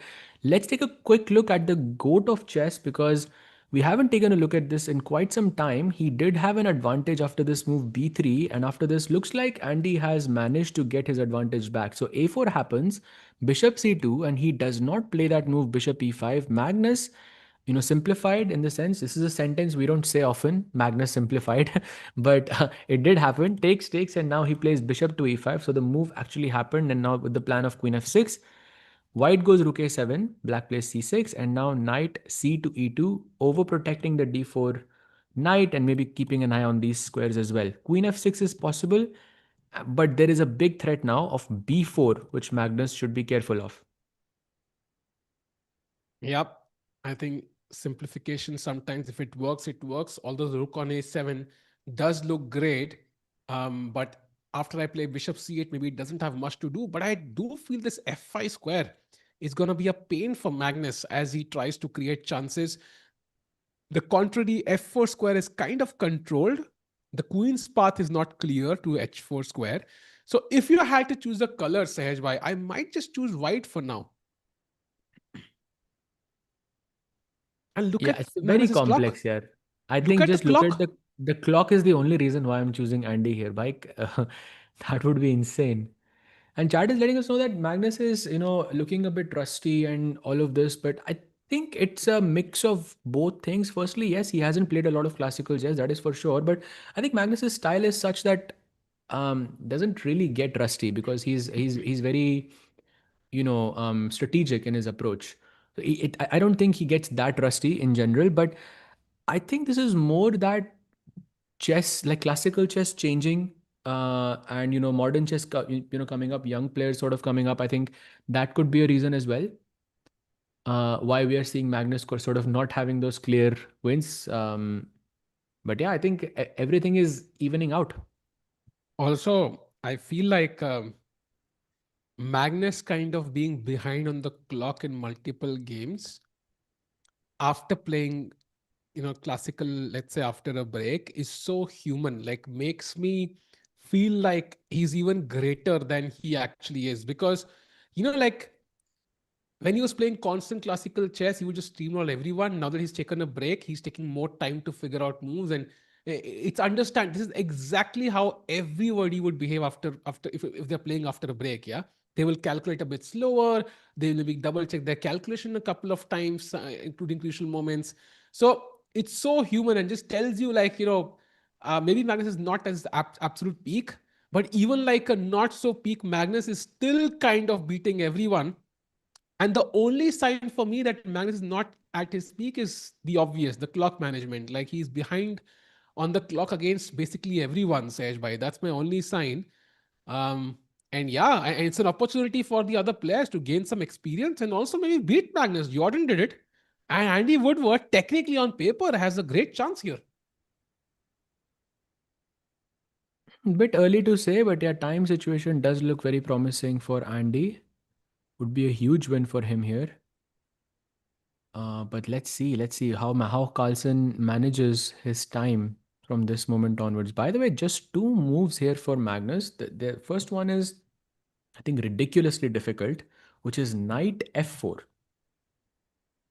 Because knight f4, gf4, bishop takes f4 is not working because of queen b6 attacking the rook.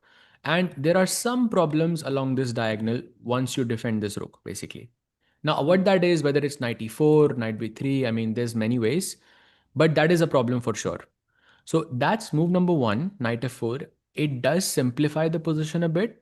And also at the same time, I think highly unlikely because After a move like knight f4, take, I don't have to capture back on f4. I can also play bishop f2 and continue the game. And then your pawn structure, okay, it's good, but at the same time, not an easy decision to play knight f4.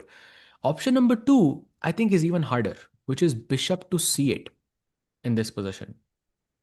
Defending the b7 pawn and preparing for the knight to go to e6, and maybe then in some near distant future, you can play knight f4. Tikku bhai, out of these two moves, knight f4 and bishop c8, what feels harder for you to play? I think for me it's knight f4 because again, it involves sacrifice and calculation. But from Magnus, I think he will play bishop c8 if possible because he doesn't want simplifications. He would love a position where he has chances to win. Because if he draws, that's basically kissing away any chances of winning this event, right?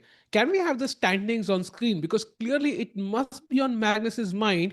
Coming back to classical chess, he would love to win this event. As you mentioned, he might be missing classical chess.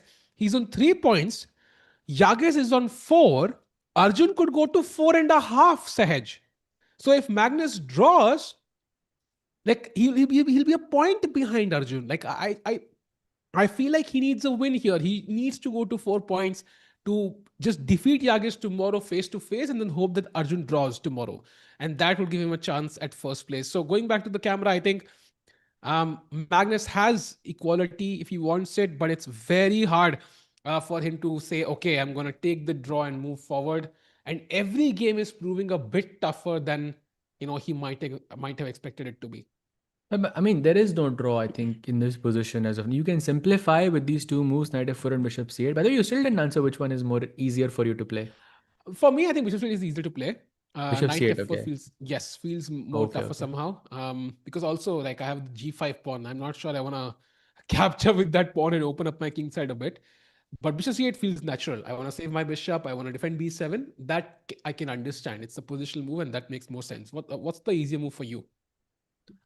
Uh, I think Magnus has answered that question himself as he plays the move knight to f4.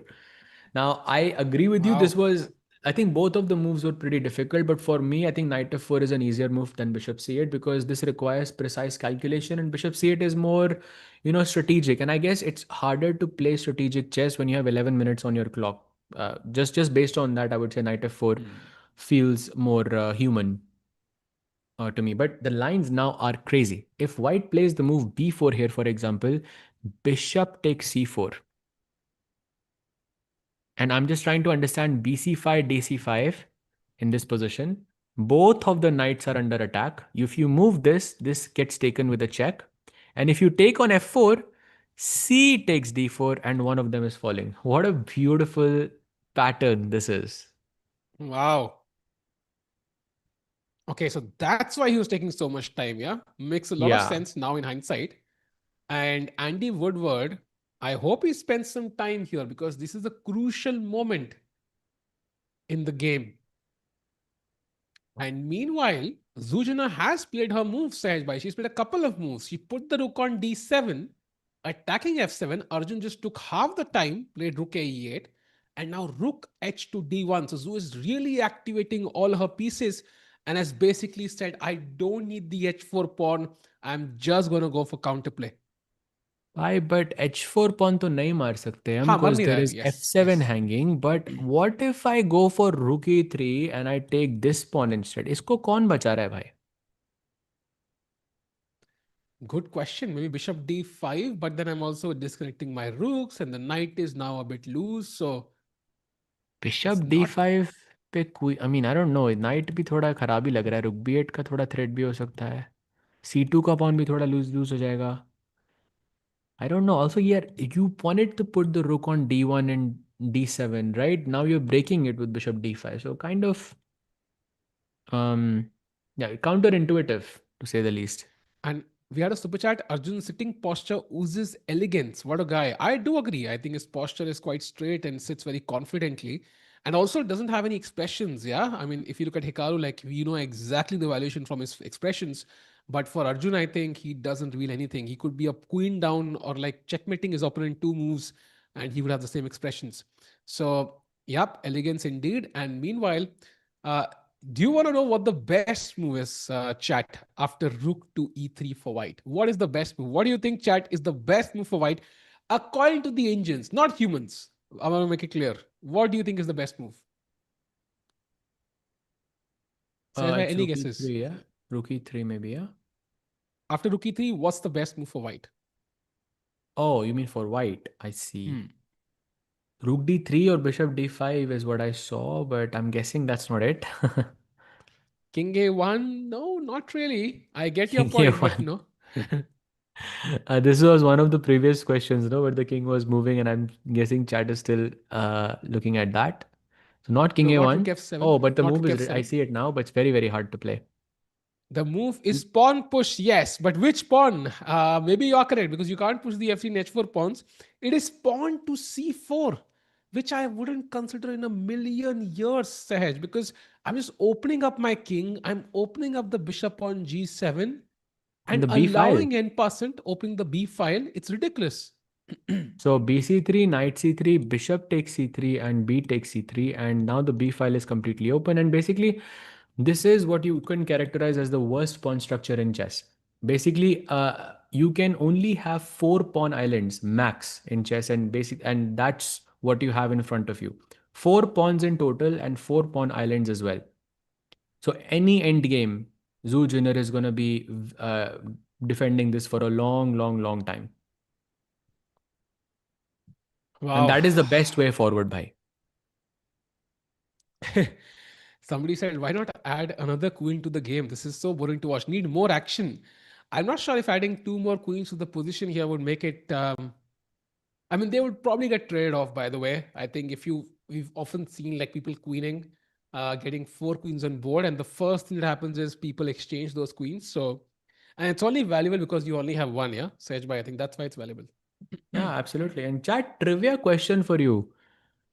In which game did the following two conditions were met? Number one, the white side had promoted, well, one queen, so they had two queens in total. So one side had two queens in total, and the other side checkmated with a pawn. Let's see, trivia question, chat. Anyone remembers this game? It was a very famous game. Actually, we did cover it as well. But it wasn't an Indian player. It was an Indian player, but that's not the guy who delivered the checkmate. That's the guy who got checkmated basically. So there was an Indian player involved there. And by the way, if I don't know if this is relevant, but it might be, Sindarov is about to lose his third game of the day. So three losses for Sindarov today. Three games, three losses. तो मतलब तकिया कौन लेके आया था इस tournament में? I don't know, but it shows you how much influence one game can have. And the loss against Gukesh was a huge one. Yeah, must have hurt him. Yeah, must have hurt him. He lost to Wesley, Gukesh, and now MVL also is looking really, really bad as well. It's crazy. This is like dead loss, no? Another example, by the way, chat of the knights. The knights' only weakness is the inability to lose a tempo. So let me give you an example. Let's say white plays f4, knight f6, king d4, king. Okay, not king d4. I'll play bishop f3 or whatever. Black plays king e6, right? King d4, king d6. Now this is the position. Both sides have opposition. This knight is defending here. The bishop is attacking there. Now, white has the option to play bishop e2, which still controls h5, and this is what we call a waiting move in chess. And this is something the knight cannot do.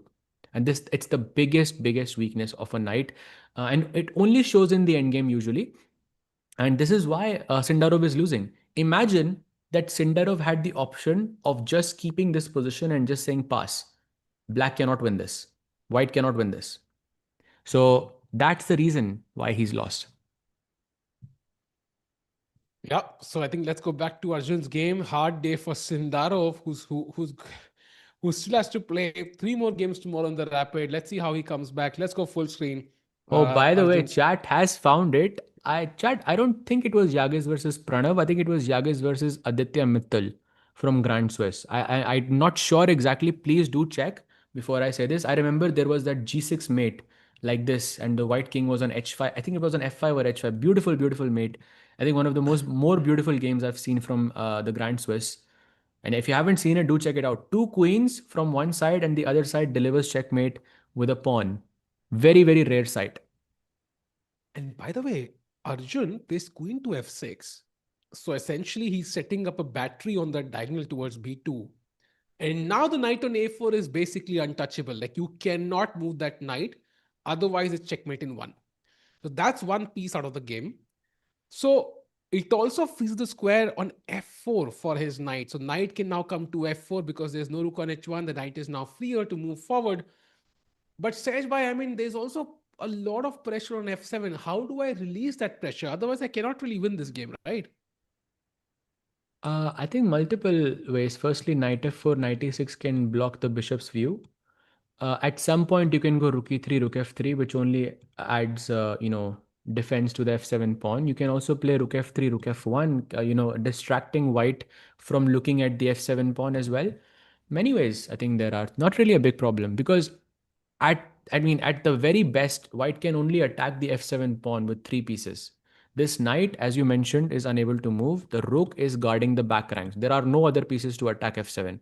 We already have three defenders. That means our rook on e8 and the knight on h5 is left free to put further pressure in our opponent's camp. And this is exactly what Arjun is going to do. Yep. And 10 minutes for Zuzina now. She needs to play 16 more moves. The time pressure is real. Chad, I think we had this debate whether we're going to reach the 40th move here. It looks tough. 16 moves to go, and she's used 2 minutes for her last move. She needs to be quicker here. Otherwise, Arjun will just take over. I think this might be the next game to end, Sehaj, because Magnus is going slower and so is Jorden. So, crucial game for Arjun. Oof, man. Sehaj, question to 100%. you. And sorry, just to cut you off, just wanted to address the chat. The chat is saying Magnus game, chat 20-second look because nothing has changed. It's the same position after knight f4. He's still thinking. I think this game is really gonna pick up the pace, but when it does, we'll keep switching between him and Arjun. But let's stay on Arjun because I feel that game has much higher chances of ending faster. Yes. And once I think Magnus's opponent plays, we can have the two board setup as well to cover both. But right now, I think he's in a deep think. He's already used up 12 minutes. And yes, Hans is playing pretty well. He is about to win as well. So I think a great tournament so far for Hans Niemann. Can he continue that in the Blitz? Also, by the way, I saw some interview by Hans yesterday where he mentioned, when Magnus dropped the pieces, then he was given a loss at the World Blitz, Sahaj bhai. Magnus versus Arjun. I think so. And I don't know if it's Arjun or whatever, but I think With Hans FNX mentioned the same pawns. scenario to the arbiter. What happens if we have 2 seconds on the clock and somebody fumbles the pieces but presses Oh the yes. clock? And then that's exactly what Gukesh did. But he was basically awarded an extra minute and he wasn't given a win. So he was a bit mad about that. But he won the game anyways. So it didn't really affect the game too much. By the way, queen to b5. So Zujina is like, you know what? Just give me these two pawns. I think then, we can talk about the game because I can quickly just start pushing my a pawn then and basically, or some other pawn and win the game. So we need to save the pawn, Sahaj. Maybe then can I play queen e5 or rook e5 something to stop this? I think rook e5 makes the most sense. Why else should we play rook e8 in this position? True. It defends the pawn, attacks the queen, does all the things that we want. White's gonna probably go queen b7 or queen c4 to keep an eye on the f7 pawn again. And then, okay, it's all about navigating. Yeah, I think you can even just take the pawn on f3 for free at this point. Or even you can, bhai, look at this plan. What a beautiful plan. Knight goes to f4, g2, and h4 because all the pieces are kind of tied down looking at the f7 pawn, defending b2 or defending back rank. No one's defending these two. Wow. So that's a long plan. I'm quite curious if Arjun goes for it. And this is the case with opposite color bishop's chat. Sometimes, the game is just long and drawn out because it's very hard to make progress. Let's see how it goes. Meanwhile, 15 minutes for Arjun, 9 minutes for Zoo. And we still don't have a move from Andy Woodward, chat. So we'll switch to that game as well as soon as we do. By the way, Jordan is about to be, winning that game against his opponent Nils Grandelier. So that's the update. But let's go back to Arjun says, where as soon as we have a move from Andy, we can have the two board setup. Ah, okay. Okay, got it. This is the current, but yeah, this is the current position. Still the same. He's still deciding between knight f4 and all the captures that are possible. He's been thinking for, well, almost 15 minutes now. So I think the game should progress very, very quickly. Going back to Arjun, queen b5 ke baad, he's still thinking 15 moves, well, 16 moves for Arjun and only 15 minutes left. But of course, for Zhu Jinner, it's only 9 minutes. So it's picking up very, very, very quickly, bhai. Yep. And we see the big quant box logo there, by the way, supporting Arjun for a few years now.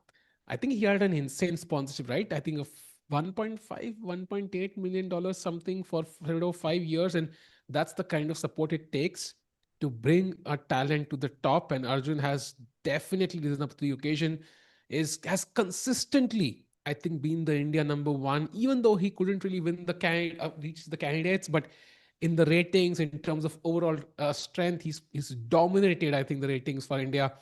And of course, this event could be a huge one for Arjun if he can actually win it. And I think, said by he's finished second so many times. Yeah, that World Cup defeat was heartbreaking. Twice, two World Cups in a row. But I think he seems to be rising up to the occasion now. Yeah, absolutely.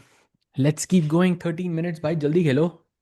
By the way, look at how focused Arjun is on the board. He senses the win. I mean, of course, you know that it's winning, but you still want to convert in the most cleanest way possible. Hmm. He wins today, draws tomorrow. That's first confirmed, right? That's tied first confirmed. Yes, depends on the other results. Bhai, But pata Yagiz hai, has like, drawn. what's the benefit of playing Magnus in the first round in a round robin event? It's that from round two onwards, whoever Magnus plays is the guy you play next. So पहले Magnus उनको हराता है फिर उसके बाद वो उनको अर्जुन लगता है. That's perfect, no? That's the I mean, benefit depends of if they getting have a. Magnus in the first round. But also, Jordan defeated Magnus, so he was a pumped up Jordan. Arjun still defeated him, so I think he's just played some fascinating chess. And a And I good guess it question. works both ways, no? You can also become like let's say very happy, like your sense of danger आपको थोड़ा सा. I mean, it can work both True, ways, I guess, in that sense. true. But I'm about to play. We can see him lift his hand. Rook e5 is our expectation. I think giving the a5 pawn is a bit risky, of course, because it could start a race, right? So let's say you take on f3, you take on a5, and suddenly there's a race. And that just creates complication. Okay, he does take on f3 though, Sahaj bhai. He's ready for the race. Amazing. Good move. So now an extra pawn officially. But queen takes a5 is also hanging, but I'm not sure if I have the, let's say, the courage to take this pawn. It looks super, super scary because also the queen is not controlling the d7. I mean, I'm not sure if it's relevant to the position, but the queen is really out of place and the back rank issues. The queen will need minimum two moves to get back into the game, like queen b5 and queen d3 or queen b6 and queen g. Like you will need minimum two moves to get back into the game. That's why a move like queen f5 looks very, very unlikely, but it is the best move in the position. So tough choice for Zhu Jinner ahead. I think it has to be done, Sahaj bhai. It just has to be done. Um, Regardless of how difficult it is, how risky it is, Zujina has to take the challenge by its horns. She has to grab that pawn, and also any endgame now gives her more chances, right? Because she could have a passed pawn in a jiffy. So she's calculating, but she doesn't have much time. 15 moves to play in 8 minutes. Yeah, tough Just situation. Very, saw very the tough excitement of situation. Gukesh after beating Sindarov with fist pump. Exactly, Sej bhai. I mean, that image is just a symbol of hope, I think. Yeah, of course. And by the way, Andy Woodward, to those who are wondering, Magnus game, by the way, Andy Woodward is still thinking in this moment. He has 8 minutes left on the clock. He's been thinking for 19 minutes. I think it's a bit of a long thing for him, but it's a difficult situation because you have to decide whether to take the knight on f4, and that changes the situation structurally a lot for Andy. But I think Andy is a type of player who probably does fairly quite well even in time pressure, considering that he has won the World Puzzle Battle Championship. And he defeated Robson Ray there, and he's been in the finals there many times as well. So I think he's very used to playing fast chess, spotting those quick tactics and time pressure. But still, it's a problem. Yeah. 8 minutes is too little, Saj, by I feel. 8 minutes is too little. He took too much time for that. Let's have both the games actually. With the two camera setup. I think because Magnus is anyway hidden behind the board. We won't I'll let put Magnus Arjun's hide. board, yeah? Yeah, I'll put Arjun's board here so you can switch the thing. There it is. Queen f3 Yeah, ke let's have baad. the two board setup. Sindarov will win the event. Very unlikely. It's possible because we still have a lot of games remaining. But it's tough because he suffered 3 losses today. It's not just the points, it's the confidence also. To come back from here would take something incredible. Sessi is showing 0-0-0. Bhai, wo Magnus ka game hai. Like, that's not Arjun's game. I think you're looking at Magnus' game. Sessi doesn't cover anything, any other games besides Magnus. Well, like, I think it did cover the World Championship match between Gukesh and Ding. But apart from that, I think it largely only looks at Magnus's games. Yeah. By the Takes way, on Queen a5. takes a5 on the board. 6 minutes for Zuzhina, man. That is not a lot of time. And knight f6, best move played by Arjun in a second. That was the only winning move, by the way, that maintained a huge lead for Arjun.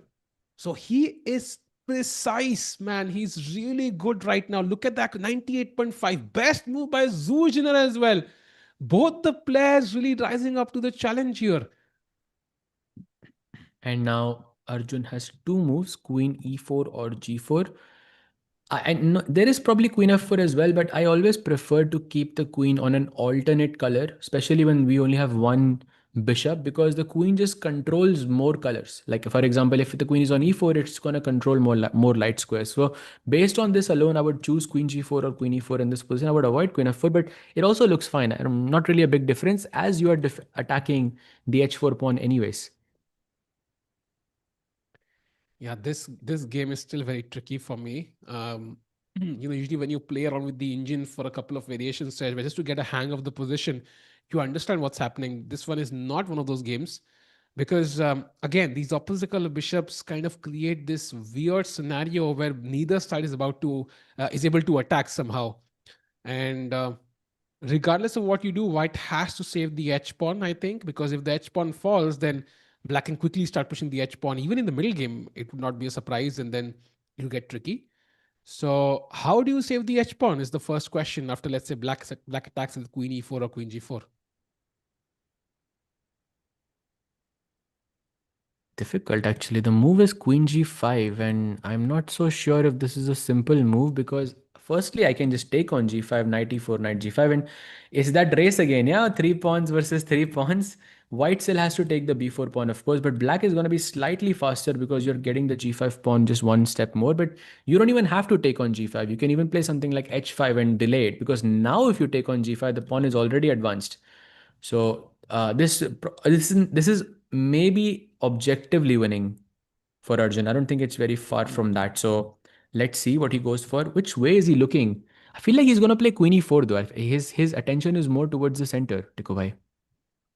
Agreed. The good news is both moves are good. That's the best part.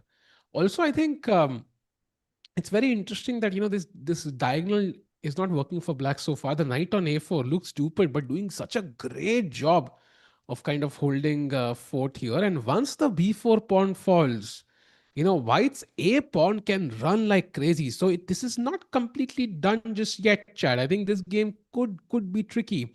Meanwhile, on the Magnus game, does he have 1 minute? Does No, 6 Magnus minutes. Carlsen have? Huh? 6 minutes. Six Oh, minutes. 6 minutes. I think it's a Really? Are you bug. sure? Maybe we can refresh. Yeah, I can see 6 minutes Thank on the God. clock. I got Six and a scared for a half second, minutes. man. Oh, Maybe thank I'll God for try just that. refreshing the screen. Can I do that, Samay bhai? Yeah, we have 6 minutes now. We have 6 minutes now. All good. All Okay, good. perfect. So I was 92 scared for a check. Wait, second. 92 check was played and takes, and now queen f6 is the move. 6 minutes each. Well, 9 minutes for Andy. But I think Magnus looks pretty promising to me now. I feel like I think this game is not going after move 40. I feel like a mistake is gonna happen here somehow. By the way, Queen F4 played by Arjun. Similarly attacking the H4 pawn. Let's see Oh, what. so he chooses the one square, yeah? He chooses He's f4. like I he's like thought e4 सहज भाई ने g4. दोनों बोल दिए. अब मैं कुछ अलग करके दिखाऊंगा आज. Crazy. But yeah, I mean, the idea, I mean, is the same. You're still attacking the h4 pawn, so it kind of justified here.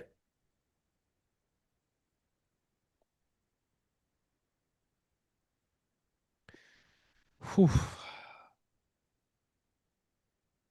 Chat, the Gukesh tournament is over, by the way. So that's over for today. And Gukesh scored what? I think he scored one loss, one win, and one draw. So 3 points essentially. But Sindarov scored zero. So that was a hard day for Sindarov there. And tomorrow they're going to be back. By the way, Bishop E3 played by Andy Woodward on the right against Magnus. By the way, Bishop H3 is possible apparently. Are you kidding me? What? Bishop h3. Oh, wow. Let's actually take a look. Oh, I can't actually. But so bishop h3. Oh, I can switch? Okay. Uh, oh, bishop h3 is not just working, it's the best move in the position. And after bishop takes h3, white should not be capturing back. He should play b4. What?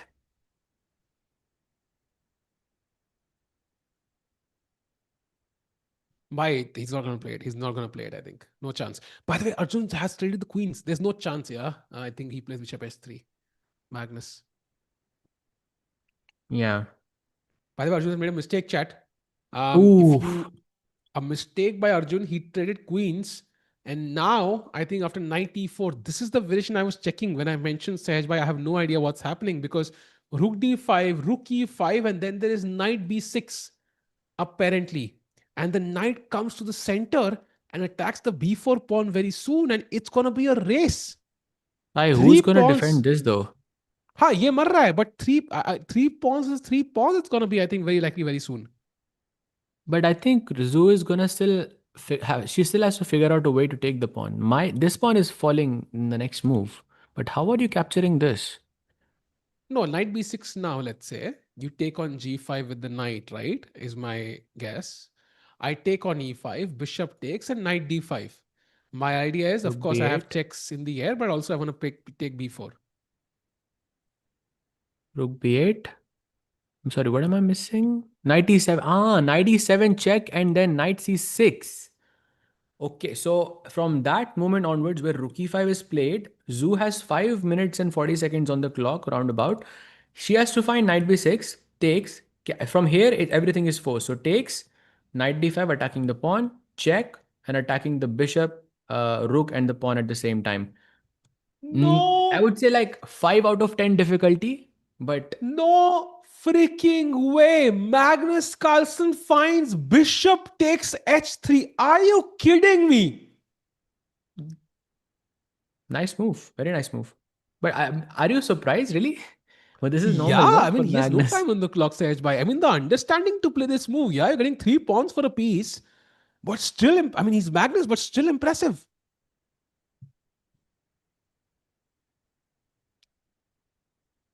Wow. I know it's Magnus, but it's still impressive, man. Like, because the compensation is not clear at all.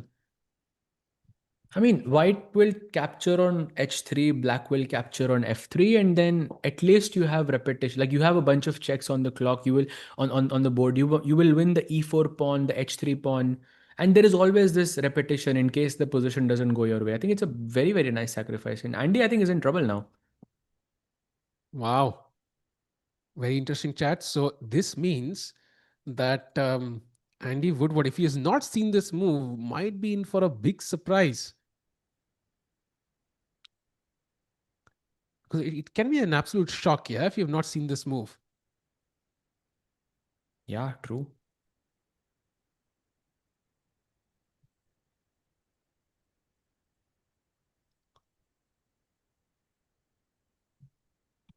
Let's see, 3 minutes only for Zoo. I feel like the position is now simpler, but at the same time, if you win the g5 pawn, those three pawns look so scary.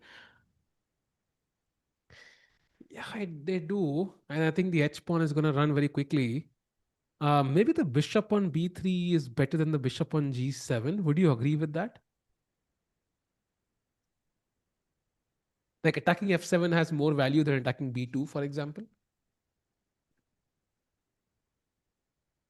Yeah, maybe. So yeah, maybe. But question is, does he even start the move with knight b6? That's the thing, because you're dropping the pawn basically immediately in Hmm. this position. I mean, and looking at that knight e7 check and knight c6 move. So after the knight has reached d5, that knight e7 knight. Oh wow, she plays it. Wow. Beautiful. 9 more moves to go for Zoo. Definitely 40 moves तक तो जाएगा ये game. But उससे पहले decide हो सकता है अभी भी. Right, this is what happens when you play Magnus. Yeah, you in the next game you start playing some amazing chess. And knight b6 is a good find. Now Arjun will take on g5. I think that's an obvious move, but can he still win this? Because definitely the advantage that he has now is less compared to what he had earlier. But Zujiner also has 3.5 minutes with 9 moves to go. So if Arjun can find some ways to create pressure and maybe start that race, initiate that race, it might be easier for him to figure out all the details. True. And now the question is, does he take rook g5, knight g5, or does he wait? Because now Tikubai, I think some weird moves are popping up for me, like rook e6, which I would never consider in a million years. But that means there's not enough substances in knight g5, which is a bit surprising because take knight d5 ke baad, even if I play something like h5, like technically I'm two tempos up in this position, right? I have a pawn on h4, you still have a pawn on a2.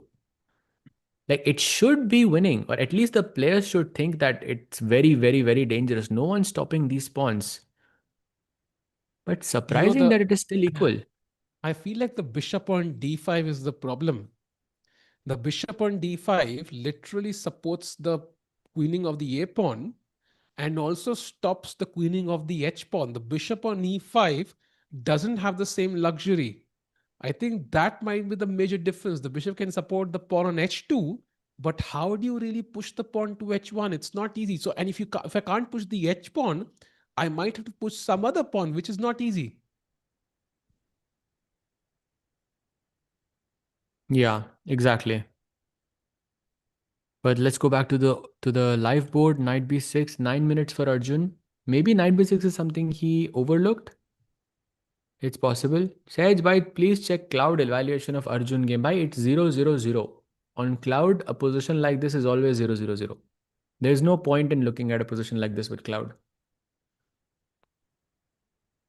By the way, look at that clock on Andy Woodward. Yeah, 3.5 minutes now. So both games really sharpening up. Chat, hold your horses because we might have blunders from one player at least on each of those games very soon. By the way, B4 played by Andy. Yeah, he's found the best move.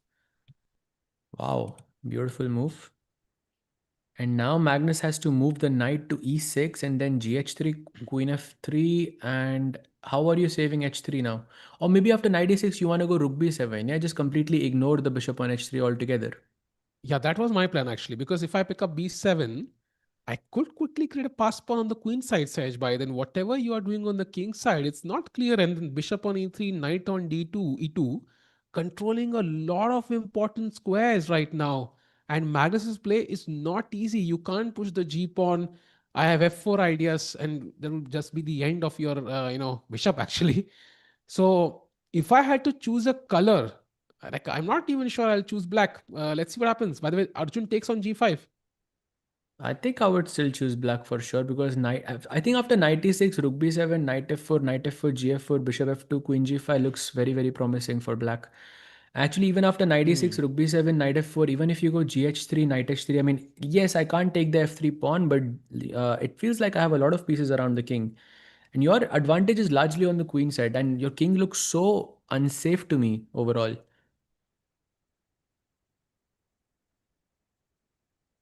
Can Magnus go crazy with g4 in some lines? G4 is answered by f4. And basically, the bishop on e5 has no squares apart from b2. And I think that will be the end of his attack. So he can't go g4, at least not yet. And he has 3.5 minutes to navigate the subtleties. Same for Zhu Jina, who has 2.5 minutes, by the way. So Magnus game, we are at move number 28. So they have to navigate still 12 to 13 moves. And in the Zhu game, we are move number 31. So 9 moves there. Both players, both boards, I think under serious time trouble now. And also this means Zhu did not find that sequence with knight d5, knight e7 check yet, because she would have played otherwise, no? Only 2 minutes Yeah. left. Because rook e5 looks paradoxical, right? Because you're kind of developing an opponent bishop. So maybe you also consider other options, but there is no option. She needs to get the knight to d5 to attack the b4 pawn because, yeah, she plays it. Wow. Nice calculation there by Zhu.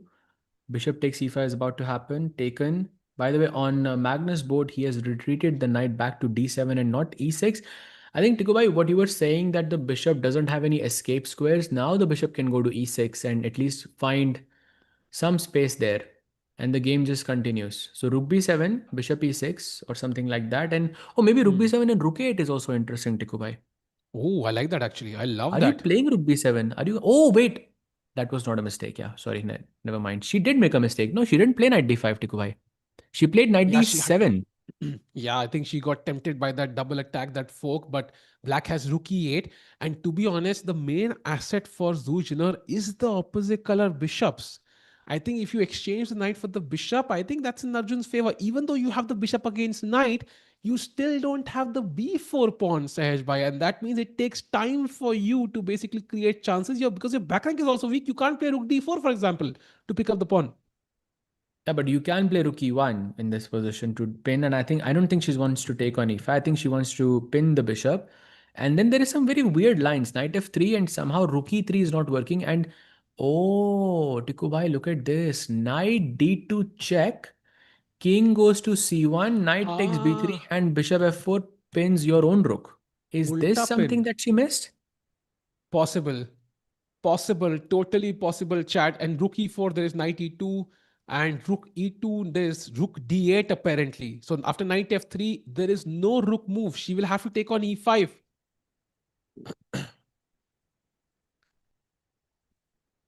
Rook e8 on the board by Arjun. He has seen it all. By the way, mistake by Andy Woodward. Magnus is now winning. Rook a8 says, why you Okay. mentioned this move. You mentioned this move. Rook e8 now completely Yep. winning for Magnus. Rook 8, rook a1 check, and I'm guessing some mating attack ideas. Yeah, with g4, queen h4 incoming. That looks very, very nice. By the way, I'm going to show it with arrows as well. So, if we can switch the board like that, I'm just going to go to Magnus's board very quickly. So, in this situation, oh, some bug here. So there it is, knight d7, rook b7, bishop e6, knight d4 was an inaccuracy, rook a8, and now the idea is कि मैं rook a1 check दे रहा हूँ, king f2 के बाद I'll play g4 and this queen will find some activity with queen h4 check, and suddenly I'm asking some real questions to your king. Are you safe? No, brother, the Viking is not safe. He should not have played knight d4 because the bishop was controlling the a7 square. Any rook a8 could have been answered by rook a7. Ah, And now you yes. block the bishop, and suddenly the black on rook on 8 has no counterpart, and it's just game over, I think. Practically, it's even much worse than I think what the engine suggests. Yeah, for sure. Considering the time situation and the fact that they have not reached 40 moves, 10 more moves have to be played, and Andy has to sort of get himself together with only 3 minutes left on the clock is very, very difficult. I think Magnus wins today.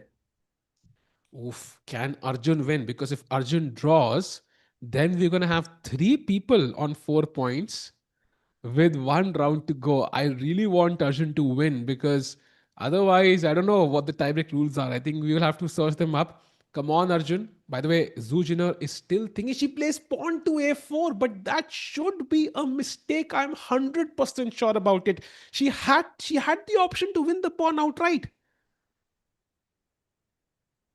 Yeah, exactly. Exactly in this scenario. So ba3 taken by the way. Oh, wait a second. Pawn takes a3 is a blunder here, Tikku bhai. What?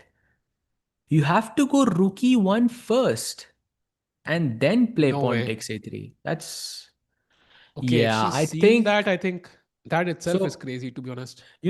I'll tell you how difficult chess can be in these scenarios. And I mean, I can say study your endgame, but there is no way this endgame comes, on the board. But the best way forward is rook e1, which is normal, knight f3, and now knight takes e5. So firstly, you have to identify that knight takes e1, bishop takes f7 check, king f8 takes ke baad, that knight ending is actually equal. Oh, whether she has 18 seconds edge by 15 seconds for Zuzina, Yeah, she yeah. needs to find the move. Live And board, please. He takes on oh, she e5. plays. Yeah, Mistake. exactly. It's impossible. It's impossible to find. The other sequence was even harder. Yeah. Just to like, I can't even show because she has such little time. But yeah, Arjun is completely winning. Basically, the same situation was happening after BA3, just without the rooks. And you had to evaluate that as like not losing for white. And I think you would choose the rooks hands down each time in a scenario like this. Yeah, this means chat Arjun is indeed winning again. So this is crucial. Let's have the double screen again because Magnus is also winning. So crucial moment for both players. Can Magnus and Arjun convert? And yes, Magnus is fighting for first place. He will be in tied second place if he wins. If Arjun also wins. 100%. And now let's push the pawn. H5. Let's go. This rook already does a wonderful job of defending the a5 square. So even if you played a4, there is no a5. So you just keep pushing h5, h4, h3, and yeah, it's a race. I'll show you something though. For example, let's say h5, and this is a great demonstration of the power of the bishop. h5, a4, h4, and now rook d5. Question to you, chat. Should black exchange rooks? Yes or no? Come on, chat. Let's go. Black to play. Should we trade rooks? Yes or no? It's a great question, by the way. Very, very instructive. Some people saying yes, some people saying no. So clear. I see more no's, but I see a bunch of yeses. You should not, because again, that's where the bishop comes in. If you trade, we already discussed this. The bishop on d5 is very strong, supports the queening square, stops the queening square for black, and completely dominates the knight. And this is where Exactly. And white could win this. Like I would not know if white wins this, yeah. I mean, I'm not sure if Black White will win this, but Ah, yeah, like with a like Black Spawn is technically one step ahead. Yeah, White Spawn is only on the fourth rank, Black Spawn is on the fifth rank, and still the position is holding. You are a pawn up, you are one tempo up as well, technically speaking, and still the position is a draw, and that's where the bishop's power shows. Nice question there. So of course, after a move like Rook D5, you should not exchange the rooks. You should play Rook E1 check just to distract and then defend the knight somehow. Or also, there is a very cute move here, which is rook f5. Very pretty. And now ah, the difference nice. is if you take and play bishop d5, and now Wait, this pawn on mistake. f5 Wait, blunder. will stop knight e4. Blunder by Arjun. He played king f8. That's a big blunder. Rook d5 now is the move, Sahaj Bhai. And it's close to equal. Still better, but close to equal. No. Why king f8? Because by And it's Zoo it's also it's blunders. it's end games, yeah. It's an end game. You have to calculate so much. Like you've seen this many times. I wouldn't call moves like king f8 a blunder or moves like king b2 a blunder. They're very logical moves. But now rook d5 is incoming, Sahaj Bhai. Now rook d5 is a वो तो real पहले भी threat आ रहा था. because. But पहले check था ना rook e1. अब check नहीं है. King b2 तो very रुक smart. f5 आप दिखाने देते तब ना. अरे rook f5 मुश्किल. अरे भाई king e7. I think that's a mistake. I think that's a mistake. Oof. रुक d5 तो नहीं खेलेगा वो यहाँ पे.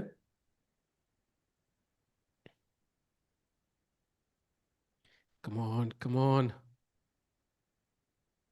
Tough. By the way, a4 is the best move here. Rook d5 is not as good anymore. I think that's because the king is now close enough to the pawn. So you can even just take, and play king d6, and this should be winning. So he has taken away the idea of rook d5 altogether. And by the way, those who are looking at the bar and saying, "Bhai, this is bad for Arjun and everything," like I think maybe 1% chance that Zhu Junior will save this position. 1%, because this is next to impossible. You need like a miracle here, basically. And Sajay, what about the Magnus position? Feels like he's about to win, yeah? Feels like it's completely over. And you mentioned that g4 move. I'm sure there are others because the rook is now on a1 and the white king is down, getting attacked from every single file and diagonal. It feels like it's about to be over. Oh, he goes knight f6. Very, very principled. And now g4 ka threat incoming. I mean, nice master class, I would say, for Andy in the King's Indian in this sense. This is, yeah, Magnus, of course, complicated matters, was a bit worse, and then navigated in the best way. 40 moves been gaya by game. Looking at with each game, I think Magnus is looking more and more like himself. Yeah. Yeah, and I think today that conversion in the end game was nice to see. He kept all options open. Yeah, he kept the knight f4 option. He offered that bait on b7, which white took. By the way, offering the rook trade, of course, black will say no. Your rook on a7 भाई literally has no job. बहुत sharp game होने वाला है अर्जुन का actually. बहुत I mean, बहुत sharp है भाई. yeah, bishop against knight, man, it's always tricky. And rook d5 is incoming. And he should start pushing the pawns. I'm not sure what king f8 and king e7 was, to be honest. Like he's trying to get in the square, maybe, but he should have pushed the pawns.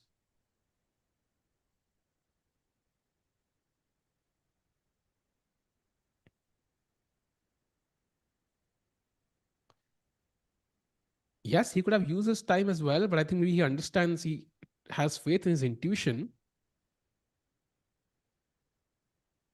Rook h1 played by Magnus. Arjun plays pawn to f5. Interesting choice. Maybe that's why he got the king out. He wanted to push his f pawn. Sergey, would you agree with that choice? Like pushing his f pawn instead of the h pawn? I think we were talking about the bishop controlling h1 and a8. I think Arjun also thought about it and said, okay, you're controlling h1, but you're not controlling f1. Maybe that's why he chose the f pawn here. But yeah, I think not really a big difference. King c3 now looks good to go king b4 and push the pawn. And I'm guessing rook d5 is not working, yeah, now? Because maybe the Oh, black to king is much lost. closer. Because king Yeah, that's d6 aa dead jayega. Now lost. the king is close, yeah. Yeah, yeah. And then So three now pawns cannot be stopped. So that doesn't work. So Zoo needs a different plan. She has 19 seconds, two more moves to play, by the way. So she will gain some extra time on the clock after that. But it's a tough two moves. What's the plan? Apparently, rook a1 is the best move. Oh my god, that's super hard to play. bishop d5, she goes, blocking the rook's view of the a5 square, and now a5, very real possibility. This reminds me of, you buy a very nice penthouse on the 30th floor somewhere with a beautiful view, sea facing view. And then somebody, 1 year later starts building like their own building in front of that view. And you're like, okay, man, this is why I bought the apartment. Why are you blocking my view, brother? So now the a pawn can run, yeah? Because the a5 square is no longer controlled.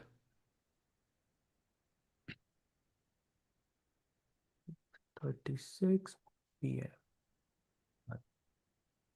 Yes, I don't think Arjun can lose this, but I mean, he was completely winning. So he would love to convert this, but it's getting a bit tricky, especially now the fact that Zoo will gain more time on her clock. Like she will have time to figure out the details. By the way, G4 played by Magnus, who is about to end the game. भाई फटाफट क्या खत्म किया उसने यार. It looked like so double edged now, and in the end he just basically destroyed. Absolutely, like steamrolled, I think, Andy at the Hmm. end. And look at him, yeah, he's jovial, he's happy, he's of course going to gain some rating points. He's net -4 rating right now, so I think he'll cover up majority of that after this win. And if he defeats Yagiz tomorrow, he's going to be net positive Sahaj by from this tournament. That's crazy. और मजा आएगा भाई कल के match में between Yagiz हाँ, and Yaz and Magnus would be कल के लिए चैनल का very नाम cool. चेंज कर देंगे, Chess24 टर्की, या फिर कुछ भी कर देंगे भाई. टर्की के सबसे बड़े फैन हम हैं. यागिज है हमारा स्टार, कुछ चेंज कर देंगे चैनल का नाम कल. Of course. टर्किश में करेंगे कमेंट्री भाई. Let's go. Yeah. By the way, By the way, one more f4. move to be played and until we hit the 40 move mark. King d6. Wait, isn't f4 hanging? What am I missing? Oh, on I Magnus see. board, yeah, knight takes f4 is hanging. Even on Okay. peasant is there. By the way, look at that move by Arjun. King d6, allowing a discover attack by the bishop, but there is no decent attack. And who plays the best move? Pawn to c4. Arjun wants to put the king on c5. I like that approach, but after king c5, is it enough? Like, because king c3, I have rook e3, but apparently there's a5 as white. But I like this approach, blocking that on the dark squares. a5, and then you play something like, Rook e7, maybe? I was thinking rook e2, rook e3, but you can maybe put the king on a4, but then I have knight e4. I would like to put the king This in the back rank somehow, but I'm not getting that opportunity. This is getting a bit tricky. By the way, look at Magnus's last It's move, rook tricky. to a1, attacking the Oof. queen. I think Andy could be moments away from resigning because he's gonna likely lose his queen. Commentary is just straight glaze, bro. Cool, bro. भाई क्या चल रहा है सहज भाई? ये glaze word क्या होता है? पता नहीं भाई, डोनट्स होते हैं ना ग्लेज तो. हो गया फा भाई. Okay, now queen f6, yeah, attacking the rook, attacking the pawn on f4, and I think that's it. Oh, he gives this check. Okay, he takes on e4. Actually, Magnus made this a bit more complicated than it should have been, but yeah, still completely winning. No, knight takes c4 is winning, no? This is winning endgame, no? Or is it not? No, it should be. Of course, it should be winning. I think. I mean, simply the h pawn should be enough to win, but. Oh, he plays king c5 and Arjun gets up from the board. 30 minutes about to be added.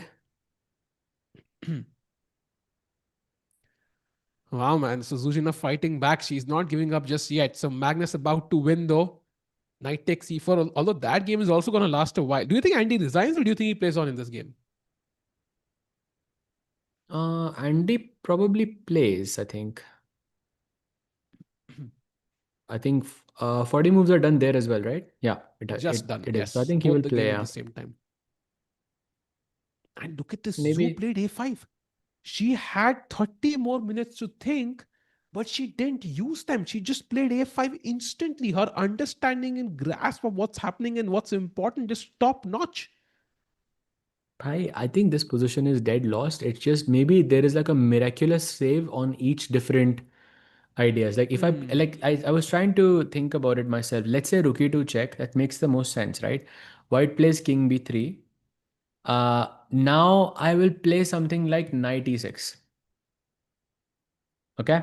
What do you play now? Hmm.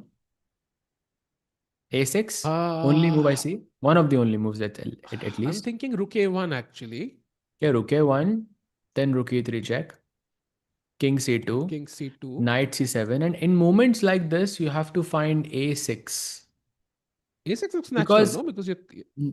by how knight d5, c d5, rook e8, rook a5 check, king d6, and you're telling me Ah, this okay. you I will didn't evaluate see. as a draw. No, I didn't see knight d5. I thought because if knight a6 comes, then there is no option. Yeah, I will have to play a6 now. And But also patterns like this are all across the situation. So for example, after king b3, knight e6, you said rook a1 earlier, but now just to show an example, white can play a6 as well. And here you have this check on e3, white plays king a4, and then king b6. And somehow you're supposed to give up the pawn on a6 now. Like you're supposed to play rook b1 check, takes another check here, and bishop d5 back. I'm sorry, but what is this? hmm. Like जो pawn आप a6 पे लेकर गए थे उसी को sac करके आप वापस बिशप d5 आ रहे हो या so practically may be doesn't have a lot of I think not a very high chance of saving this. Fair enough. I think I do agree with you there. The the news is though ki Zuzina did gain 30 minutes. So there is some possibility, maybe like a 5 to 10% chance she could find it though. I mean, if she had, this was the 35th move, I would say that it's basically over. But at least she has some hope, yeah. I mean, if she has that, No, well, we the don't know position like is a what's draw. So, like, objectively, it's a draw, but we are arguing how difficult it is to play out those very moves. We difficult, saw I two think. different continuations, right? One No, where you very sack the difficult. A pawn. Yeah, Yeah. very So, difficult, I think. mhm. So Arjun also, by the way, now you see the time. I don't think Arjun has 26 minutes. In fact, he might have 30. Zoo might have, I don't know, 26 looks a bit low. By the way, F5 played by Magnus in the other game. So looks like he's cementing that knight on E4. And Ab H5, H4, H3 is just happening very, very yeah, quickly. Alright, thank you so much, Mudad Bhai, for the nice words. Always nice to hear, you know, something like this. Thank you so much. It's been a long day, yeah. Two events. Also, such an emotional it's, roller coaster. Also today was, and yeah, yesterday, of course, as well.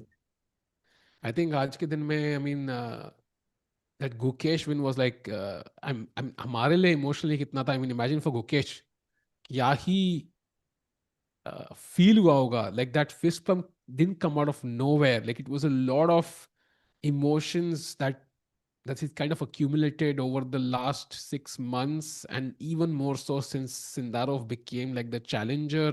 A lot of pressure, people asking questions. I'm sure every interview he does, there'll be a question about Sindarov somewhere. So it was a accumulation of all of that coming out in one go. So that win meant a lot to him, and I can imagine like crazy रहेगा भाई. Yep, absolutely. So we have a bunch of checks incoming, rookie 2, rookie 3, like we saw. Tough road ahead for Jinner to defend this game, but she has enough time. Again भाई ये तो exactly Gukesh और दिव्या वाला game लग रहा है because Gukesh के भी दो ही पॉइंट्स थे and correct me if I am wrong Tiku भाई but didn't Gukesh have king he had a king rook and bishop as well no and Divya had king rook and knight and she had these three exact points that is that correct I wait I think am you just right gonna because search knight कुछ this F7 पे था, कुछ F6 F7 हाँ कुछ खेलना था. And she didn't find F6. You're right, I think. Maybe I'm not the just ex. taking a look on how similar the position is because it's not very far off I feel Yeah, the it black king became was on the into king's rook. side. That was the only difference, I think. But yeah, Bhai, similarity was it there. was actually kind of the same. Black's pieces are exactly the same. King, rook, knight, and three pawns. Whereas Gukesh had king, knight, rook, and two pawns. So he instead of the bishop, he had a knight, and he had these two pawns, c3 and d3, instead of c4 and a5. Hmm.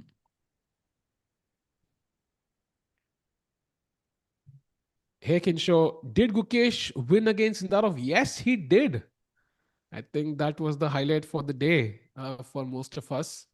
Oh yes. Meanwhile, Andy Woodward creates a pass pawn. Might not be enough, I think.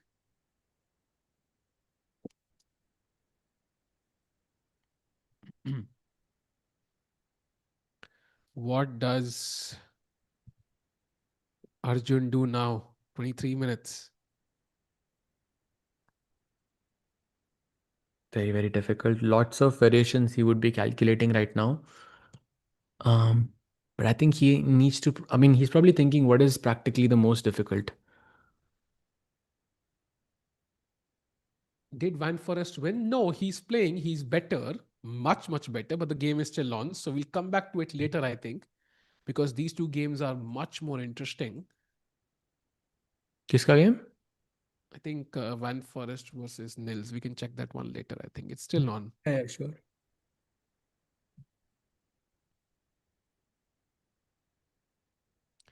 Mukesh भाई consistent रहते 2024 की तरह तो Magnus replace करने की performance थी. I mean, Magnus is a different level, but I do agree. Like that's the form we need for Gukesh, and today was a huge step in that direction. I think. Let's see what happens. And meanwhile, It's very interesting that Zhu took like a couple of minutes, maybe 30 seconds to play a5, but Arjun is taking his time. And somebody asked this nice question, why not just push the F and H pawns? I think that was one approach for sure, which was the best way to play. But basically, Arjun has brought his king all the way to the queen side and essentially has stopped the advance of white's pawns to some extent. And now he wants to push his pawns. So if white does nothing, then now you can start pushing your pawns the king side with no risk. I'm guessing that's the logic here, Sahaj Bhai. But it of course has a drawback that white gets to push his pawns first a little bit.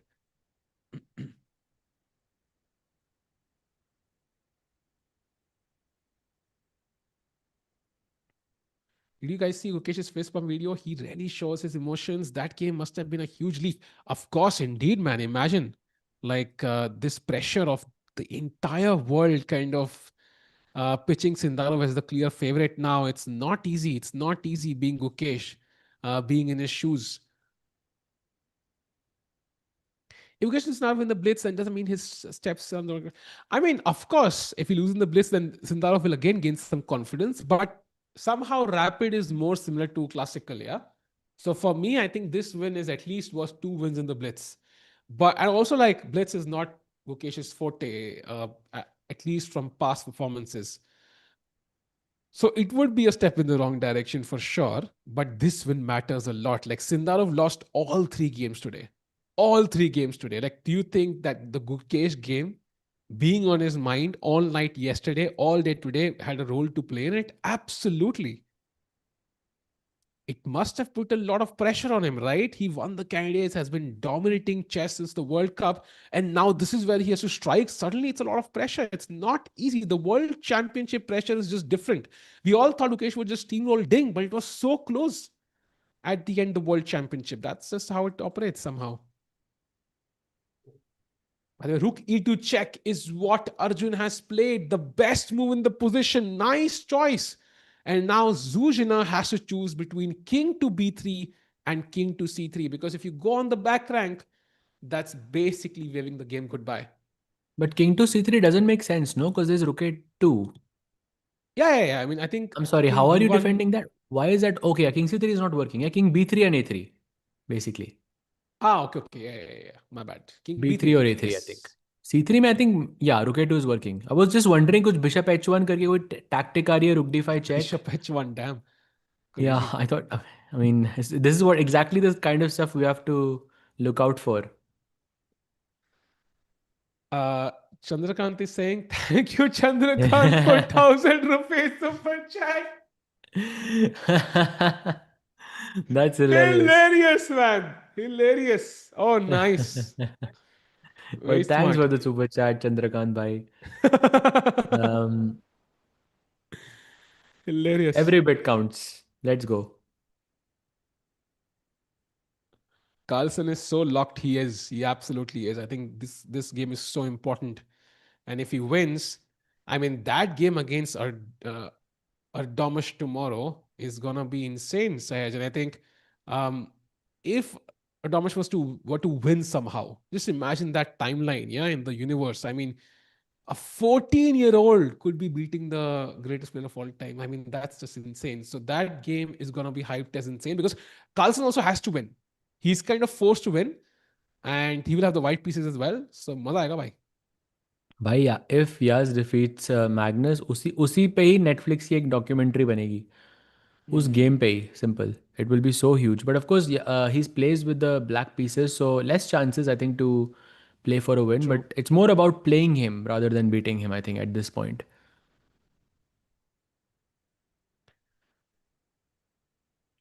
Did Sindarov lose all the 3 games today? Yes, actually, he lost all of his games today in the rapid section.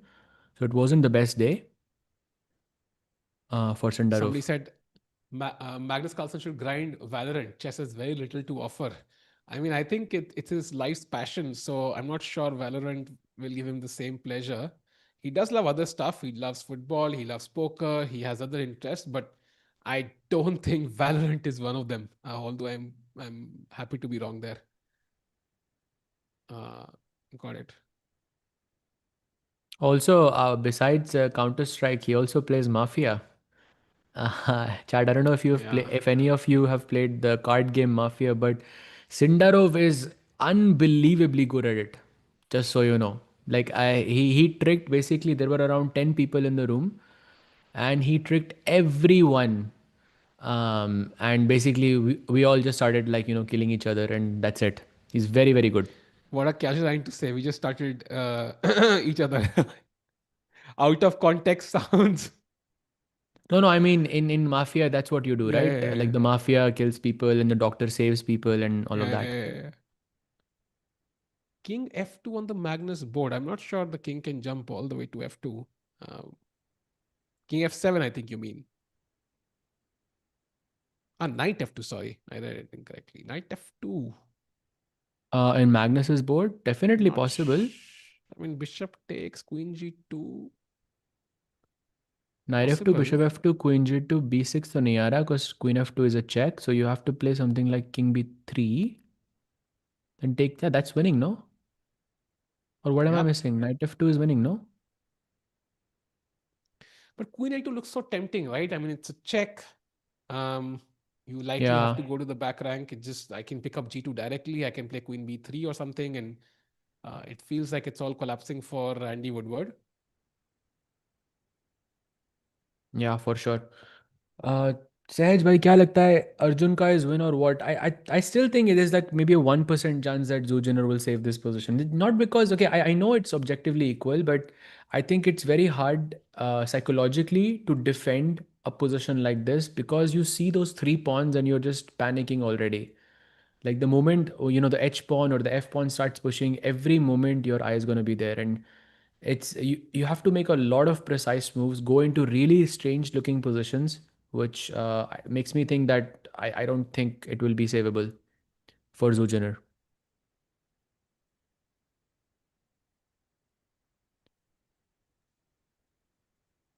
What about Yaz and Nodirbek game? Yaz drew basically already, and so he's on 4.5. And Arjun, if he sorry, he's on 4. If Arjun wins, he's going to be a sole leader. And tomorrow Yaz plays against Magnus himself with the black pieces. Maza aega bhai. Mhm. Arjun doing laps across cams. Very interesting. I mean, he's known to be a walker, yeah. Um, 10K and I know chess steps. is Yeah, I mean, chess is important, but 10K steps are even more important. And by the way, Gukesh apparently said, something after beating Sindarov, and that was, I guess, for both of us. I know also from previous experience, when I played Ding before the match, there's always something going on. It's a nice feeling. Not sure what that means exactly, but that's the quote that's been tweeted. What was the code again? I guess for both of us, I know also from the previous experience when I played Ding before the match, there's always something going. Like basically, when you play the guy you're supposed to play in the World Championship, there's always some tension essentially, and when you beat them, Hmm. it's a nice feeling. That's what he's saying essentially. Yeah, correct. Guys, do you think intuition is the most important thing in chess? No, I think calculation probably is the most important thing in chess. But, I mean, without calculation, I think nothing can be justified. But okay, it's nuanced. I think the answer is always nuanced. If you even if you are mid at calculation and if you have very good intuition, it can work. By the way, King A3 played by Zushinar on the board. Uh, Yeah. Rook e3 check now possible. King a4 पे तो नहीं जा रहा. King b2 भी आना पड़ेगा वापस. Uh, Zoo is close to 2700. Historically, Arjun has great record against 2600. Of course, if he has a great record against 2600s, you can have a better record against 2500s. Um, do you think Arjun can match Vishy's legacy? Oof. I think Arjun has done something spectacular, which is reached 2800, which is already a huge step in terms of all term ratings. He's like the number two Indian after Vishy sir, who had a peak of 2816. And at that time, I think we had a bunch of people over 2800, which is not the case now. But I think also like big tournaments matter. Like winning the world championship matters a lot. Winning the candidates matters a lot. Winning the World Cup matters a lot. Arjun has somehow fallen at the last hurdle in these events. So to match Vichy Sir's legacy, a five-time world champion, I think he'll have to win these events. Just the rating won't do, I feel. Unless, of course, it's 2880 or something. I mean, that's different. But in normal circumstances, I think he has to win a bunch of these events. I mean, He's a 2810 long way is not off. very far away, Yeah, especially 2880, I'm saying considering he the has to rating do. deflation. Yeah. By the way, Czech played rook e3 and only move is king to b2 as the blue arrow points out.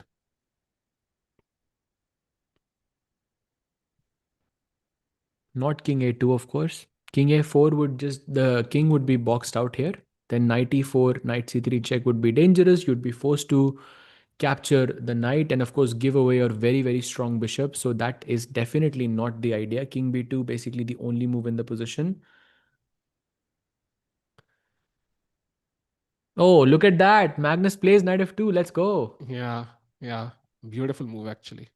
Attacks the bishop, and if you take, then queen g2, and you can simply push the g pawn to the queening square. Beautiful, actually. Yep, absolutely. And someone saying Magnus will definitely win the tournament. Look, it's possible. I think Magnus is winning now, but he's still half a point behind Arjun. And Arjun plays tomorrow with the white pieces against Andy. If Arjun wins this match, I mean, then he plays against Andy and then Magnus plays against Yaz. And I'm not so sure. I mean, maybe both games are going to be very difficult. But if Arjun wins both of the games, then he's outright the champion. So I think the ball is in Arjun's court right now. He has all the power. We are reading a message of Finn within by. We're reading your messages. By the way, will Magnus ever reach 2900? I think he publicly kind of admitted to chasing that goal, but then he kind of forgot about it, I feel, because it became difficult because there was simply nobody even above 28.5 or 28.10. It was practically impossible because he would drop 3 points or so whenever he draws somebody like, I don't know, Prague. Yeah, matlab, it's insane. So the goal became impossible because there was some sort of rating deflation and there was nobody above 2800 or at least significantly of 2800 to give him a real challenge. Um, and now, of course, Magnus doesn't play as much classical chess, so it's really not a goal for him, I think. Maybe Erdogmus does it. Who knows? At least that's the goal we know, which I think Mamidiarov mentioned somewhere. I saw it in Fabi's podcast that the goal is to reach 2900 for Erdogmus. Maybe he can do it, yeah? Yeah, for sure. Maybe he can also create that interest for Magnus again. Would be fun. Yeah, tomorrow will tell. I think if Dogmas creates some winning chances, is suddenly putting pressure, Magnus panics. I mean, that could be like a huge मतलब कुछ भी हो, thing for Magnus chess. आज रात को तो prepare करेगा ढंग से. आज तो आईपैड नहीं होगा भाई. कल तो True, बहुत true, true. इंपॉर्टेंट दिन है, I feel. Agreed, agreed. Can Arjun still win? Yes, very likely. I think, as we discussed, I think very, very good chance of Arjun winning because even though objectively it's a draw, it's very hard for White to come up with these moves, I think. And you can already see it's an only move, King B2. It might feel obvious with that blue arrow, but we switch it off. I think it's not going to be so obvious. So, Yeah, and also by the way, besides king b2, any other move is just immediately losing. Yeah, so it's almost like you're on a landmine basically. Any square can explode here. It's very, very yeah, difficult.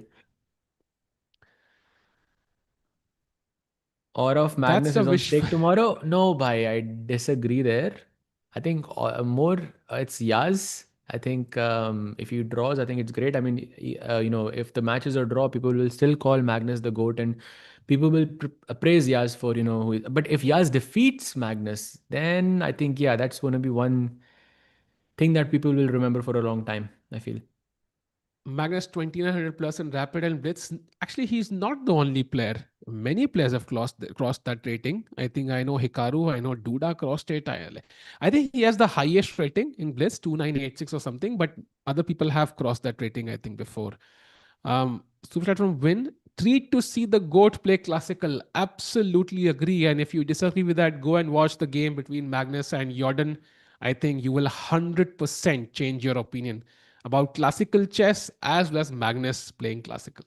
Also, like, we didn't mention in that when the game was happening, but at the end, it is such a big example of that it is not over until it's over. Because there was a moment, Actually, since he's thinking, maybe I can just very quickly show that game. Just a second. It was, yeah, here. Just 1 second. I'm gonna show this game. So it was around this moment, right?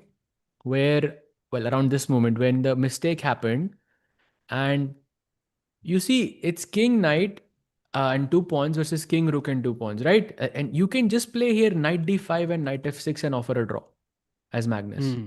That's it. But it's not over until it's over. That's the point. I feel like Magnus thought anything, कुछ भी खेलूंगा यहाँ पे, it's gonna be a draw. And of course, there is a time. He has 9 minutes on the clock though. That's not really a big time issue. He goes king h7, rook a5. Slight problem of knight f5 नहीं आ रहा. Now king g6, rook e5, and this is where the first mistake happens, where he has to go knight c2, which is of course a hard move to play. But if you think about the fact that knight d5, knight f6, king h7, white cannot do anything here.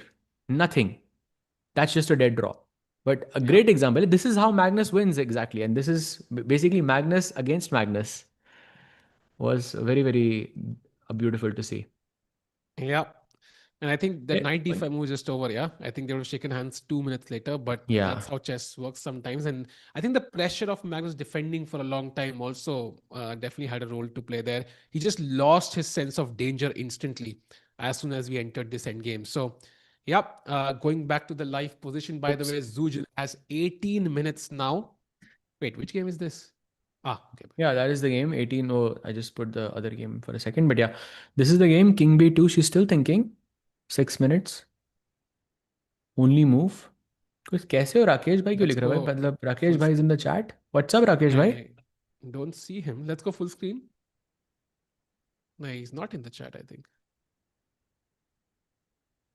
So now king b2 possible only move और क्या ही करें इस position में not sure if she is considering king a4 at this point और maybe she doesn't like king b2 and then king b4 उसमें a5 का pawn attack हो रहा है oh she plays king b2 by the way on the board Arjun is not on the board but I'm guessing king Hmm. b4 is the problem what she was calculating here by king b4 a6 only move Bhai, 96 played already by Arjun. array He's okay he's in a hurry, yeah. He's in a hurry to get home. The buffet closes at 9 p.m. and it's already 8. He's like, brother, I don't have that much time. I need to get quickly to the buffet. I love my kya, hash browns or what does he really love? I think that's for breakfast, but he has like a fixed menu he loves.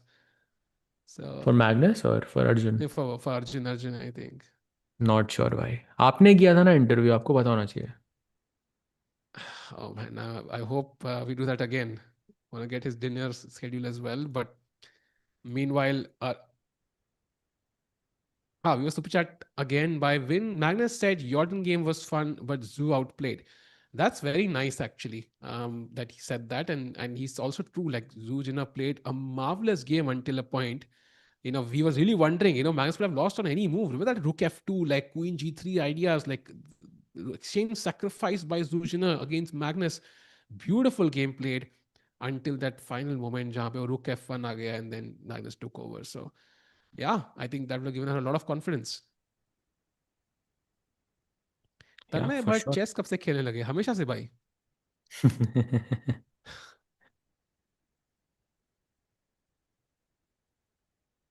Okay, 96 Sej bhai, what is Zuzhina gonna play? Chad, any guesses? What does she play here? Not the best move. What does Zuzhina play in this position? def anything but bishop takes c6 anything but that like literally anything अगर a6 is fine भाई bishop को उठा के b7 पे रख दो कुछ मतलब नहीं है इसका but that's also fine just don't take the knight on e6 only guideline here for one guy now said roof to a1. Rookie one that's good as well I think rookie one में थोड़ा problem है night f4 आ सकता है उसमें ये मर सकता है भाई only move for white okay chat question for you okay the bishop can go to b7 to a8 to h1 and to g8 and to f7 right these are the five legal squares possible let's play what's that what's behind door number 5 so which a6 by square does not lose for white is the question for you chat a6 by just based on a whim a6. a6 is not possible a6 is lost You Ah, आप हार shit. चुके हैं. Shit. Arjun got me again. वो कोई show तो था ना, कुछ तो था इसमें, एक शो था like there's हाँ some हाँ doors and I don't know what हाँ, it was दरवाजे के called. सामने. हाँ, something like that. So h1 is what people are saying. Actually, bishop g8, the move that looks the weirdest in this position, is the only move that survives. Every other move is dead lost in this position. I don't see Zoo playing bishop g8 here. Magnus Carlsen has won, by the way. Huge win for the goat of chess. And you can see him celebrating there, Sahaj bhai. Wow. इतना celebrations भाई, crazy. So that knight f2 was a brilliancy. And iske saath hi, if we can have like a 10-second look at the standings, he's By basically. the way, not a blunder, chat. That's not a blunder. Oh, It's gonna get corrected very, very soon. She's provoking him to play h5 basically, and which allows her to put pressure on the g6 pawn as well. Smart move actually from Zujiner. yeah, because h5, rook g1, g5, you might think the knight is defending the pawn, but then you take the knight on e6. And Yeah. I don't know if that's winning or not. No, definitely not. Arjun defended this without these two pawns against Magnus. Yeah, If true, you true, remember that, the FNH true, true. pawns. I'm sure some people will remember in the chat, but yeah. So you will need maybe knight f4 to defend there. But yeah, nice move actually. Not something like something Arjun might have missed as well. Sahil Bhai's ooh was paused midway. Ooh, ये तो complete कर दिया भाई. Saj, by quick question, how disciplined a GM have to be in their daily lifestyle? Like, I think you have to be a lot more disciplined before you become a grandmaster.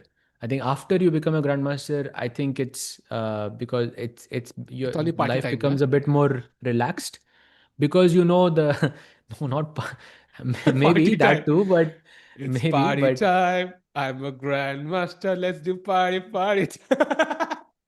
exactly. But like I think so before you become a grandmaster, like when you're shooting for the title, you have to be very, very disciplined. I think yeah, lots of sacrifices have to be made, but afterwards it's chilled. Yeah, that's what every parent says, no? Like, बस 12th clear, 10th clear कर लो, उसके बाद ऐश ही ऐश है. बस 12th clear कर लो, उसके बाद ऐश ही ऐश है. बस कॉलेज कर लो, उसके बाद ऐश ही ऐश है. नौकरी कर लो, ऐश ही. बस जीएम टाइटल फिर ऐश ही ऐश है भाई.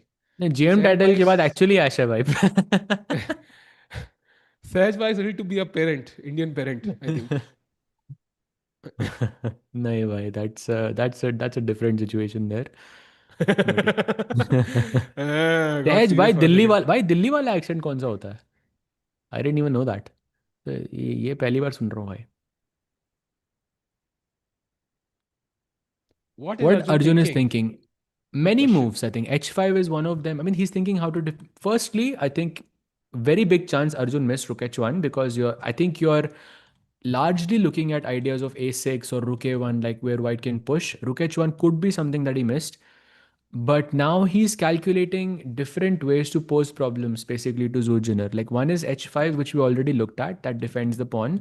Second is a little bit more tricky, which is Knight F4. And the problem here is that white can actually take on h7, knight d5, cd5, king d5, and now it's a rook pawn endgame where black has two connected pawns and white has just one pawn, but it is pretty far ahead. Now, whether this is winning or not, it is you have to calculate for that. This is not a theoretical position, not that I'm aware of, but it is equal. It is a draw.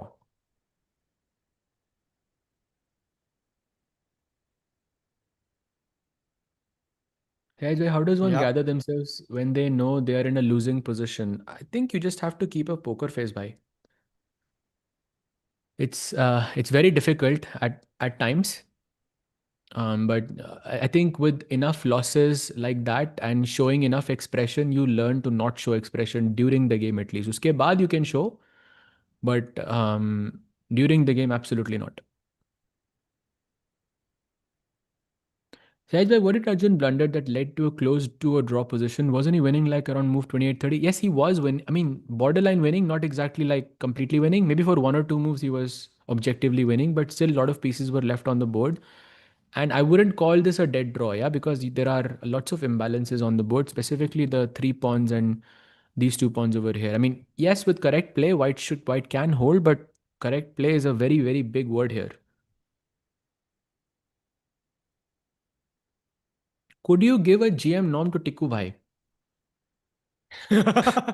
You know, I have three WGM norms technically. So ऐसा तो फिर मैं वो बांट देता अपनी Why did you मैं say that? Why? अरे मतलब I have three Yeah, performances of I would be 2400 fine rating. without this information. No, I mean I have three I was performances so of happy 2400 going plus. about my day without knowing the fact that Tikku has three WGM norms. No, I don't have norms. Like I have three performances which would have qualified me for that, but like I could gift it to my wife, for example. Like it doesn't work that way. However, that's the unfortunate thing. भाई ये तो आपने खुद ही मतलब वो दे दिया, content दे दिया chat को. नहीं नहीं नहीं नहीं चैट के लिए कोई content chat all chat cares about is the Arjun game man क्यों chat that's all they care about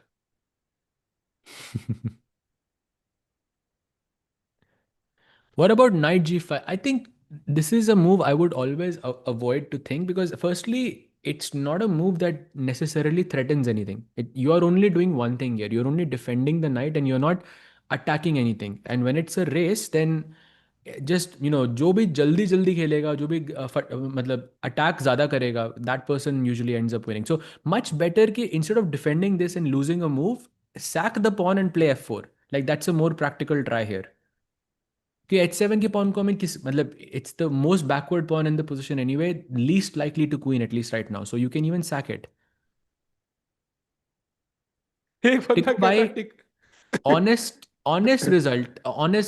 honest, like what do you think is going to happen in this game? Does Arjun wins. Arjun wins 100%, I think, because time pressure is going to hit again. Because this game is complicated, both players are thinking. Abhi ke liye it's possible to defend, but once you have no time, it's going to get difficult.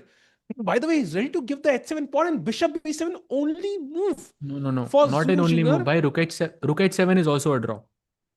क्या बात कर रहे हो भाई अभी तो दिखाया मैंने, आप थे. भाई पूरा मैं चैट एनालिसिस पढ़ रहा दिखाया था मैंने. एक Rook बंदा कहता h7. Okay, I'll show it again. Rook h7, knight हाँ d5, c d5, king d5. And this position with these two pawns and this pawn is a draw basically. a6. Like this is so ridiculous. In this position, a6, the move that makes the most sense, is actually losing for white. How? but then Whiteley gave the pawn away सहज भाई h5 knight f4 But खेलने का था ना फिर h5, rook g1, knight f4 bishop f7. Isn't that also losing a pawn?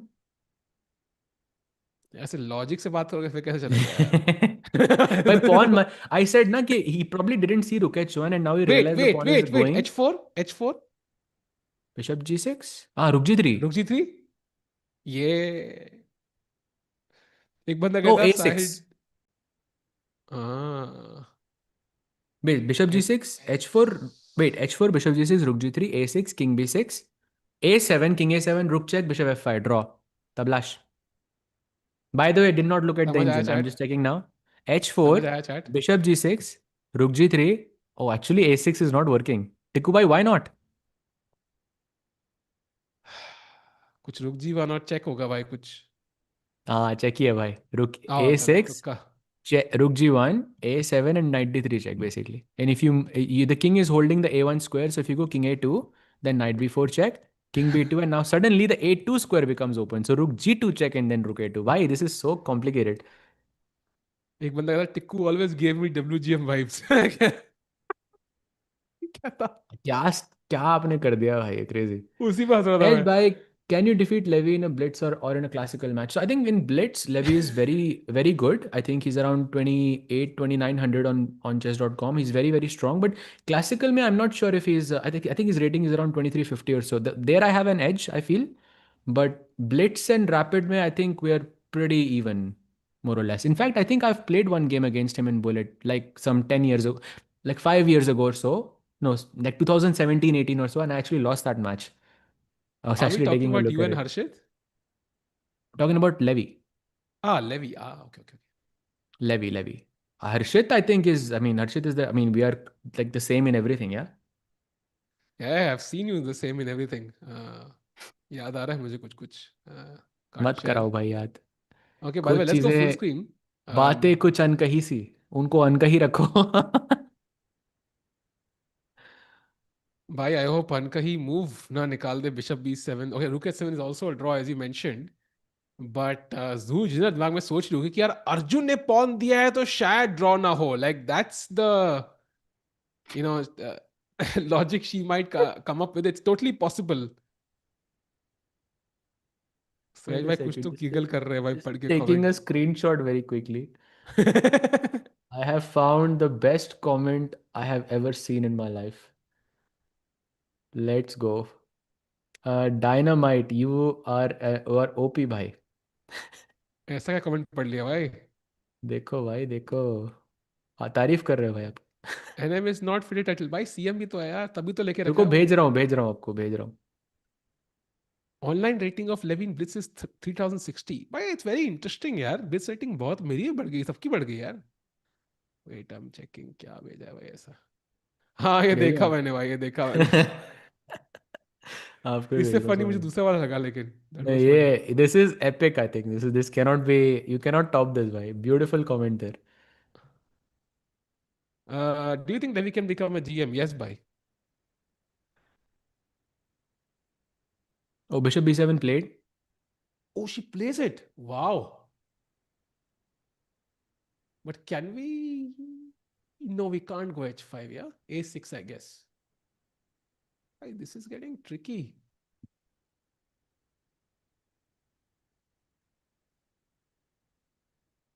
Oof.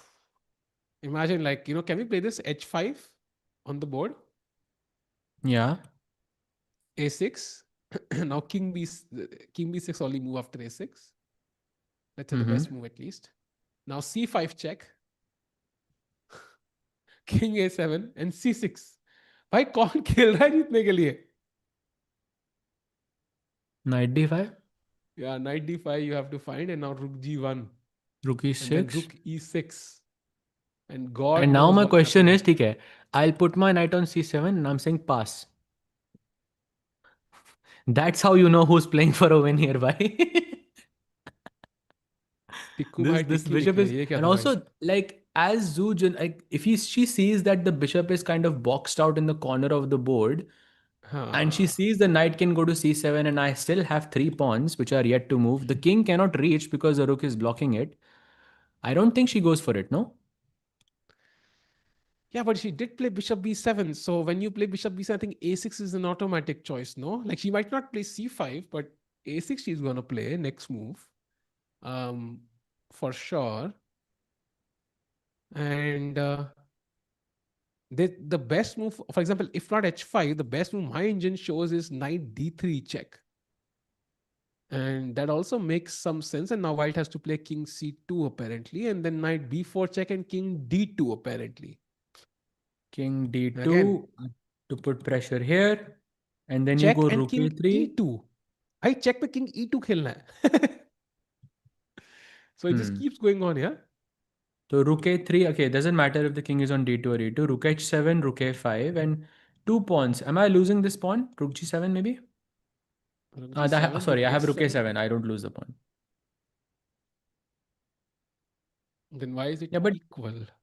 tough, bhai. I know it's tough. I know it's equal, and I know it's draw, but I feel like chat की से भी थोड़ी vibes आ रही है मुझे कि like I feel chat is thinking this is more likely to be a draw than it is a win for Arjun, and I really think it's the other way around. I think there's a very big chance that Arjun will convert this because it's very hard to Hmm. play, and best moves for Zoo. Hmm. And I'm equal to no mercy. अब ये चल रहा है भाई.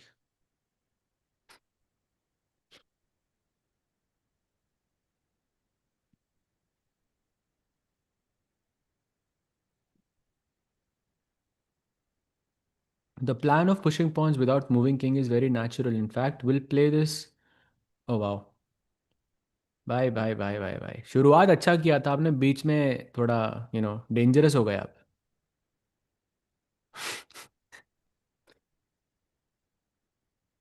NGM क्या है भाई?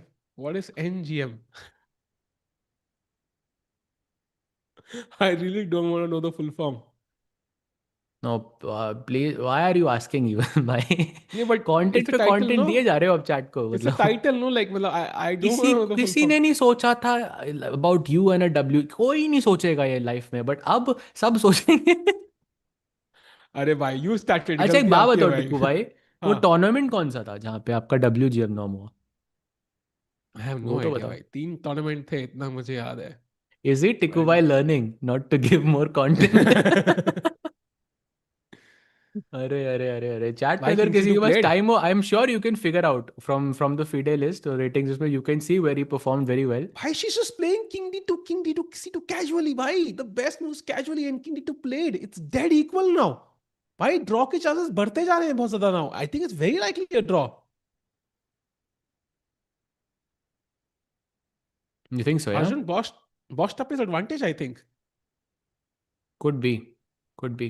But let's say rook a3.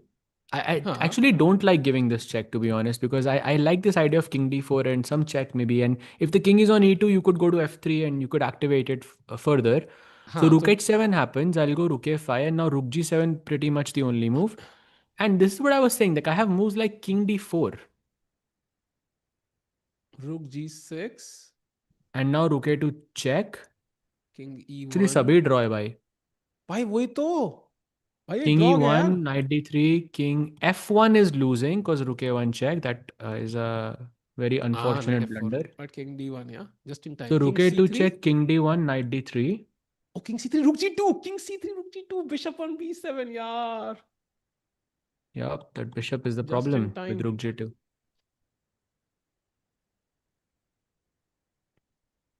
भाई, she's gonna hold, I think. Looks like it, yeah. Very nice defense, I would Huge, say, for Zook. huge result for Zujiner, yeah. And also But I Arjun still might think it's not be. difficult to hold. I still think it's very difficult. Like one mistake is just all it takes. It's going to be 0 0 0 to just dead loss in 1 second. Very difficult, I think.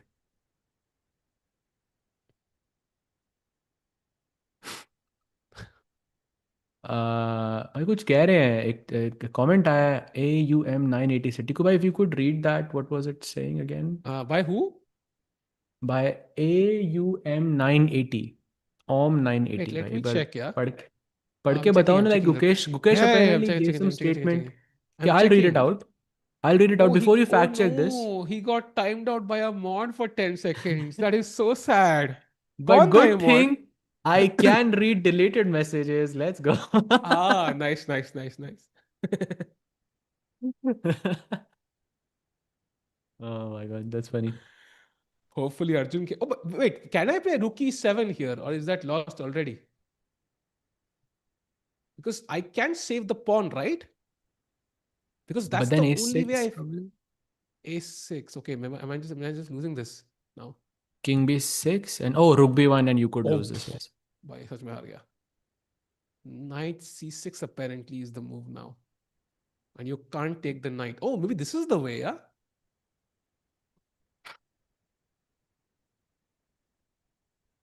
Oh, don't know, don't know.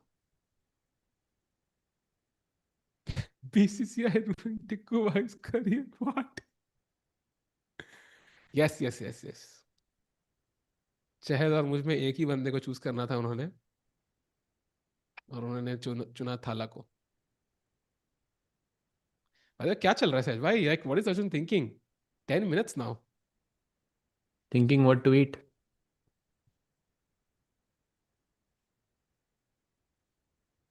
Wow, you didn't get the reference भाई. Crazy.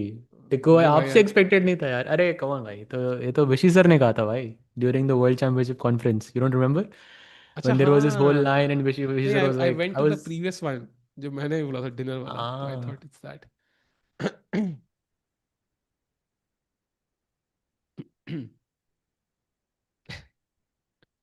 But I would love some paneer right now, man. बहुत भूख लगी है यार. But okay, rook e7, clearly it's dangerous, but saves the pawn, but it's dangerous. So Arjun is considering rook a3, but does he have any winning chances? 12 minutes. If Zujina had 2 minutes, I would still have more faith. I feel like this is very close to a draw if Zhu just kind of plays the next 3 to 4 moves comfortably.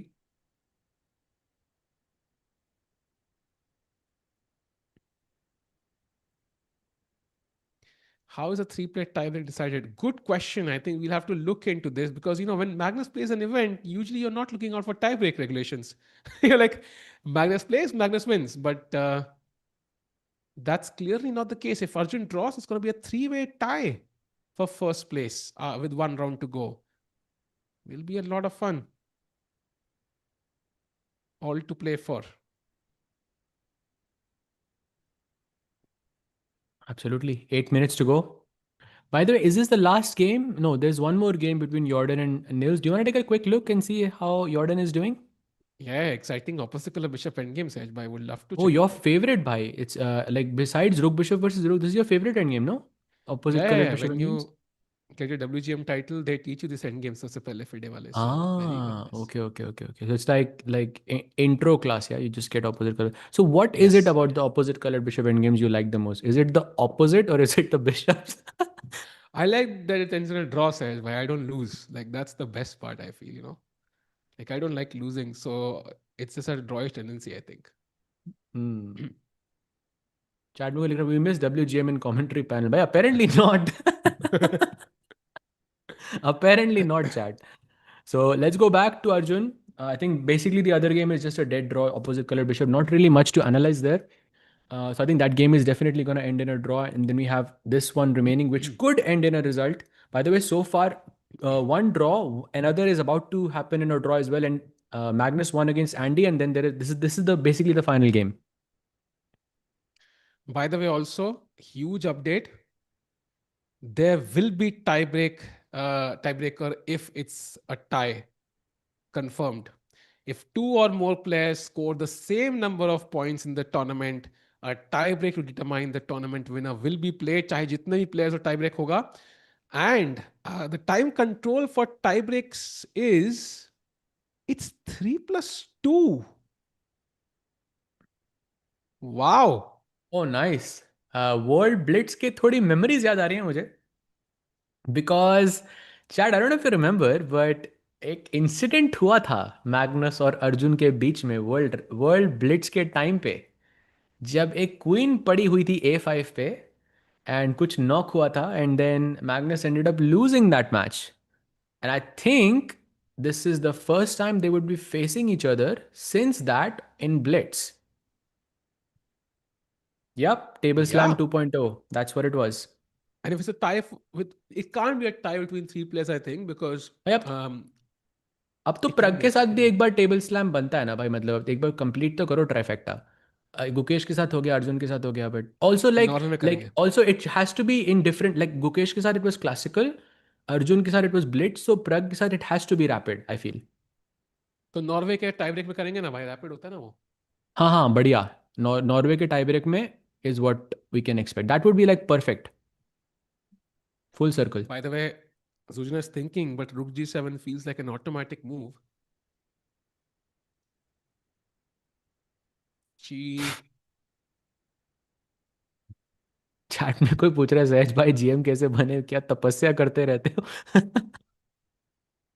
हाँ भाई. GM title मिलने से पहले yes, बाद में it's all parties उन्होंने हाँ, बोला ना. उससे पहले बहुत उससे बहुत प्रे पहले करना पड़ता है भाई, डेली बहुत. तपस्या करनी पड़ती है. Yes. It's very important to step out in the 45 degrees Celsius sun and then do the tapasya and then you come out. Yeah, that's how you become a GM. Why does India have 100 GMs? Because of tapasya.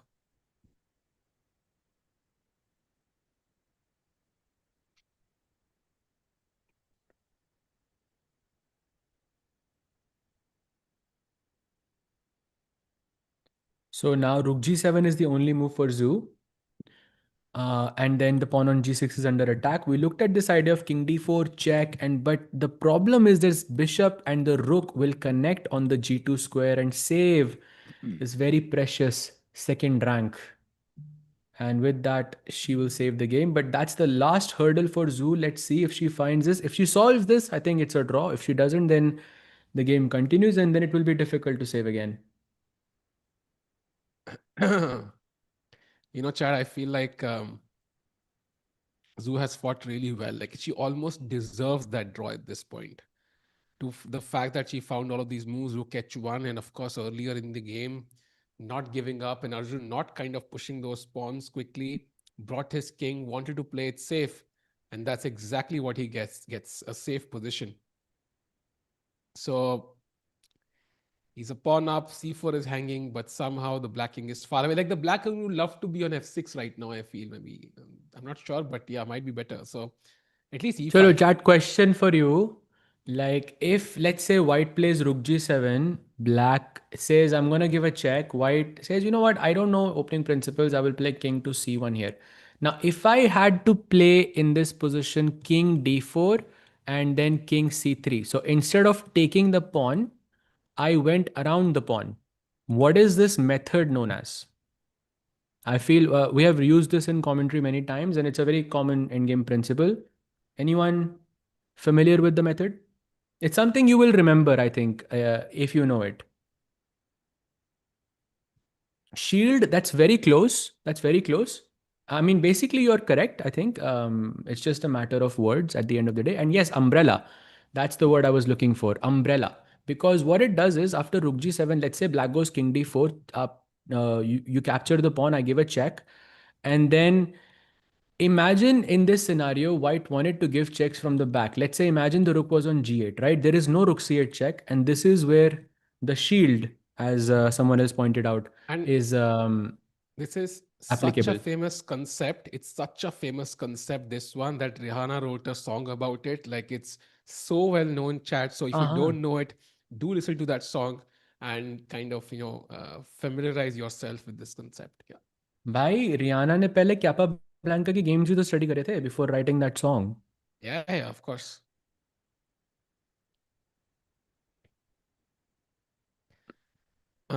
Meanwhile, still no moves. Do they Eight teach minutes. this to WGMs? Yeah, we all are big Rihanna fans, by the way. भाई Um, मतलब टिकू भाई genuine question, do they? I don't know where do they teach this. I don't know. I You missed have that class. opened, you have started something today, bhai. You have started something very, very big today. I'm just saying. Oh, by the way, Tiku bhai, any chance of a rook knight versus rook? Because I see I'll in a distant galaxy far, far away, it's possible. Not very far away, actually. Like in three I'll moves, it's take it. possible. So let's say Right rook now, I'll g7. even take that. Yeah, I'll even take that. Bhai, I think, देखो, Sahaj bhai. rook a7. Isn't rook g6 working here? Top three में नहीं दिख रही है मुझे, but I don't understand why. Because rook f6, you have rook d7 check, and then knight d3 check. Okay, it doesn't work in this scenario. Bhai, this is a But bit interesting. After rook a7, king e3 is the only move for white, actually. hmm, I see that. And king c4, king f4. I think you will go into the rook knight versus rook here. King g5, knight e5, I guess. Oh, bishop d5 check is there, but yeah, never mind. If there is a rook knight versus rook, I think that, I mean, at least Arjun can play on. By the way, rook g7 played. And Chad, do you know? Actually, you might not know this, but there is someone that you guys know very well who very recently won a rook knight versus rook endgame. I'm only mentioning this because I think it's a very special moment for a lot of chess players because such endgames, rook bishop versus rook knight versus rook, are known to be extremely difficult to win. Of course, rook bishop versus rook is much easier in comparison, but rook knight versus rook is like one in 1,000 games maybe. I'm being very generous here. It's actually more. The number is way more. But someone actually did win this 2 weeks ago. And that player, you know very well, his name is Harshit. Harshit played a tournament just now in the last round, went into a rook knight versus rook and managed to win the game. Like, it's a incredible achievement, I think, for a chess player. By the way, Tikku Bhai, on the board, rook a7, king e3, you can see this. Last chance, I think. Last chance for Arjun. I think Zoo has to just put that king to e3. She should understand that the bishop is not important. We're going to win the 2 pawns. I'm okay with the rook knight versus rook. And king e3, if she plays, she's of course going to play king f4 and king g5. So last chance, I think, for Arjun here. If he has to win, Zoo has to make a mistake right about now. Yeah, exactly. Because I fell for this rook g6 business because I thought rook b7, rook f6, and this guy's hanging, but there is rook d7 check, and somehow any spot the king goes to, the knight can provide some check or some resource, some trick to win the game. This is not easy to like. Look at this, Tikubai. If I played, let's say, King E1, F4. Nice. If you played King E2, then Rook E7 check. Of course, Rook E5 is simple. So E5 पे तो आप रख ही नहीं सकते. If you go to King C3, then there is Rook D3 check and Rook F3. And if you go King C1, again F4. Because Rook F4, there is Knight D3 check and you win the game. So this is, I think, okay, not a very difficult trap to fall into, but still something to be mindful of. I think she's managed the clock very well. Like, this is the perfect amount of time to have for your last decision. She has 7-8 minutes she had when she started thinking. Perfect time management. I think that's really helped her. If she had 1 minute here, I would not be sure she'll find this. So Zushina, I think, totally deserves the draw if she finds King E3. And Arjun, I think, missed a chance here, but overall, the only mistake he's had in this entire event in an otherwise perfect tournament. And if he does win tomorrow, then this will not be a big deal for him at all. So overall, a great game to follow. And आज का दिन was crazy, yeah? I mean, Gukesh winning and of course this. So she should find this though. Chad, do you think she finds King E3? The blue arrow, the last major decision for her. She's about to play, yes or no? Think yes. No, And never she doesn't mind. find it. Never mind. I should not have doubted my instincts there. Wow. That I thought it was difficult, but okay, she kept playing best moves after best move. But okay, one mistake. But I don't think this changes much because if I give a check on A3, as the blue arrow points out, she has to go King D2, and now the difference is Tikubai. I can play Rook G3 to defend this pawn. Yes. Okay, now it's getting too difficult, Seja, because now the thing is, no time management, jo main keh raha tha, like now it's going to get below 5 minutes very soon. Let's have a look at a few moves, right? So Rook A3 check, which should be obvious. King goes to D2, I'm guessing again, and Rook G3. By the way, So King B2 is a huge blunder. That's a losing move instantly. Rook A3 check played, by the way. Let's go. We don't even have to analyze. Arjun is super Wow. quick. 6 minutes now for Zuziner. I think now the chances for Arjun increase dramatically. Agreed. And I think Sahaj Bhai's intuition was on point again. But I feel like we all are the web of this one.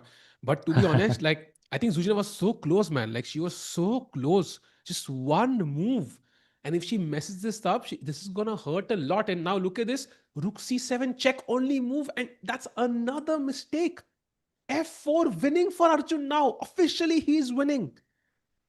And Chad, why is F4 relevant in this position? There is a threat that Azu is making in this position. Very, very important to spot the threat. And that threat is bishop takes F5 because the rook is pinned. That's why you should move this pawn right now. And जब भी मैं चिल्लाता हूँ एक बंदा तो होता ही है भाई अरे भाई मत चिल्लाओ भाई I wish I couldn't. I just can't control my excitement, chat. It just happens it's like a reflex action at this point, yeah, because chess offers so much drama. And now F4 played by Arjun. Said, this is just over because now my pawns are on dark squares. Your bishop cannot even touch them. And the C4 pawn is just so far away. Compare that to the A6 pawn. It was all the way up the board. This C4 pawn is nowhere. And my king coming to D4 also offers mating ideas. You cannot tackle everything. Yeah, I think on the dark squares, Arjun is just completely dominating. She just gave a lifeline basically to Arjun. I think Arjun realized it was a draw, but it's too late now. G5 incoming, rook check incoming. You could be some mating attack ideas also towards the king. I actually wouldn't be surprised if, like, in the next 5 moves, Zujiner resigns. Actually, Tikubai, Yeah, next actually. 1-1 Maggie. I think Zujiner will resign in the next 5 moves. I'm checking. I So think. F4. Okay, I'm on with you. I'll take you up on that challenge. I think she પાંચ. plays for 5 moves. Chat, So 52 hai. was I just too overconfident there? I feel like this So is just completely over. So 52 moves, 58 move अगर आ गई, 58th एक move आ गई, So then I you're owe you lost. Maggie. Okay? Yeah, let's go.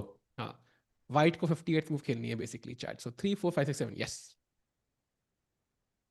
I feel like I'm going to win by one move, Sahaj bhai. I feel like I'm going to win by one move, but let's see. But Tikubai, I'm sure you can relate to this because probably you've been on both sides of this situation. I mean, I have as well, where More so on the like white side, but yes. no, it's like it's more so that you have a good game and the game is going in a certain flow, but then you make that one mistake and then to correct that mistake you make like consequent mistakes basically, and that could be a Hmm. blunder as well. I feel like that's what's going to happen here, where like she's going to play something which will be an immediate tactical mistake, which is what usually happens. Yeah, but sometimes, you kind of play by, inertia sometimes, Sahej, by like 3, 4 moves because it hurts a lot. So that's what I am banking on. But also, like bishop e6 is a nice move. Defends the c4 pawn, also controls g4 for now. So it's not trivial. For example, if you play f3, I'm guessing that's not ideal because king e3 suddenly and it's a draw. So g5, I think, makes sense. But then you will have to couple the king d4 idea with some pawn push, and it might take 5 moves, is my guess. Okay, 58 is what we said. So basically this is move 1.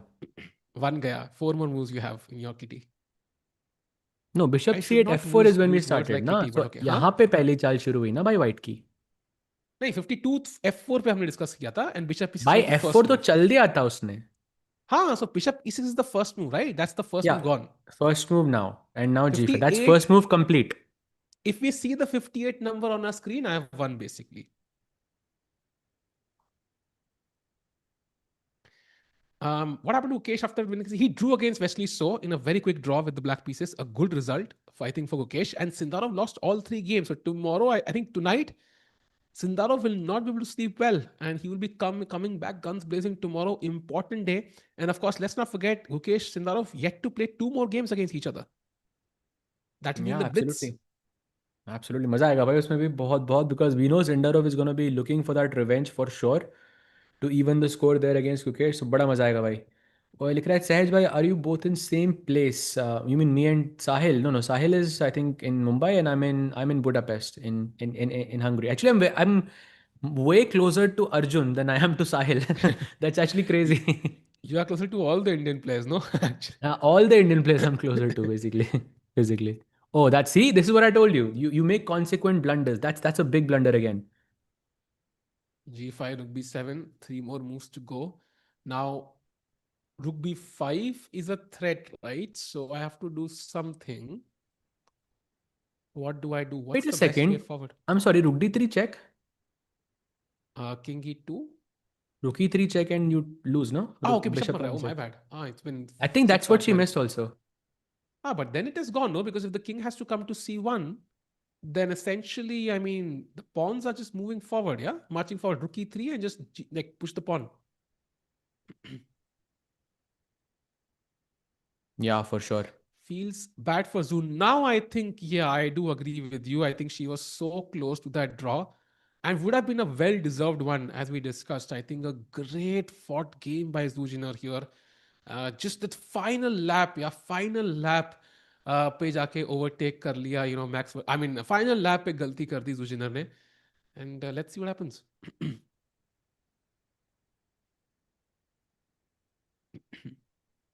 Think Arjun is about to play Rook D3 check. You can see barely can contain. Why it looks such a nice move to play over the board. He has to go King C1 and then Rook E3 is just GG. This is, I think, where you can resign, and we that would be move 55, right? 58 was the rule here. Yeah, I think you have 3 more moves still remaining. Let's see. India आया करो सहज भाई भाई जरूर. I think I will come probably in June July time. I usually do like in 3 4 months I visit once. King Okay, C1 played 55 by the moves हो way. चुकी है. 2 more moves you have, Sahaj bhai. Do you think you win नहीं नहीं this? भाई, third move तो अभी हुई ना, ये थर्ड मूव थर्ड है. हो गई ना, 2 बची आपके पास बस. हाँ. Rook e3 played by Arjun. Zoo, तो I think you basically should play last move on के it. बाद उसको बस 57 के बाद उसको रिजाइन करना है एसेंशियली. 58 अगर नंबर दिख गया हमें स्क्रीन पे तो I win basically.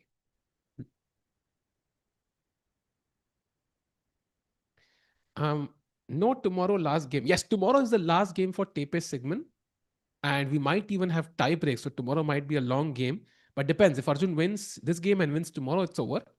And we also have the GCT tournament. So Sahaj Bhai would be interesting. Ooh, I thought she's about to resign, Sahaj Bhai. I almost thought I lost the bet, but no. You know, it has happened to me before where I was in a completely winning position and my opponent had a rook like on the 8th rank. And then he went out to, bring the rook back to the first rank and I thought he was resigning. Literally, it's the most awkward आपने हाथ thing पकड़ for लिया a क्या? chess player ever. Sorry? आपने हाथ पकड़ लिया क्या ओपोनेंट का? Ha, I like took my hand out because I thought he was resigning. It was so embarrassing actually. सहज भाई आप भी WGF हो मुझे लगता है. By the way, Juliet played. Let's go. अरे नहीं नहीं भाई, मुझे मत डालो इसमें भाई. भाई वो हर तो GM आप ही WGM हो. होता है. वो तो आप ही हो. By the way, 56 हो चुकी हैं. You have only one more move, सहज भाई, in your kitty. भाई G4 खेलो, खत्म करो. What is this?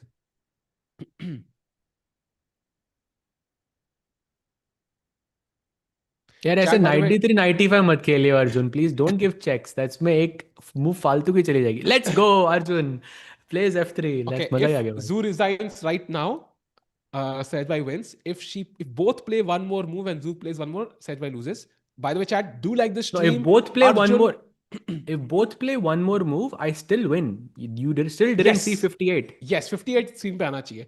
Chat, by the way, do like the stream because let's get more people in for the final moment for the Arjun game. He was almost drawing, but is gonna win now, and this means he will be leading the TePe Sigeman Tournament after round 6. Final round में जाते हुए Magnus Carlsen से आधा point आगे होंगे. That is huge. Wow, very very impressive. Zo is right now thinking 3 minutes on the clock. Just one move, by the way, Tiku Bhai, which is King D2. Besides that, you might as well just resign here. By the way, just want to point it out, just for tactical reasons, there is Rook B5 check on the board, which supposedly takes your knight. But besides the pawn on F3, there's a very cute tactic here.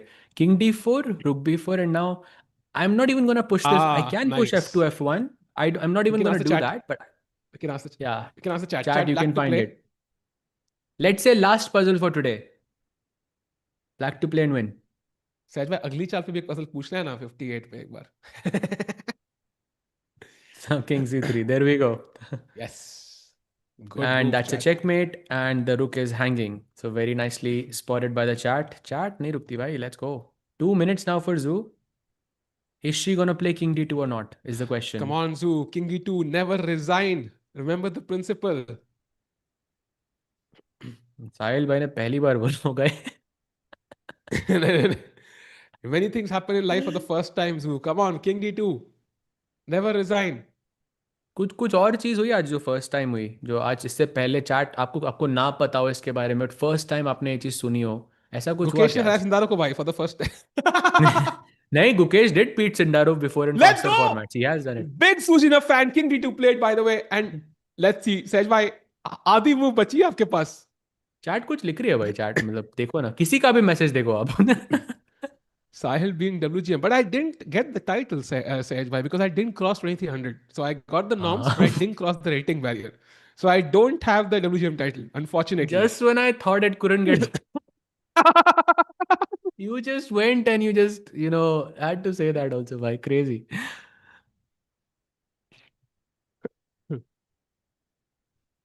Come on.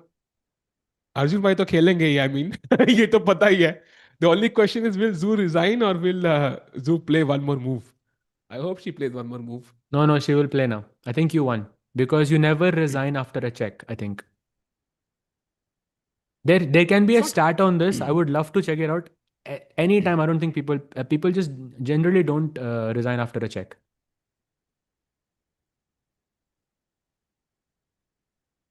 Silas digging himself deeper. I would love to dig myself deeper for one more move.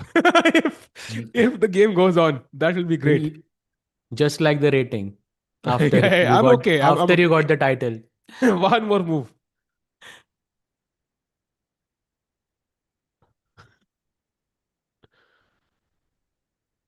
Game अभी तक कैसे चल रहा है वही भाई जादू. Saj is 30. I thought just like 25. Yellow Saj bhai. Alright, thanks, bye. Compliment he Thanks. compliment. I'll definitely take that, bhai. But yes, that is unfortunately true, bhai. Okay, Arjun has 5 minutes. Still no moves. Is Arjun fuming? No, no, no, no. I think he's doing the final calculations because you want to make sure you don't give your opponent even like a glimmer of opportunity, especially when you spoiled your advantage once. You want to make sure everything, you've calculated every single detail in the position. It's a good, he has time. He should use it. He's not going to carry it over to the next game. Yeah, exactly. So let's give a check. I think वो सोच रहा है रुक D3 check दे या फिर रुक E2 check they. Both of them look fine. अरे chat so wholesome भाई. Thank you so much. But हाँ भाई सच है. आप फीडे पे ही check कर सकते हो भाई.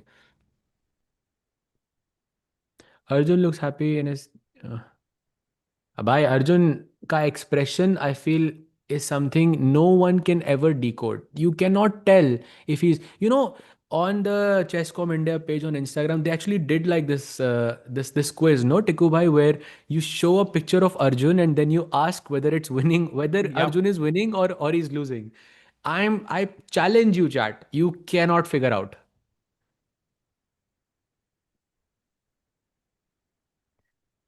ठीक है भाई, give me a good chess board as a gift please. क्यों भाई, आपने ऐसा स्पेशल क्या किया जिंदगी में?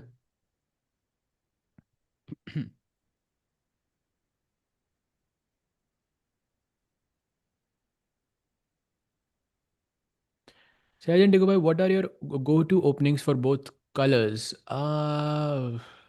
Difficult, bhai. Difficult question. But I think for both of us with white, it's definitely London. Yeah, I think कुछ नहीं पता, कोई preparation नहीं है. You don't have any preparation. You're just playing a game. London, I think. If I play a rapid game in any Mumbai at some point, I'll always play the London. Like it's just I'm not gonna test out new openings or even play the Queen's Gambit. I don't want to face some random line, some Tarash suddenly out of the blue, and then I have to calculate stuff. Not really.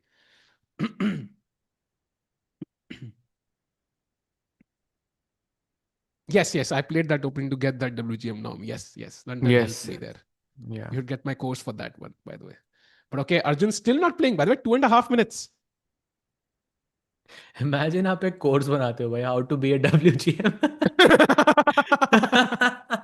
No, no, no. That How would to be get hilarious. WGM norms? That will be accurate. I'm Bhai, not a you WGM should make technical. a course like this on your website, no? That the one where you have the London course, how to be a WGMSahiltiku.com, WGM. yeah.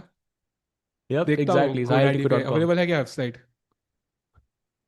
WGMSahiltiku.com. Let me see.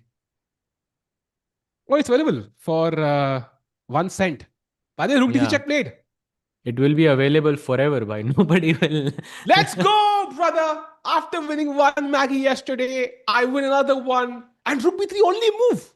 Bhai, you did win the Maggies, but at what cost is the question. भाई only आज one आज लग move. रहा है आपने बहुत कुछ खोया आज आपने टिकू भाई. भाई, there's only one move for Arjun. Yeah, but it's Everything else is a Arjun. draw. Yeah, but it's Arjun. तो एक सेकंड में निकालेगा rook B three. He Come wouldn't on, play Arjun. rook. Yeah, Oh, exactly. thank God. Like, of Thank God, course, bhai. bhai. He Thank God. wouldn't play Thank rook God. d3 otherwise if he didn't see rook b3. It's Arjun. Come on. That's why he was thinking. That makes sense. मतलब भरोसा हो जाता है अब में. अब तो पता होता है कि like this is very very easy. Hmm. Rakesh is saying, Sahil, can you stop laughing on commentary? Bro, I was... हंसना भी छोड़ दूं. ये क्या logic है भाई? Why would I stop laughing, brother? You should laugh more, maybe. That's on you, Also, brother. too many choices letting us know he's literally winning on material and position. What are they talking about? So basically, this is what you call a blue arrow, and that means that it's the only move in the position that keeps that let's say evaluation in the game. Any other move besides the arrow would have resulted in a draw. That's why it was important for Arjun to play rook b3 in this position. If you want, someone asked why rook b3. That's because rook b5 check. We did mention this a bit earlier, but rook b5 check attacks the g5 pawn, but also takes away the b4 knight as well. And with rook b3, you defended your knight, and you're saying, okay, give me the check. I'll go king d4, take the pawn, and now black to play and win. There is just one way to win here, by the way, chat. Oh, Black to wow. play and win, and it's a mate in 1, 2, 3, 4, 5. So you're telling me the difference is either you find mate in 5 or it's a draw? Yes.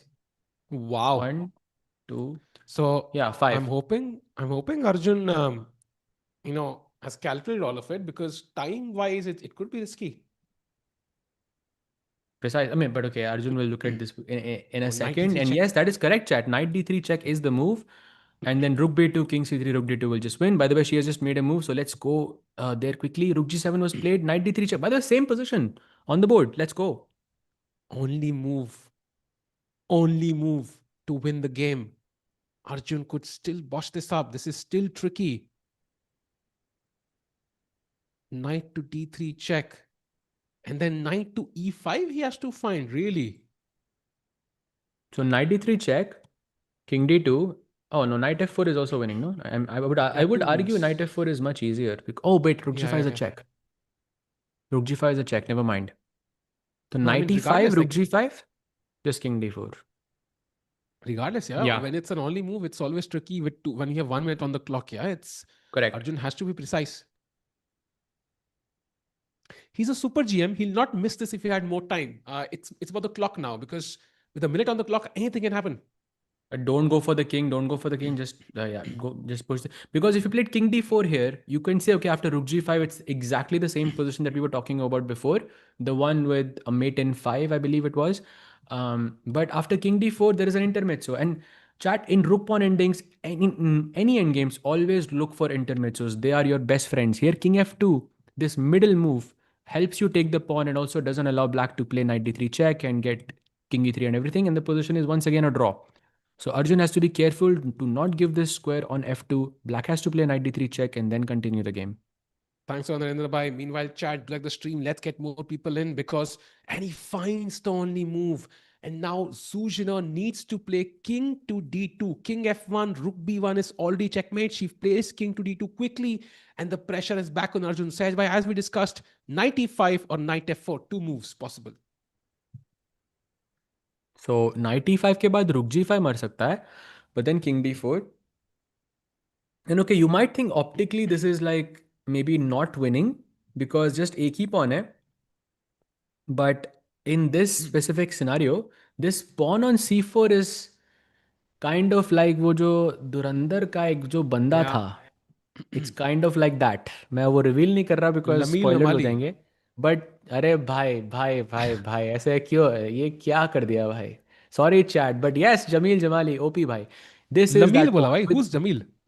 without this pawn, without this pawn, this bishop would be super active and the rook would be under attack. And even if you played rook a3, there is no rook a2 check. So bishop could actually be a lot more powerful if this pawn didn't exist in the position. By the way, he Yeah. goes 95. Let's go. Wow. Wow. Finds one of the only moves in the position, takes the extra score sheet because we've reached 60 moves. By the way, chat, if you've not played over the board chess, 60 moves is what you can write on a single score sheet in most cases. And after 60, you have to take a new one, just like an additional sheet during your papers. By the way, Rook G5 played, and now King D4 only move. But this one, of course, is an obvious one and very important. There is no Rook G4 check, and this means Rook B2 and F2 are incoming. Sahaj Bhai, Arjun now is completely winning. I don't see him messing this up now. Yeah. Yeah, for sure. There is rook b2 check, knight d3. So the pawn is about to queen. There's also mating attack ideas on the king. This is, I guess, where she resigns. Wow, what a day for Arjun, by the way. What a day for Gukesh. I think overall a great day for Indian chess. Great day for chess as well, because we saw some exciting games. Magnus Carlsen also winning with the black pieces. Yagiz also drawing. So it's going to be an exciting finish to TePe Sigeman. Tomorrow, chat, we of course have Gukesh's games, but we don't have Gukesh Sindarov. So tomorrow, maybe TePe Sigeman takes like the front show for us, Sahaj Bhai, because it's the final day. Oh yeah, for sure. For sure. It's gonna be so much. But also Magnus versus Yagiz, भाई वो भी तो है. Oof. वो तो भाई देखना ही पड़ेगा. Just for the Agreed. culture, because I feel that match is going to be so relevant in the next 10 years or so, because people are going to be talking about that match similar to how people were talking about the match between Magnus and Kasparov, where I Yeah. believe Magnus drew the first game, he was in a good position, but then in the second game he lost to Kasparov. But still, it's that match is really talked about even to this day. This is kind of Agreed. similar to that. Agreed. And somebody said 50% is not impressive. Okay, I think it's not the most, mind blowing performance he's had over the years, but it's pretty impressive still, because he did defeat that crunch game against Sindarov. Also had a great comeback against Duda. And I think he should be pretty satisfied with what he's done so far because, again, rapid blitz is not his forte. He's not in great shape. And his form, he's not in great form. So this might be the win that he needed to get back in form. So let's see what happens by the bishop h7 play, trying to control the b1 square, for example. But this does give the c4 pawn away with check. Black could also just push f2 apparently. Even that is winning. Yeah, by f2 is good and also knight takes c4 भाई जमील जमाली जी actually नहीं फिर तो ये तो वो हो गया ना ये थोड़ा ज़्यादा स्पॉइलर हो जाएगा but never I mind think I you think no you who I play am f2 talking because about right yeah, look at this. F2, king e2, rook f3, threatening f1 queens, king f1 only move, and now you take on c4 only move with knight e3 mate. This could be a nice mate by या very nice beautiful but okay I think even knight takes played. c4 instantly is also very good. Oh, he plays f2. Wow, Let's clinical. go. I think basically Arjun wants to be forcing. He has 1 minute on the clock. Great play. And every time he's playing, like, he has single moves to win this. Zuzhin, of course, will play something like, I don't know, rook f5, king e2. Only two moves come to mind.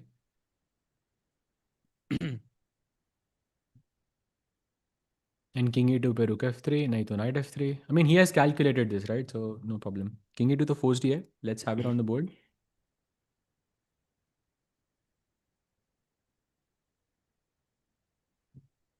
10 seconds for Zoo. Plays king e2. And now look at the difference, chat. Rook f3 is mate in 12, and any other move is 0.00. See, like that's the power of an only move. But of course, Arjun will find it.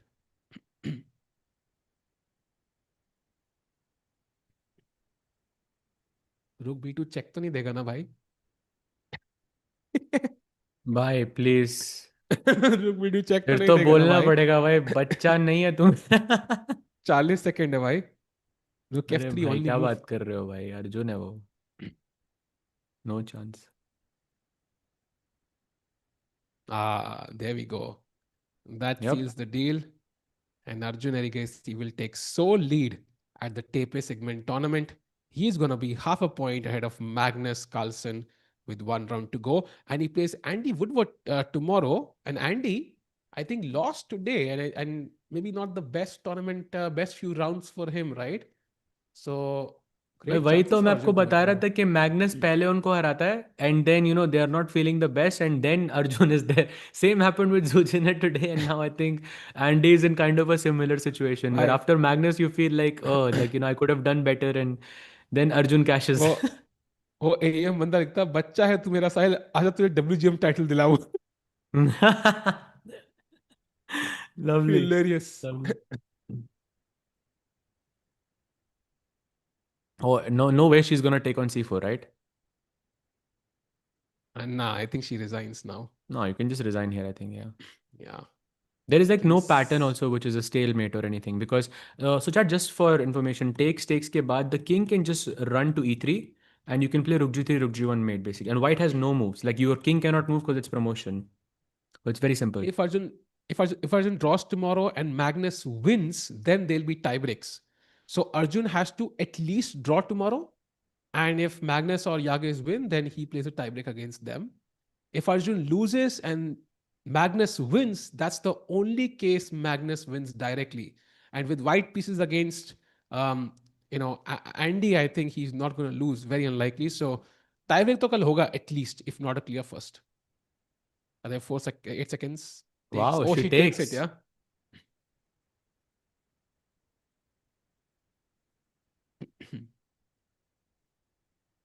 takes back and Bishop maybe is e4. there some still there's no stalemate idea here no there's nothing I don't No understand idea. I what think. I mean if there is a trick or something then I understand but not sure if that's there the pawn is just way too far ahead Actually, yeah, we are now to 66 moves. Actually, काफी time लगा because it was much trickier than we thought. And yeah also, I think I know aim, I know must have. Last one was hilarious actually. so yeah, and chat, by the way, in this position, if I just a cool fact for you guys that if for example, black's pawn instead of f2 was on g3, this is a theoretical draw. Even if you have a rook and a pawn, let's say on g3, I have a king on g1, bishop on this exact diagonal on b7, for example, it's a theoretical draw. There it is. Zoo resigns. He was one move away from holding that draw, but it's all it takes. Yeah, one mistake, and at the end, in the end, it doesn't even matter, Sahaj Bhai. So Arjun takes home the point, and he's gonna point out to her that maybe there was a draw somewhere, but at the end, Arjun Erigaisi takes the dub. He goes to 4.5 out of 6 points. An impressive performance by the India number one.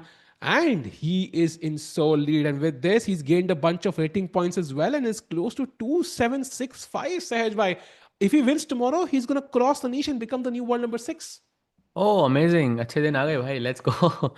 That feels absolutely amazing. And also, like, I mean, props to Zujaner for giving such a big fight. I mean, that end game with 2 versus 3, white having the pawns on the queen side, black having the pawns on the king side, it looked very, very messy overall. I'm just going to show this around this type of a position. Very, very difficult to hold this, but she held on until, I would say, maybe almost, yeah, until the very last minute, and then that blunder cost her the game essentially. But still a great fight from Zujaner. She's um, on track to be, to at least being one of the strongest female chess players in the world, and maybe the strongest player as well. Agreed. And chat, I really want to thank you all for joining us because today was a very long stream, but we had a lot of fun thanks to you guys. And of course, Gukesh and Magnus and Arjun and Zoo and Sindarov and so many strong players. And we're going to be back tomorrow at the same time. It's going to be an exciting day 3 at the GCT Poland. Will Sindarov strike back after 3 losses? Will Gukesh continue and use today's win as indhan or fuel to fuel some victories tomorrow? And of course, what will Magnus Carlsen do tomorrow? Because he is in a must win against the biggest talent chess has ever seen. And Arjun, if he wins tomorrow, he wins the event ahead of Magnus Carlsen and also becomes the world number 6. Sahaj bhai, tomorrow there is so much to look forward to. Exactly. You have Gukesh Sindarov, you have Magnus Yagiz, you have a possibility that Arjun wins the tournament. I mean, yeah, gonna be it just the tournament keeps getting better and better and better. But yeah, love to see it. Also, great to see Arjun at least eyeing that top 5 spot. It's been a while, so I think very, very good thing for Arjun, and I think great for his confidence as well. Let's go. Chat, thanks a lot for joining. We're going to be back tomorrow at the absolute same time. Thanks for Saj Bhai for the amazing commentary, Saj Bhai for the flawless broadcast, and chat, thanks a lot to you for making this stream interesting for us. Do not miss tomorrow because it's going to be the final day of the TePe Sigeman Tournament. We're going to have a winner. It could be Magnus. And you have the standings once before we leave. That's very important. Bhai, standings is important. Standings is really what important. What is this? We need the standings because this is clear. What is this? See, क्यों देखी नहीं देखनी standings भाई अभी तो देखी थी standings.